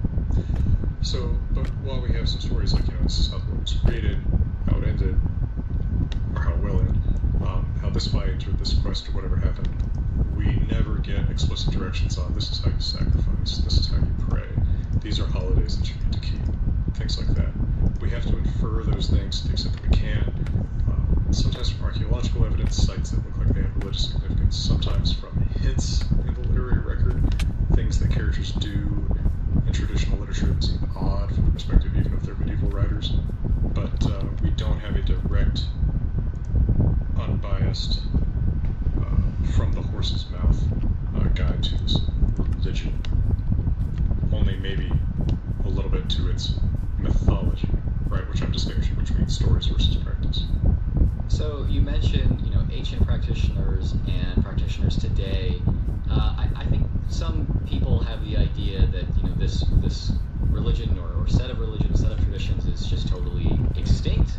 But we know that it's not exactly true. Is there still something like this that's practiced today? And if so, what kind of connection does it have to practice centuries ago? Well, my position as an outsider to these modern practices is that they do not represent an unbroken continuation of the pre-Christian, pre-conversion religion. The entire population of Scandinavia was converted, and although that wasn't an overnight process, it was a process that happened a long time ago, and so it is a broken tradition. There are centuries in which this religion was not practiced. There are so many different groups, most of them very small, that practice their own various different versions of the reconstructed religion. Some are very conscious of what our original sources say and pay a lot of attention to archaeology. Some are a little bit freewheeling, right? Just almost revelation religions in the sense that we're based on some leader who's handing something down. Some of the ones that are a little bit more textually, archaeologically faithful might be a little bit like the true Christian religion was 1,000 years ago, but I don't know if we can ever know that. And I don't know what their numbers are. Given what I talk about on the internet, to me, they seem like a lot of people. I'm not sure that that's necessarily true. It's a decent... I feel like of the ones I interact with, I feel like a very large number actually are in Scandinavia. And a very large number are in English-speaking countries, and a very large number are in German-speaking countries. And then you have a little bit more outside of that. People actually all over the world that I've heard from who have taken an interest in this and some kind of spiritual inspiration from it. Now, can you paint us a picture of what happens when people die in these religions, in this religion? Do we know anything about that? Yeah, drawing on the literary sources, it appears that by default you go to a place called Hell. Now that is H-E-L, one L, in Old Norse, Old Icelandic. This is in fact the same word that becomes English English, hell, H-E-double-L. So these two languages are very closely related. Old Norse, when you're looking at it, you're really looking at like the great aunt, the great uncle of English, right? Because Old English and Old Norse are very, very closely related. Both languages take a pre-Christian word for the underworld where the dead go and convert that to a place where the dead go in Christianity. In English, of course, we just say hell, H-E-L-L, and mean this place of fiery torment, or at least that's sort of the modern Christian interpretation of it. In Scandinavia, hell, H-E-L, really does have more pre-Christian overtones.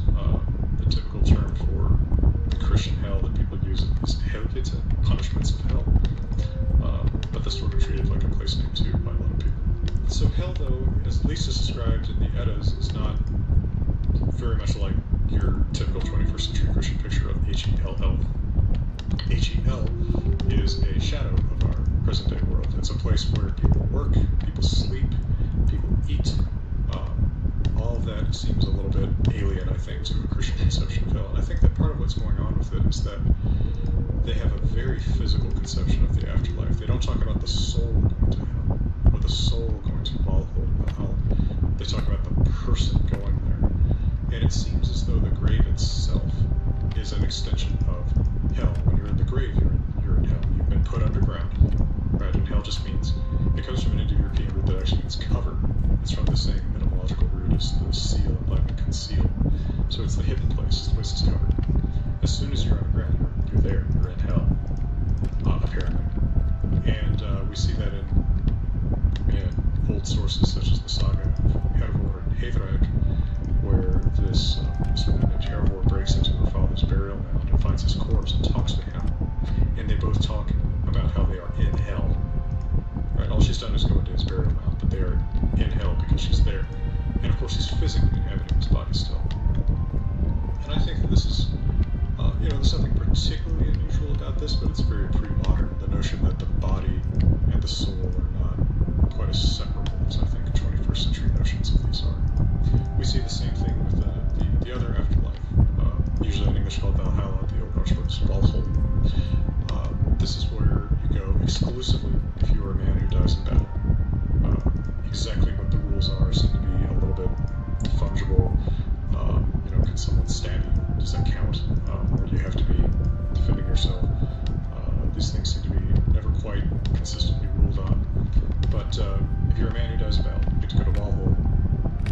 And we see other old sources, for example, the poem Helkakvi the Hundingsman, the second in Orgera, where there is a hero who dies and goes to Valhall, but in the evenings, he comes back to his burial mound to spend time with his wife.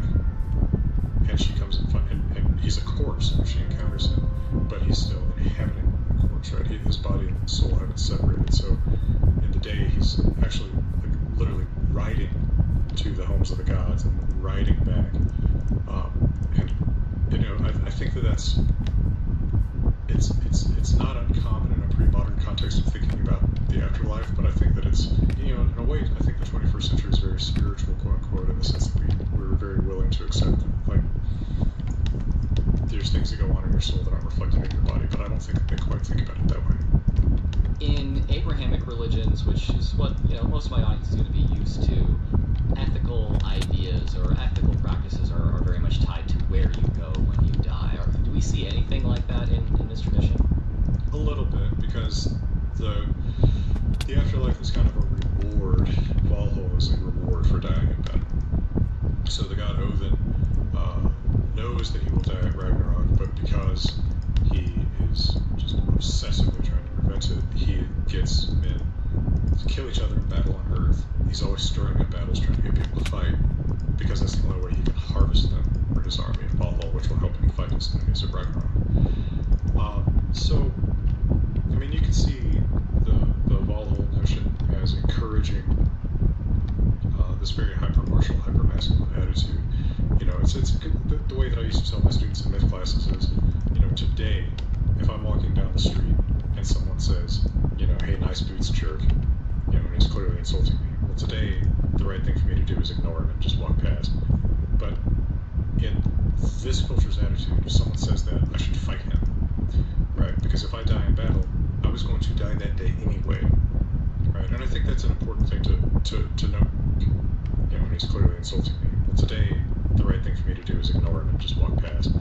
But in this culture's attitude, if someone says that, I should fight him, right? Because if I die in battle, I was going to die that day anyway, right? And I think that's an important thing to note with the Norse, is that they believe there's an inevitable day you will die, right? It is scheduled. Maybe how you die isn't, but there is a particular length to your lifespan, and it will end on a particular day. So if mine is October 16th, 2024, when we're recording this, then, and and somebody insults me out on the street, I should fight him, because if he kills me, well, I was going to die anyway. I was just going to come home and a piano was going to fall on me from the floor above me, and then I'd be in hell. Now, hell isn't really a place of punishment. Like I said, there's no fire. It's boring. It's underground. It's just sort of a shadow of our world, and you're stuck there. But it's not fiery torment. I mean, from a certain perspective, Valhalla might sound worse, because you are constrained to fight against all the other men who are there until only one is left, and then you're all resurrected at the end of the day to feast together. Sounds kind of miserable. But no, I don't think that there's exactly like a sense of reward and punishment to either of these. Now and then in Norse myth, there's a character who is distinctly punished for something, like Loki is punished, depending on which source you read, either for contributing to the death of Balder or for just insulting the gods, by being tied up underground with serpent's poison dripping on his face. But there's not many people who are explicitly punished in some eternal way like that. It's an honor-shame culture rather than a virtue-sin culture, and honor is mostly a matter of martial glory. Now, what kind of diversity of thought do we find in this tradition, both historically and presently?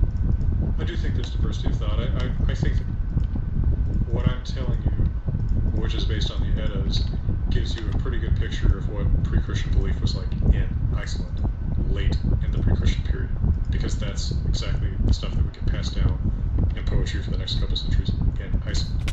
Now, in Norway and Sweden and Denmark and Norse colonies elsewhere, this stuff did not get written down, or if it did get written down, it didn't get passed on to us. It's a little bit here and there. There's a guy in the 1200s in Denmark named Saxo Grammaticus. I almost laugh every time I say the name, but he writes down a few of his own versions of some of these stories, and you can tell there's some really clear differences there. What's interesting is that he also says that a lot of his sources are Icelandic. So are the variations in his story because he's telling Danish versions, or is he actually hearing different Icelandic versions? It's a little hard for us to know now. But I have no doubt that Iceland in 900 had a very different idea about what gods did what than Sweden in 900 did, certainly than Sweden in 600 did. I don't think this was one stable picture. I think it shifted kaleidoscopically over time. One god becomes more powerful and more important in one place, becomes less powerful, less important in another place. We see that in their names. For example, there's the god Tyr, Tyr, whose name is exactly, linguistically, etymologically cognate with Zeus, but he's not an important god. In our stories, he has one story where he's important, and he's otherwise just a background figure. So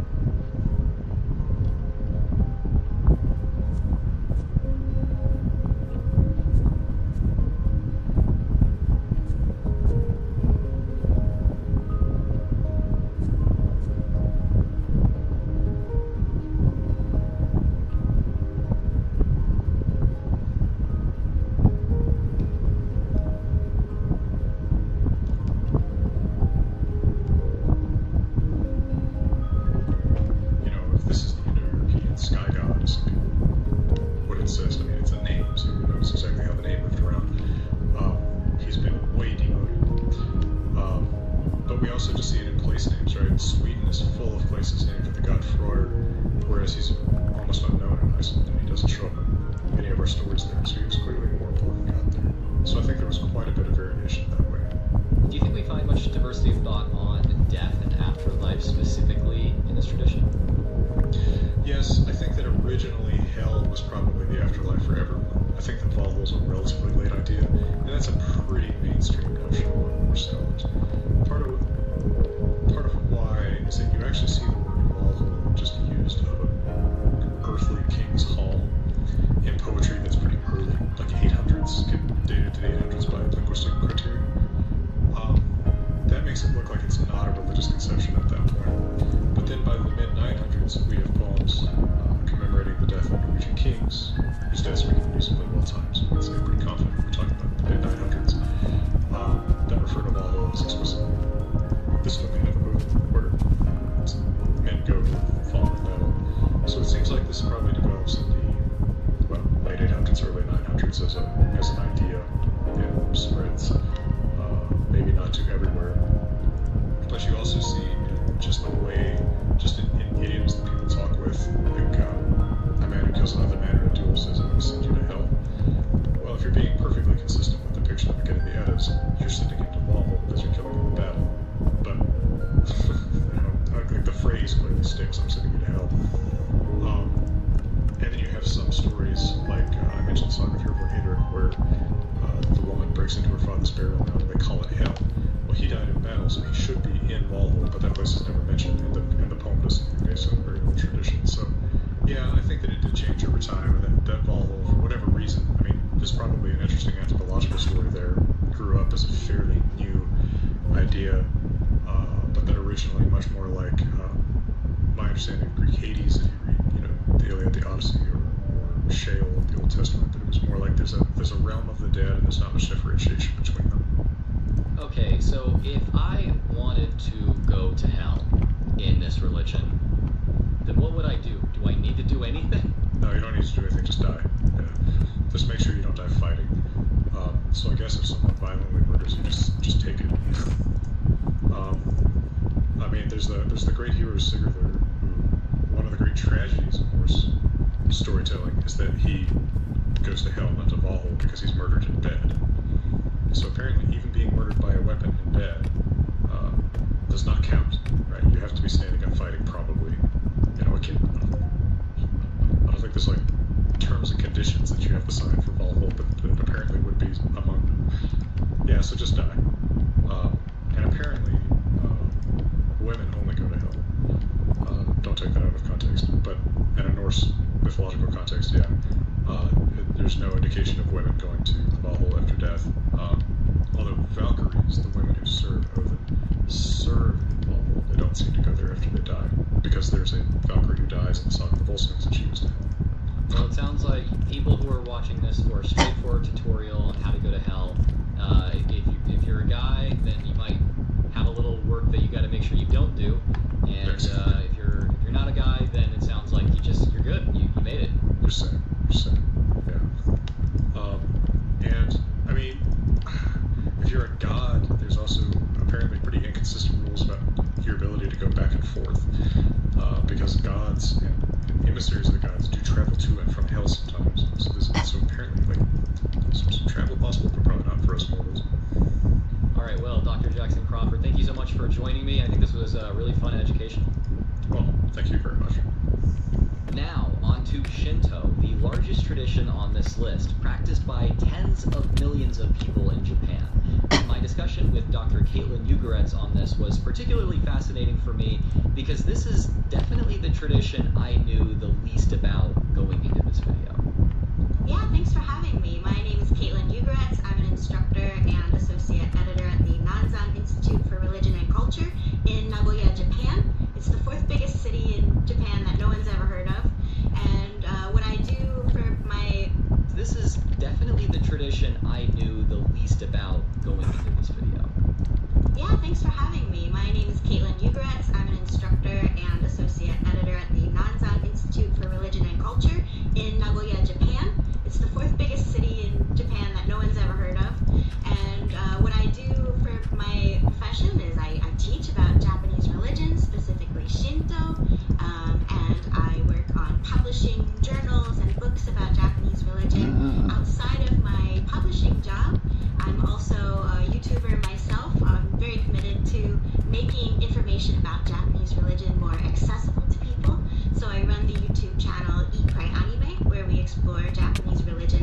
culture through our favorite popular media like anime and video games. And in my own research, I'm an anthropologist, so I work with people who practice Shinto in their daily lives, mostly outside of Japan, because interest in Shinto has grown a lot in the past couple of decades. And I learn what their views are of Shinto, how they practice, how it might be similar or different to how it works in Japan. So, in a nutshell, that's what I work on. I'm an expert on Japanese religions, popular media, digital technology, and the environment. My audience is primarily probably informed about religion through a, globally speaking, a more narrow lens. So a lot of people have a very, let's say, Protestant understanding of religion. And I really think that Shinto specifically breaks that mold and that understanding. It can be very difficult for kind of Protestant-informed Americans to understand Shinto. So for people who don't know, what is Shinto? That's a great question. Shinto is really hard to define because it's an umbrella term for a number of very local traditions that we now call Shinto. You can imagine that back in ancient times in Japan, there were different villages that lived in different areas in the mountains, by the ocean, and that their spirituality or their religion was influenced by the places where they lived. And then as society came together, they started sharing their ideas, and those ideas start to kind of cohere together into a tradition that we now call Shinto. If I had to define Shinto very briefly, I always say that it is a ritual tradition, so it's focused a lot more on practice than belief. Ritual practice based on venerating deities that are called kami. So Shinto in Japanese actually means the way of the kami. So overall, you can think about it as a religious tradition that manages the relationship between these deities that can bless or punish people and humans and everything else in the environment, from plants and landscapes. Kami, the deities in Shinto, are not outside of the world that we live in, but are actually immanent. They're here, present with us. And so through these rituals that you can do at Shinto shrines, we can express gratitude to those deities and ask for their help and things like that. Can you paint us a picture of what happens when people die in Shinto? Yeah, the concept of death in Shinto is really interesting because most people will tell you that Shinto is not really focused on death at all. It's often said that Shinto is a life-affirming tradition that focuses on what we do in this worldly life and not on sort of the next plane of existence or whatever happens during death.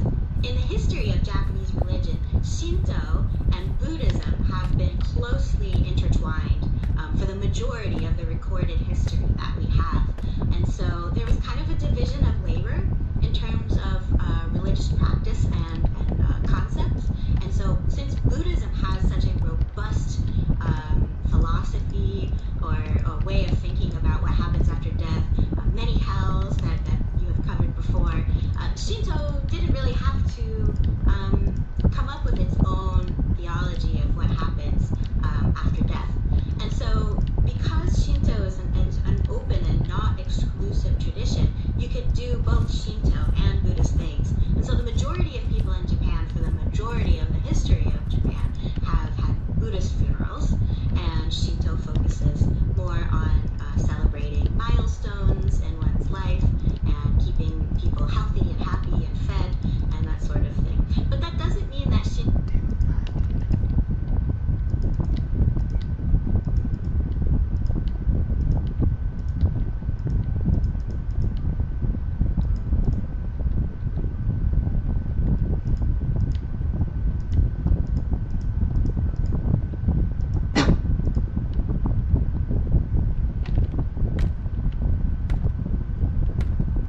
doesn't have a concept of what happens after death. It's just that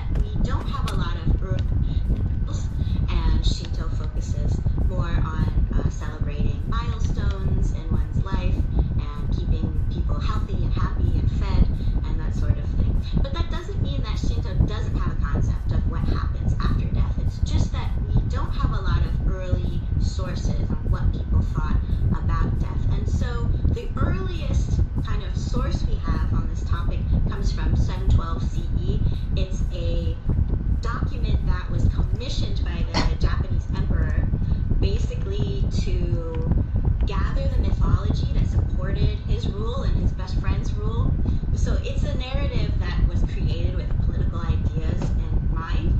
And these stories of the gods that are in this book called the Kojiki are very ambiguous in certain places, especially when talking about death. But there's one myth where we get kind of the quintessential idea of what happens when you die in the Kojiki. And this is a story of two kami, so two deities, Izanagi and Izanami. Izanagi is the brother husband and Izanami is the sister wife. And Izanami eventually dies after they create the land and all of these other deities. And so after she dies, Izanagi buries his wife. And he's very distraught and he wants to visit her spirit, which has gone to the land of darkness or death, which is called Yomi. And when he goes to Yomi, he meets with his wife, and she says, I have to ask the lords, the other deities of this land, if it's okay for me to return with you to the land of the living.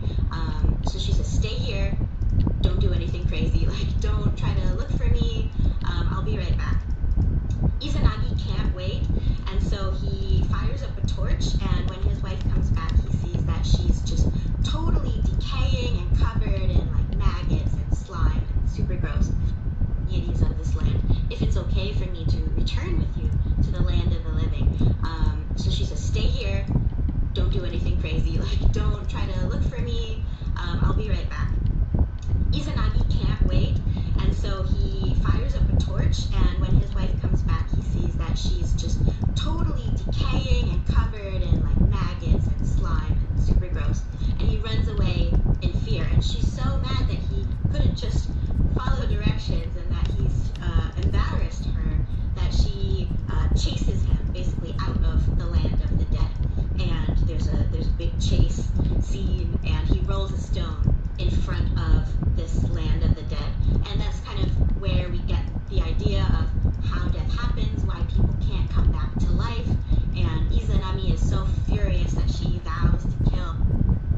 So she says, stay here, don't do anything crazy, like don't try to look for me, I'll be right back.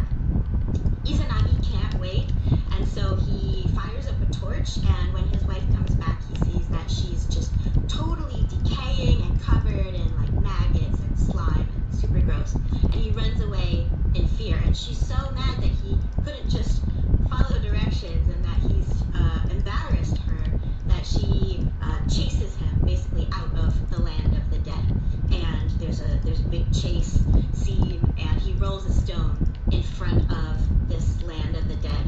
And that's kind of where we get the idea of how death happens, why people can't come back to life. And Izanami is so furious that she vows to kill 1,000 people a day. And Izanagi says, well, I will make sure that 1,500 people are born every day. And so we get this idea as why of the dead. And there's a big chase scene, and he rolls a stone in front of this land of the dead. And that's kind of where we get the idea of how death happens, why people can't come back to life. And Izanami is so furious that she vows to kill 1,000 people a day. And Izanagi says, well, I will make sure that 1,500 people are born every day. And so we get this idea as well of how people die, but people are born, so that traditions can continue, and we have ancestors and descendants and that sort of thing.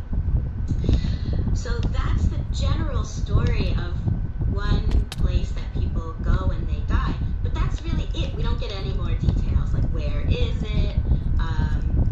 Not all of the gods who die in the Kojiki go to this land, so why did Izanami go there? We have no idea. It's super unclear, and philosophers and scholars of religion have tried to piece it together, but there are a lot of different competing theories about what happens. But something really important to know about Shinto is that death is actually a source of pollution. So ritual, pollution, and purity are really important in Shinto.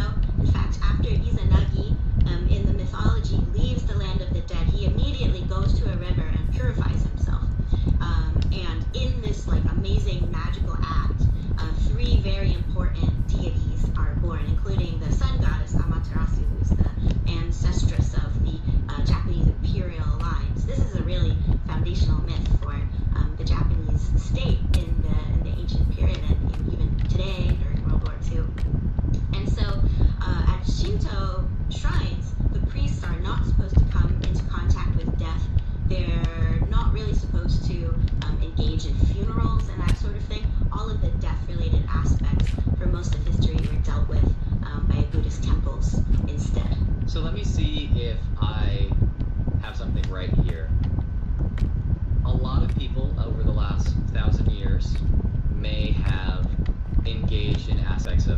Shinto and Buddhism.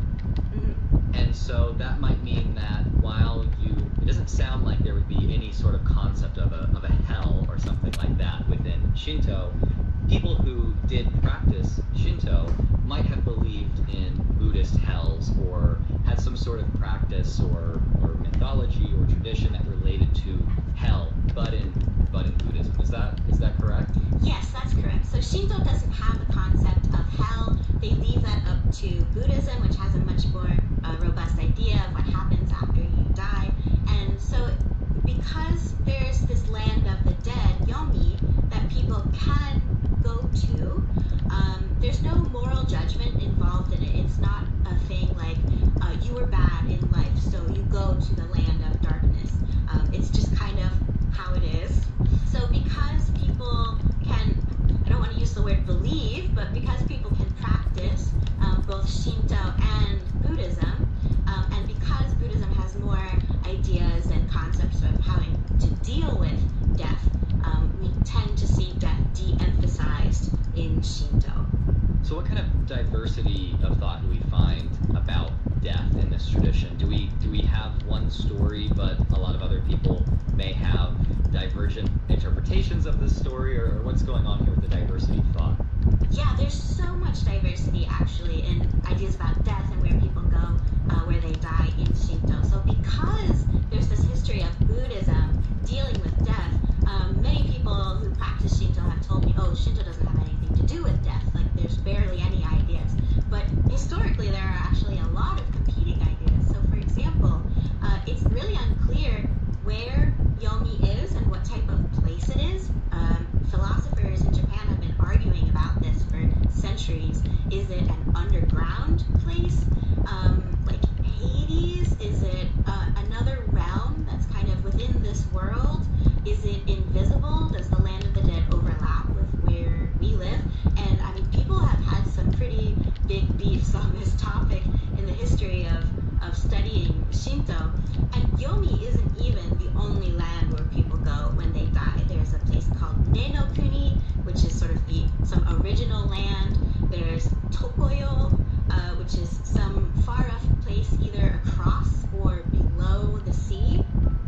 And people had ideas about people going, the spirits of ancestors going up to the mountains in very ancient times. So because Shinto is kind of this collection of different local traditions, you can see that like villages that were near the coast had ideas about the dead going across or under the ocean because that's close to them, whereas people who live further in the forests or the mountains would think that their dead spirits would go somewhere else. In the 1700s, there was a lot of concern when Japan came into closer contact with ideas from Christianity and the West.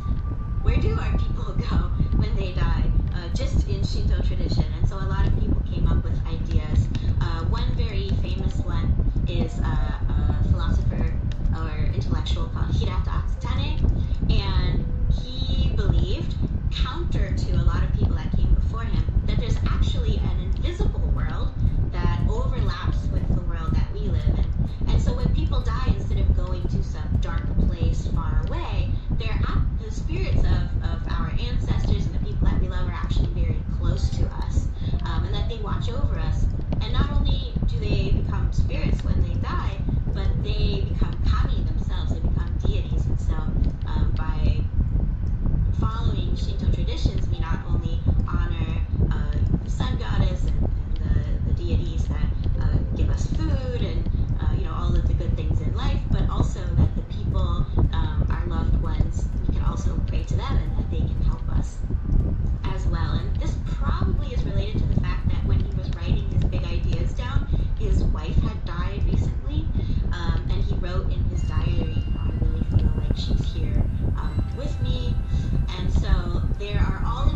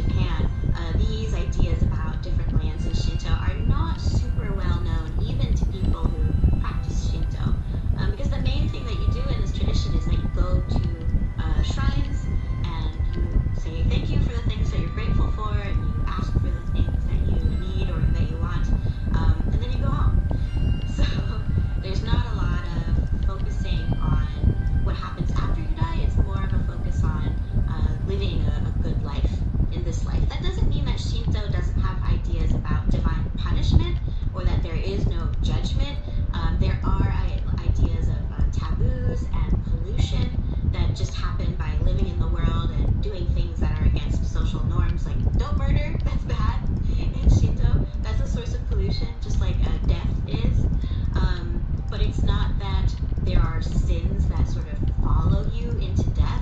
Instead, when you practice Shinto ritual, the first thing that you do is you purify yourself. And so basically, the bad things that happen in life can stick to you, like mud or dust. I often say, like, dust is the bad stuff that you can't avoid, even by living a good life. And mud is the thing that you can kind of try to avoid and don't track it into the house. But both of those can be purified through Shinto. So there's less of a worry about, I have to live a good life right now because something bad will happen to me later, but just to live a good life right now because you want a good life right now. Yeah, I want to kind of pull on the thread of how ethics are tied to intervention from divinity or deity. So in Abrahamic traditions, it's especially in Christianity and Islam, what you do is very much a determining factor on where you go, right? That's pretty central. It's a pretty big deal for most people in those traditions, at least. And with Shinto, it sounds like there is obviously an idea or a framework for ethics, but it's not connected to or directly determining where you're going to go when you die. Can you kind of discuss the way that ethics and intervention from divinity or deity might be connected? I have a theory. And if I was going to major in like theology, this would be my thesis. But it is in my personal opinion that the Abrahamic religion, and if you squint your ears a bit, you can kind of hear it, are related to the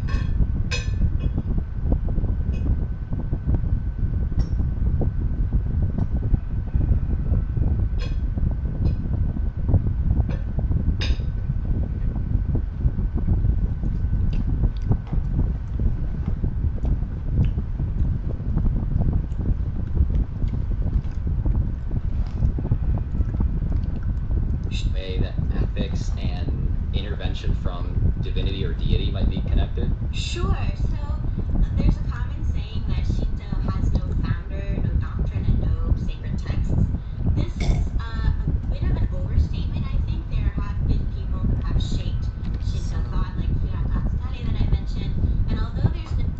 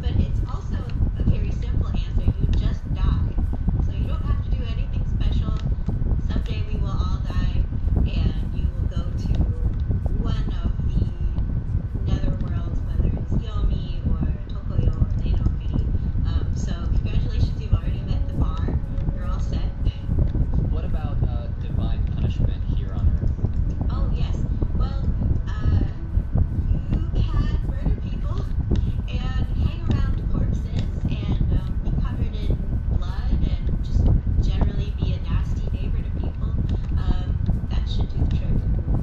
Well, see, my problem is that this is really more of a tourism video, and divine punishment here on Earth is not really a seeing of the sights. So maybe people just need to go to Japan and learn about Shinto and realize that, regardless of what they do, they're going to the same netherworld as anybody else, potentially, hypothetically. So if you want to do some tourism here, not going to Shinto hell, guys, you're going to just have to book a plane ticket. Speaking of tourism, if you do want to physically go to hell before you die, there are actually many places in Japan that claim to be the entrance to Yoni. One of the most famous ones is in Izumo. There are also places that are called literally hell in Japan. So if you want to go to a hellish hot spring or sort of a cave in the woods, you can go right now and you don't even have to die. Wow, that's amazing. Okay, I like that. That actually sounds like the most pleasant version of hell that I've heard about so far. So thank you. My pleasure. Now, don't get discouraged. Yeah, you can't go to hell in Shinto, but in the next religion we'll cover, Jainism, let's just say it's easy to get in. For this one, I spoke to Dr. Sherry Ford.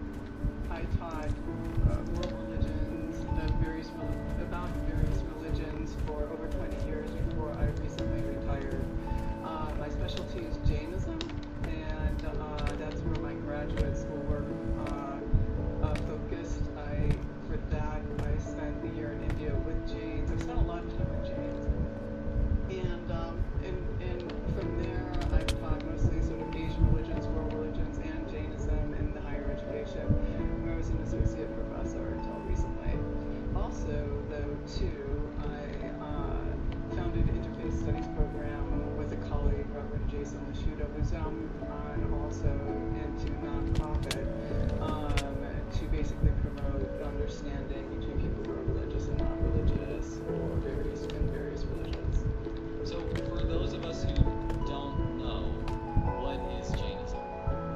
Okay, so Jainism developed in India, was founded and developed in India alongside Hinduism and Buddhism, and so it has some similarities with Hinduism and Buddhism. For example, there's some the world of reincarnation, and so in Hinduism, Buddhism, and Jainism, you don't have just one life to live, you have many lives to live, and you can be reborn as a human, as an animal, and this is true in Hinduism and South Asian Buddhism as well. Jainism adds some other things to that, like microscopic organisms, fire, water, the elements, and plants. Then there's also karma, and that's in Hinduism, Buddhism, and Jainism. So karma is basically you punish and reward yourself. You do something bad stuff, similarly bad stuff will happen to you. If you do something good to others, and similarly good stuff will happen to you. And so, but in Jainism, these are particles, microscopic particles that actually stick to your soul until they produce a result. That's one of the differences. And then also, like Hinduism, there's a divine soul. And so in Jainism, every soul, whether insect, microscopic organism, a person, any type of animal, has 4 divine qualities: infinite perception, infinite knowledge, infinite bliss, and infinite energy or power. And so every single living being is divine, and therefore every single living being should not be harmed. Right? And there's no creator God, just like in South Asian Buddhism in particular, as well. And so there is an emphasis in Jainism on avoiding bad karma and purifying the karma you already have on your soul, to uncover the soul and uncover those 4 divine qualities, and therefore achieve nirvana. Kind of similar to Buddhism, maybe not exactly the same. And so basically to stop accumulating karma, bad karma in particular, the focus is on non-harming. It's on truth. It's on not stealing. It's on chastity, no sexual misconduct. It's on non-possession or non-attachment. And so basically, like for example, non-possession, non-attachment. If you have a lot of money, don't be too attached to it, right? And don't accumulate to the point where you're crushing other people with your wealth, right? But give yourself a limit and give a lot to charity, right?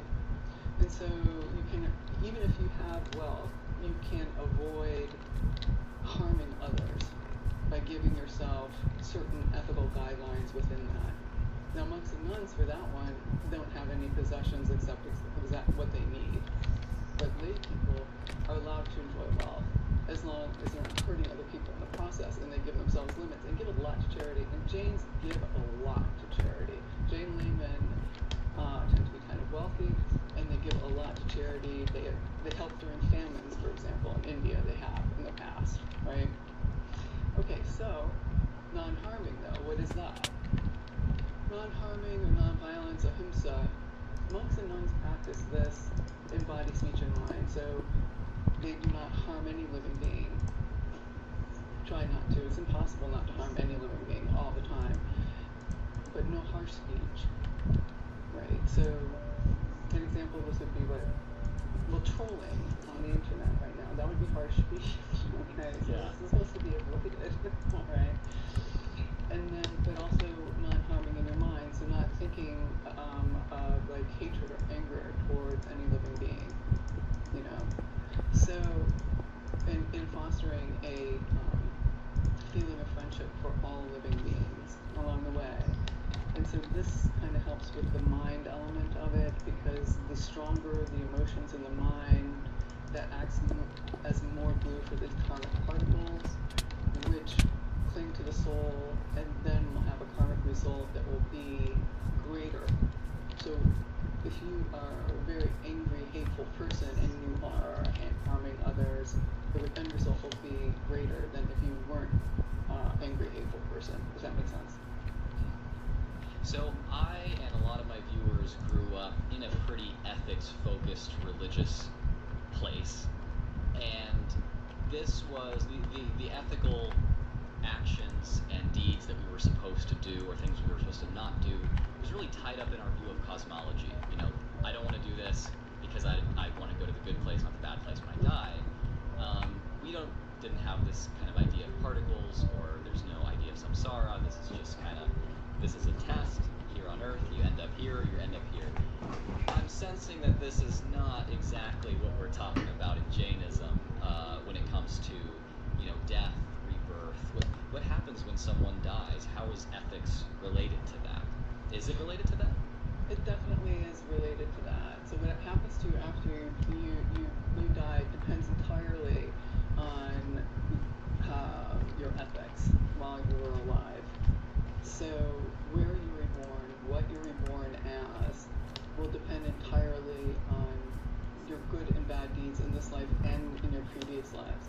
So when you die, you are reborn. You're reborn elsewhere. It could be in one of the heavens, it could be in one of the hells, it could be in this middle, what's called the middle realm, as a human or an animal. And then you live out the rest of your life as far as that good or bad karma lasts until it all goes away from the soul, and then you're reborn elsewhere. And this goes on over and over and over and over and over again. Interestingly, in Jainism, there's kind of this idea that, you know, no matter how good someone can end up, okay, like the founders of Jainism, it's hard to get better than the founder of Jainism, right? They've had stints in hell, the founders of Jainism, right? Yeah. So in the narrative traditions, there's like, this is what happened. You know, this is why they went to hell, and it has to do with, like, you know, fighting in wars, right? Until they sort of learned their lessons and then got into this path of nonviolence. Yeah.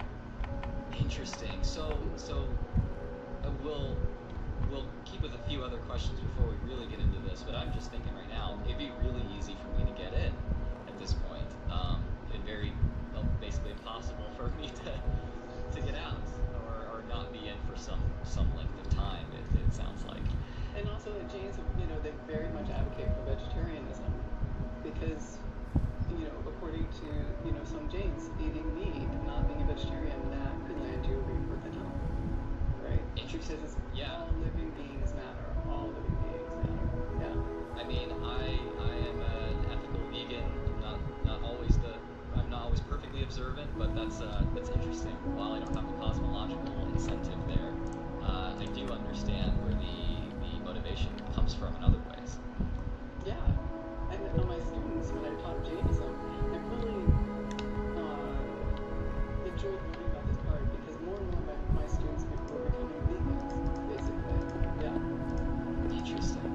Okay, so there's got to be diversity in this tradition as there are in all traditions, right? So what kind of diversity of thought you find, especially on death, reincarnation, hell in Jainism? Yeah, surprisingly little. Really? Yes. I smiled at that question when you sent it to me. It's very little, very little.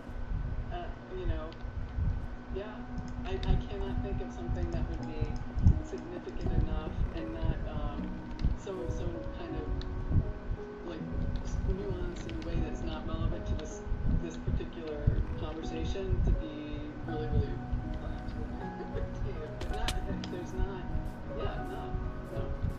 Huh, interesting. I mean, do people get into significant disagreement about, like, for the founders of Jainism, for instance, some people think, no, they didn't really go to hell, or they went for a really short amount of time. Other people think they went for a longer amount of time. Do we see any disagreement like that?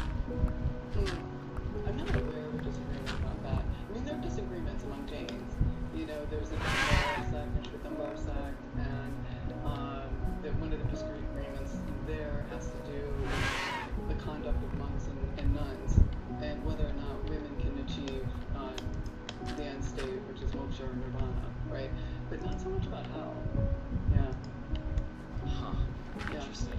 Okay, so how does one end up in hell? What's the process? What makes it more likely you're going to spend a longer amount of time, something like that? Okay, so engaging in killing others, for example, but also eating meat, for example. There's so many different types of rebirths that it's not a black and white thing, it's a shade of gray, and that everybody has an accumulation already of some good and bad karma even before this life, right? And so where you would end up would depend on that mix of good and bad karma and what is coming to the surface, I suppose, right now. But mainly I'd say it's pretty simple killing. Killing gets you a rebirth in hell, and significant amounts of killing. Of not just humans, but also animals. Mm-hmm. Right, and maybe this shows my ignorance, but I thought that Jains typically, or at least ones that are more observant, don't do like fermented foods, things like that because of microorganisms. Is that a form of killing as well? Like consuming something that's fermented has microorganisms in it? Right. Yeah. So that is true of many Jains. Nothing for fermented. Monks and nuns, they don't even drink water that hasn't been boiled first and filtered, because they need to filter out the beings in the water, right? Lay people, before they give them the water, people who are not monks and nuns, regular householders, boil the water before giving it to them.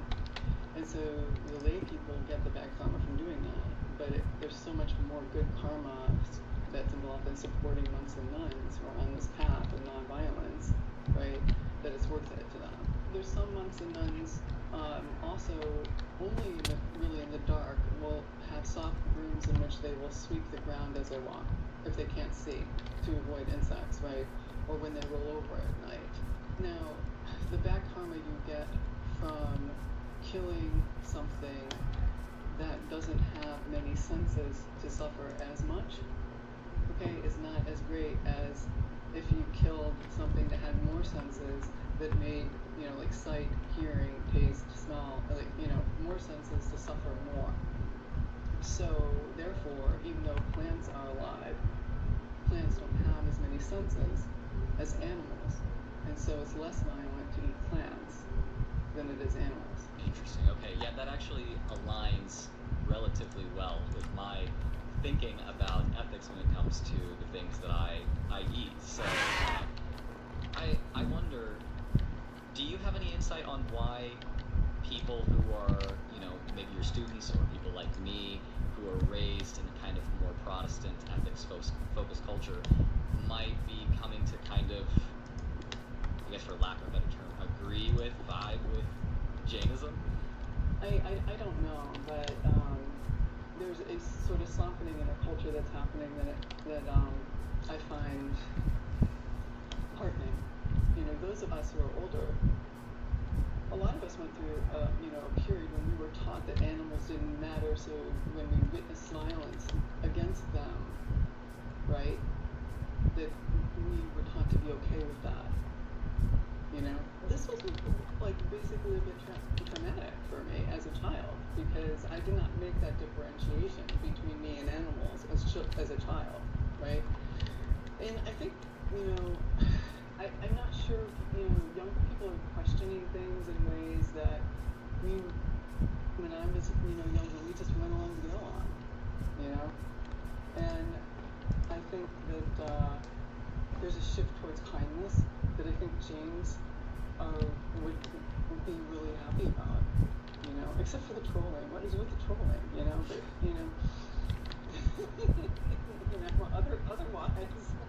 But, otherwise there is a shift towards kindness, So, in some ways, yeah. Awesome. Okay, so final question here. I don't want to ask you to make too solid of a diagnosis, maybe go off your intuition here, but as someone who is an ethical vegan like myself, but ate meat and all of the things, I guess I still do drink beer, so that's fermented foods. But a typical Westerner, honestly, who has typical Western ethics that tries their best, but definitely does step on bugs and things sometimes. Is it likely within this thinking that I would have at least a stint in hell? It's likely you've already had one. According to James,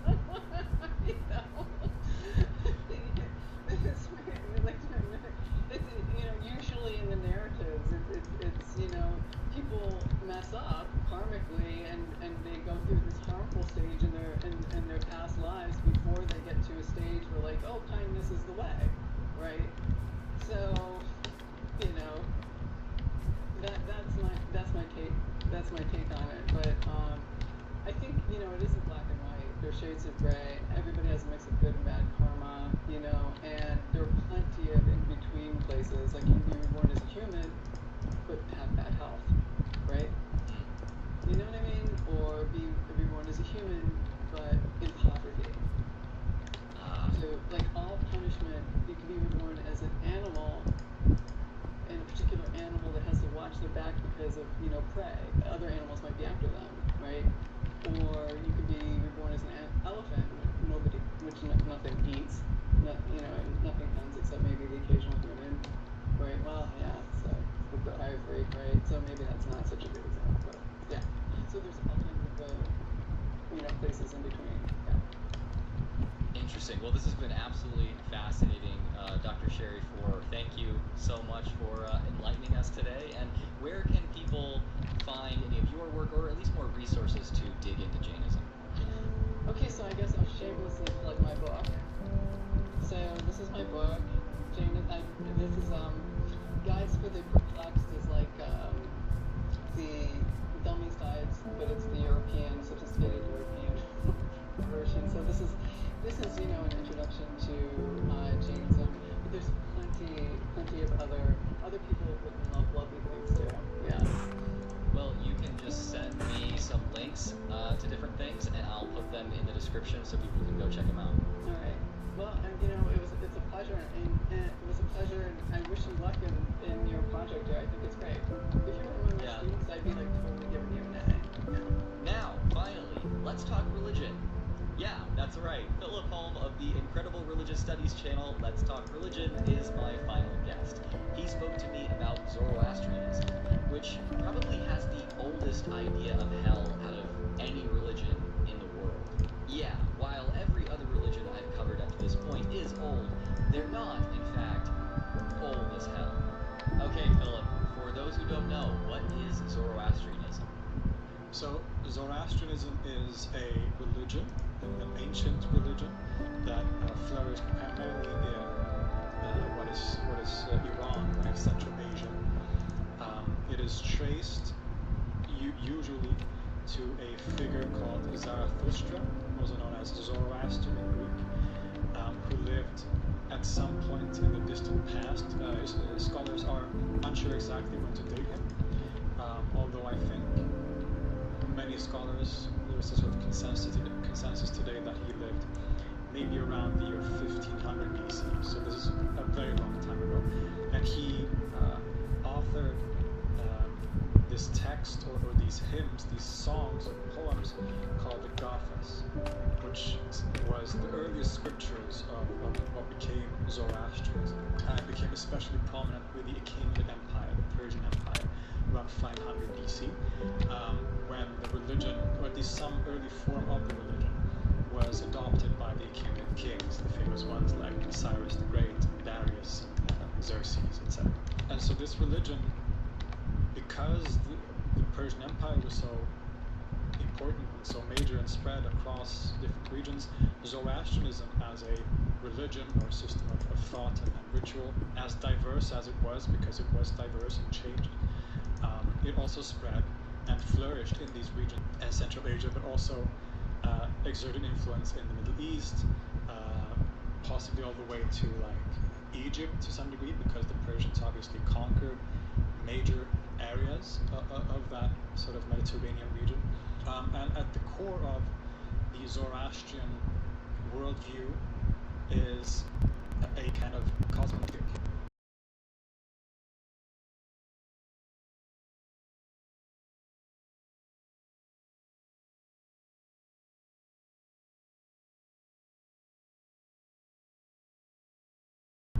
dualism necessarily.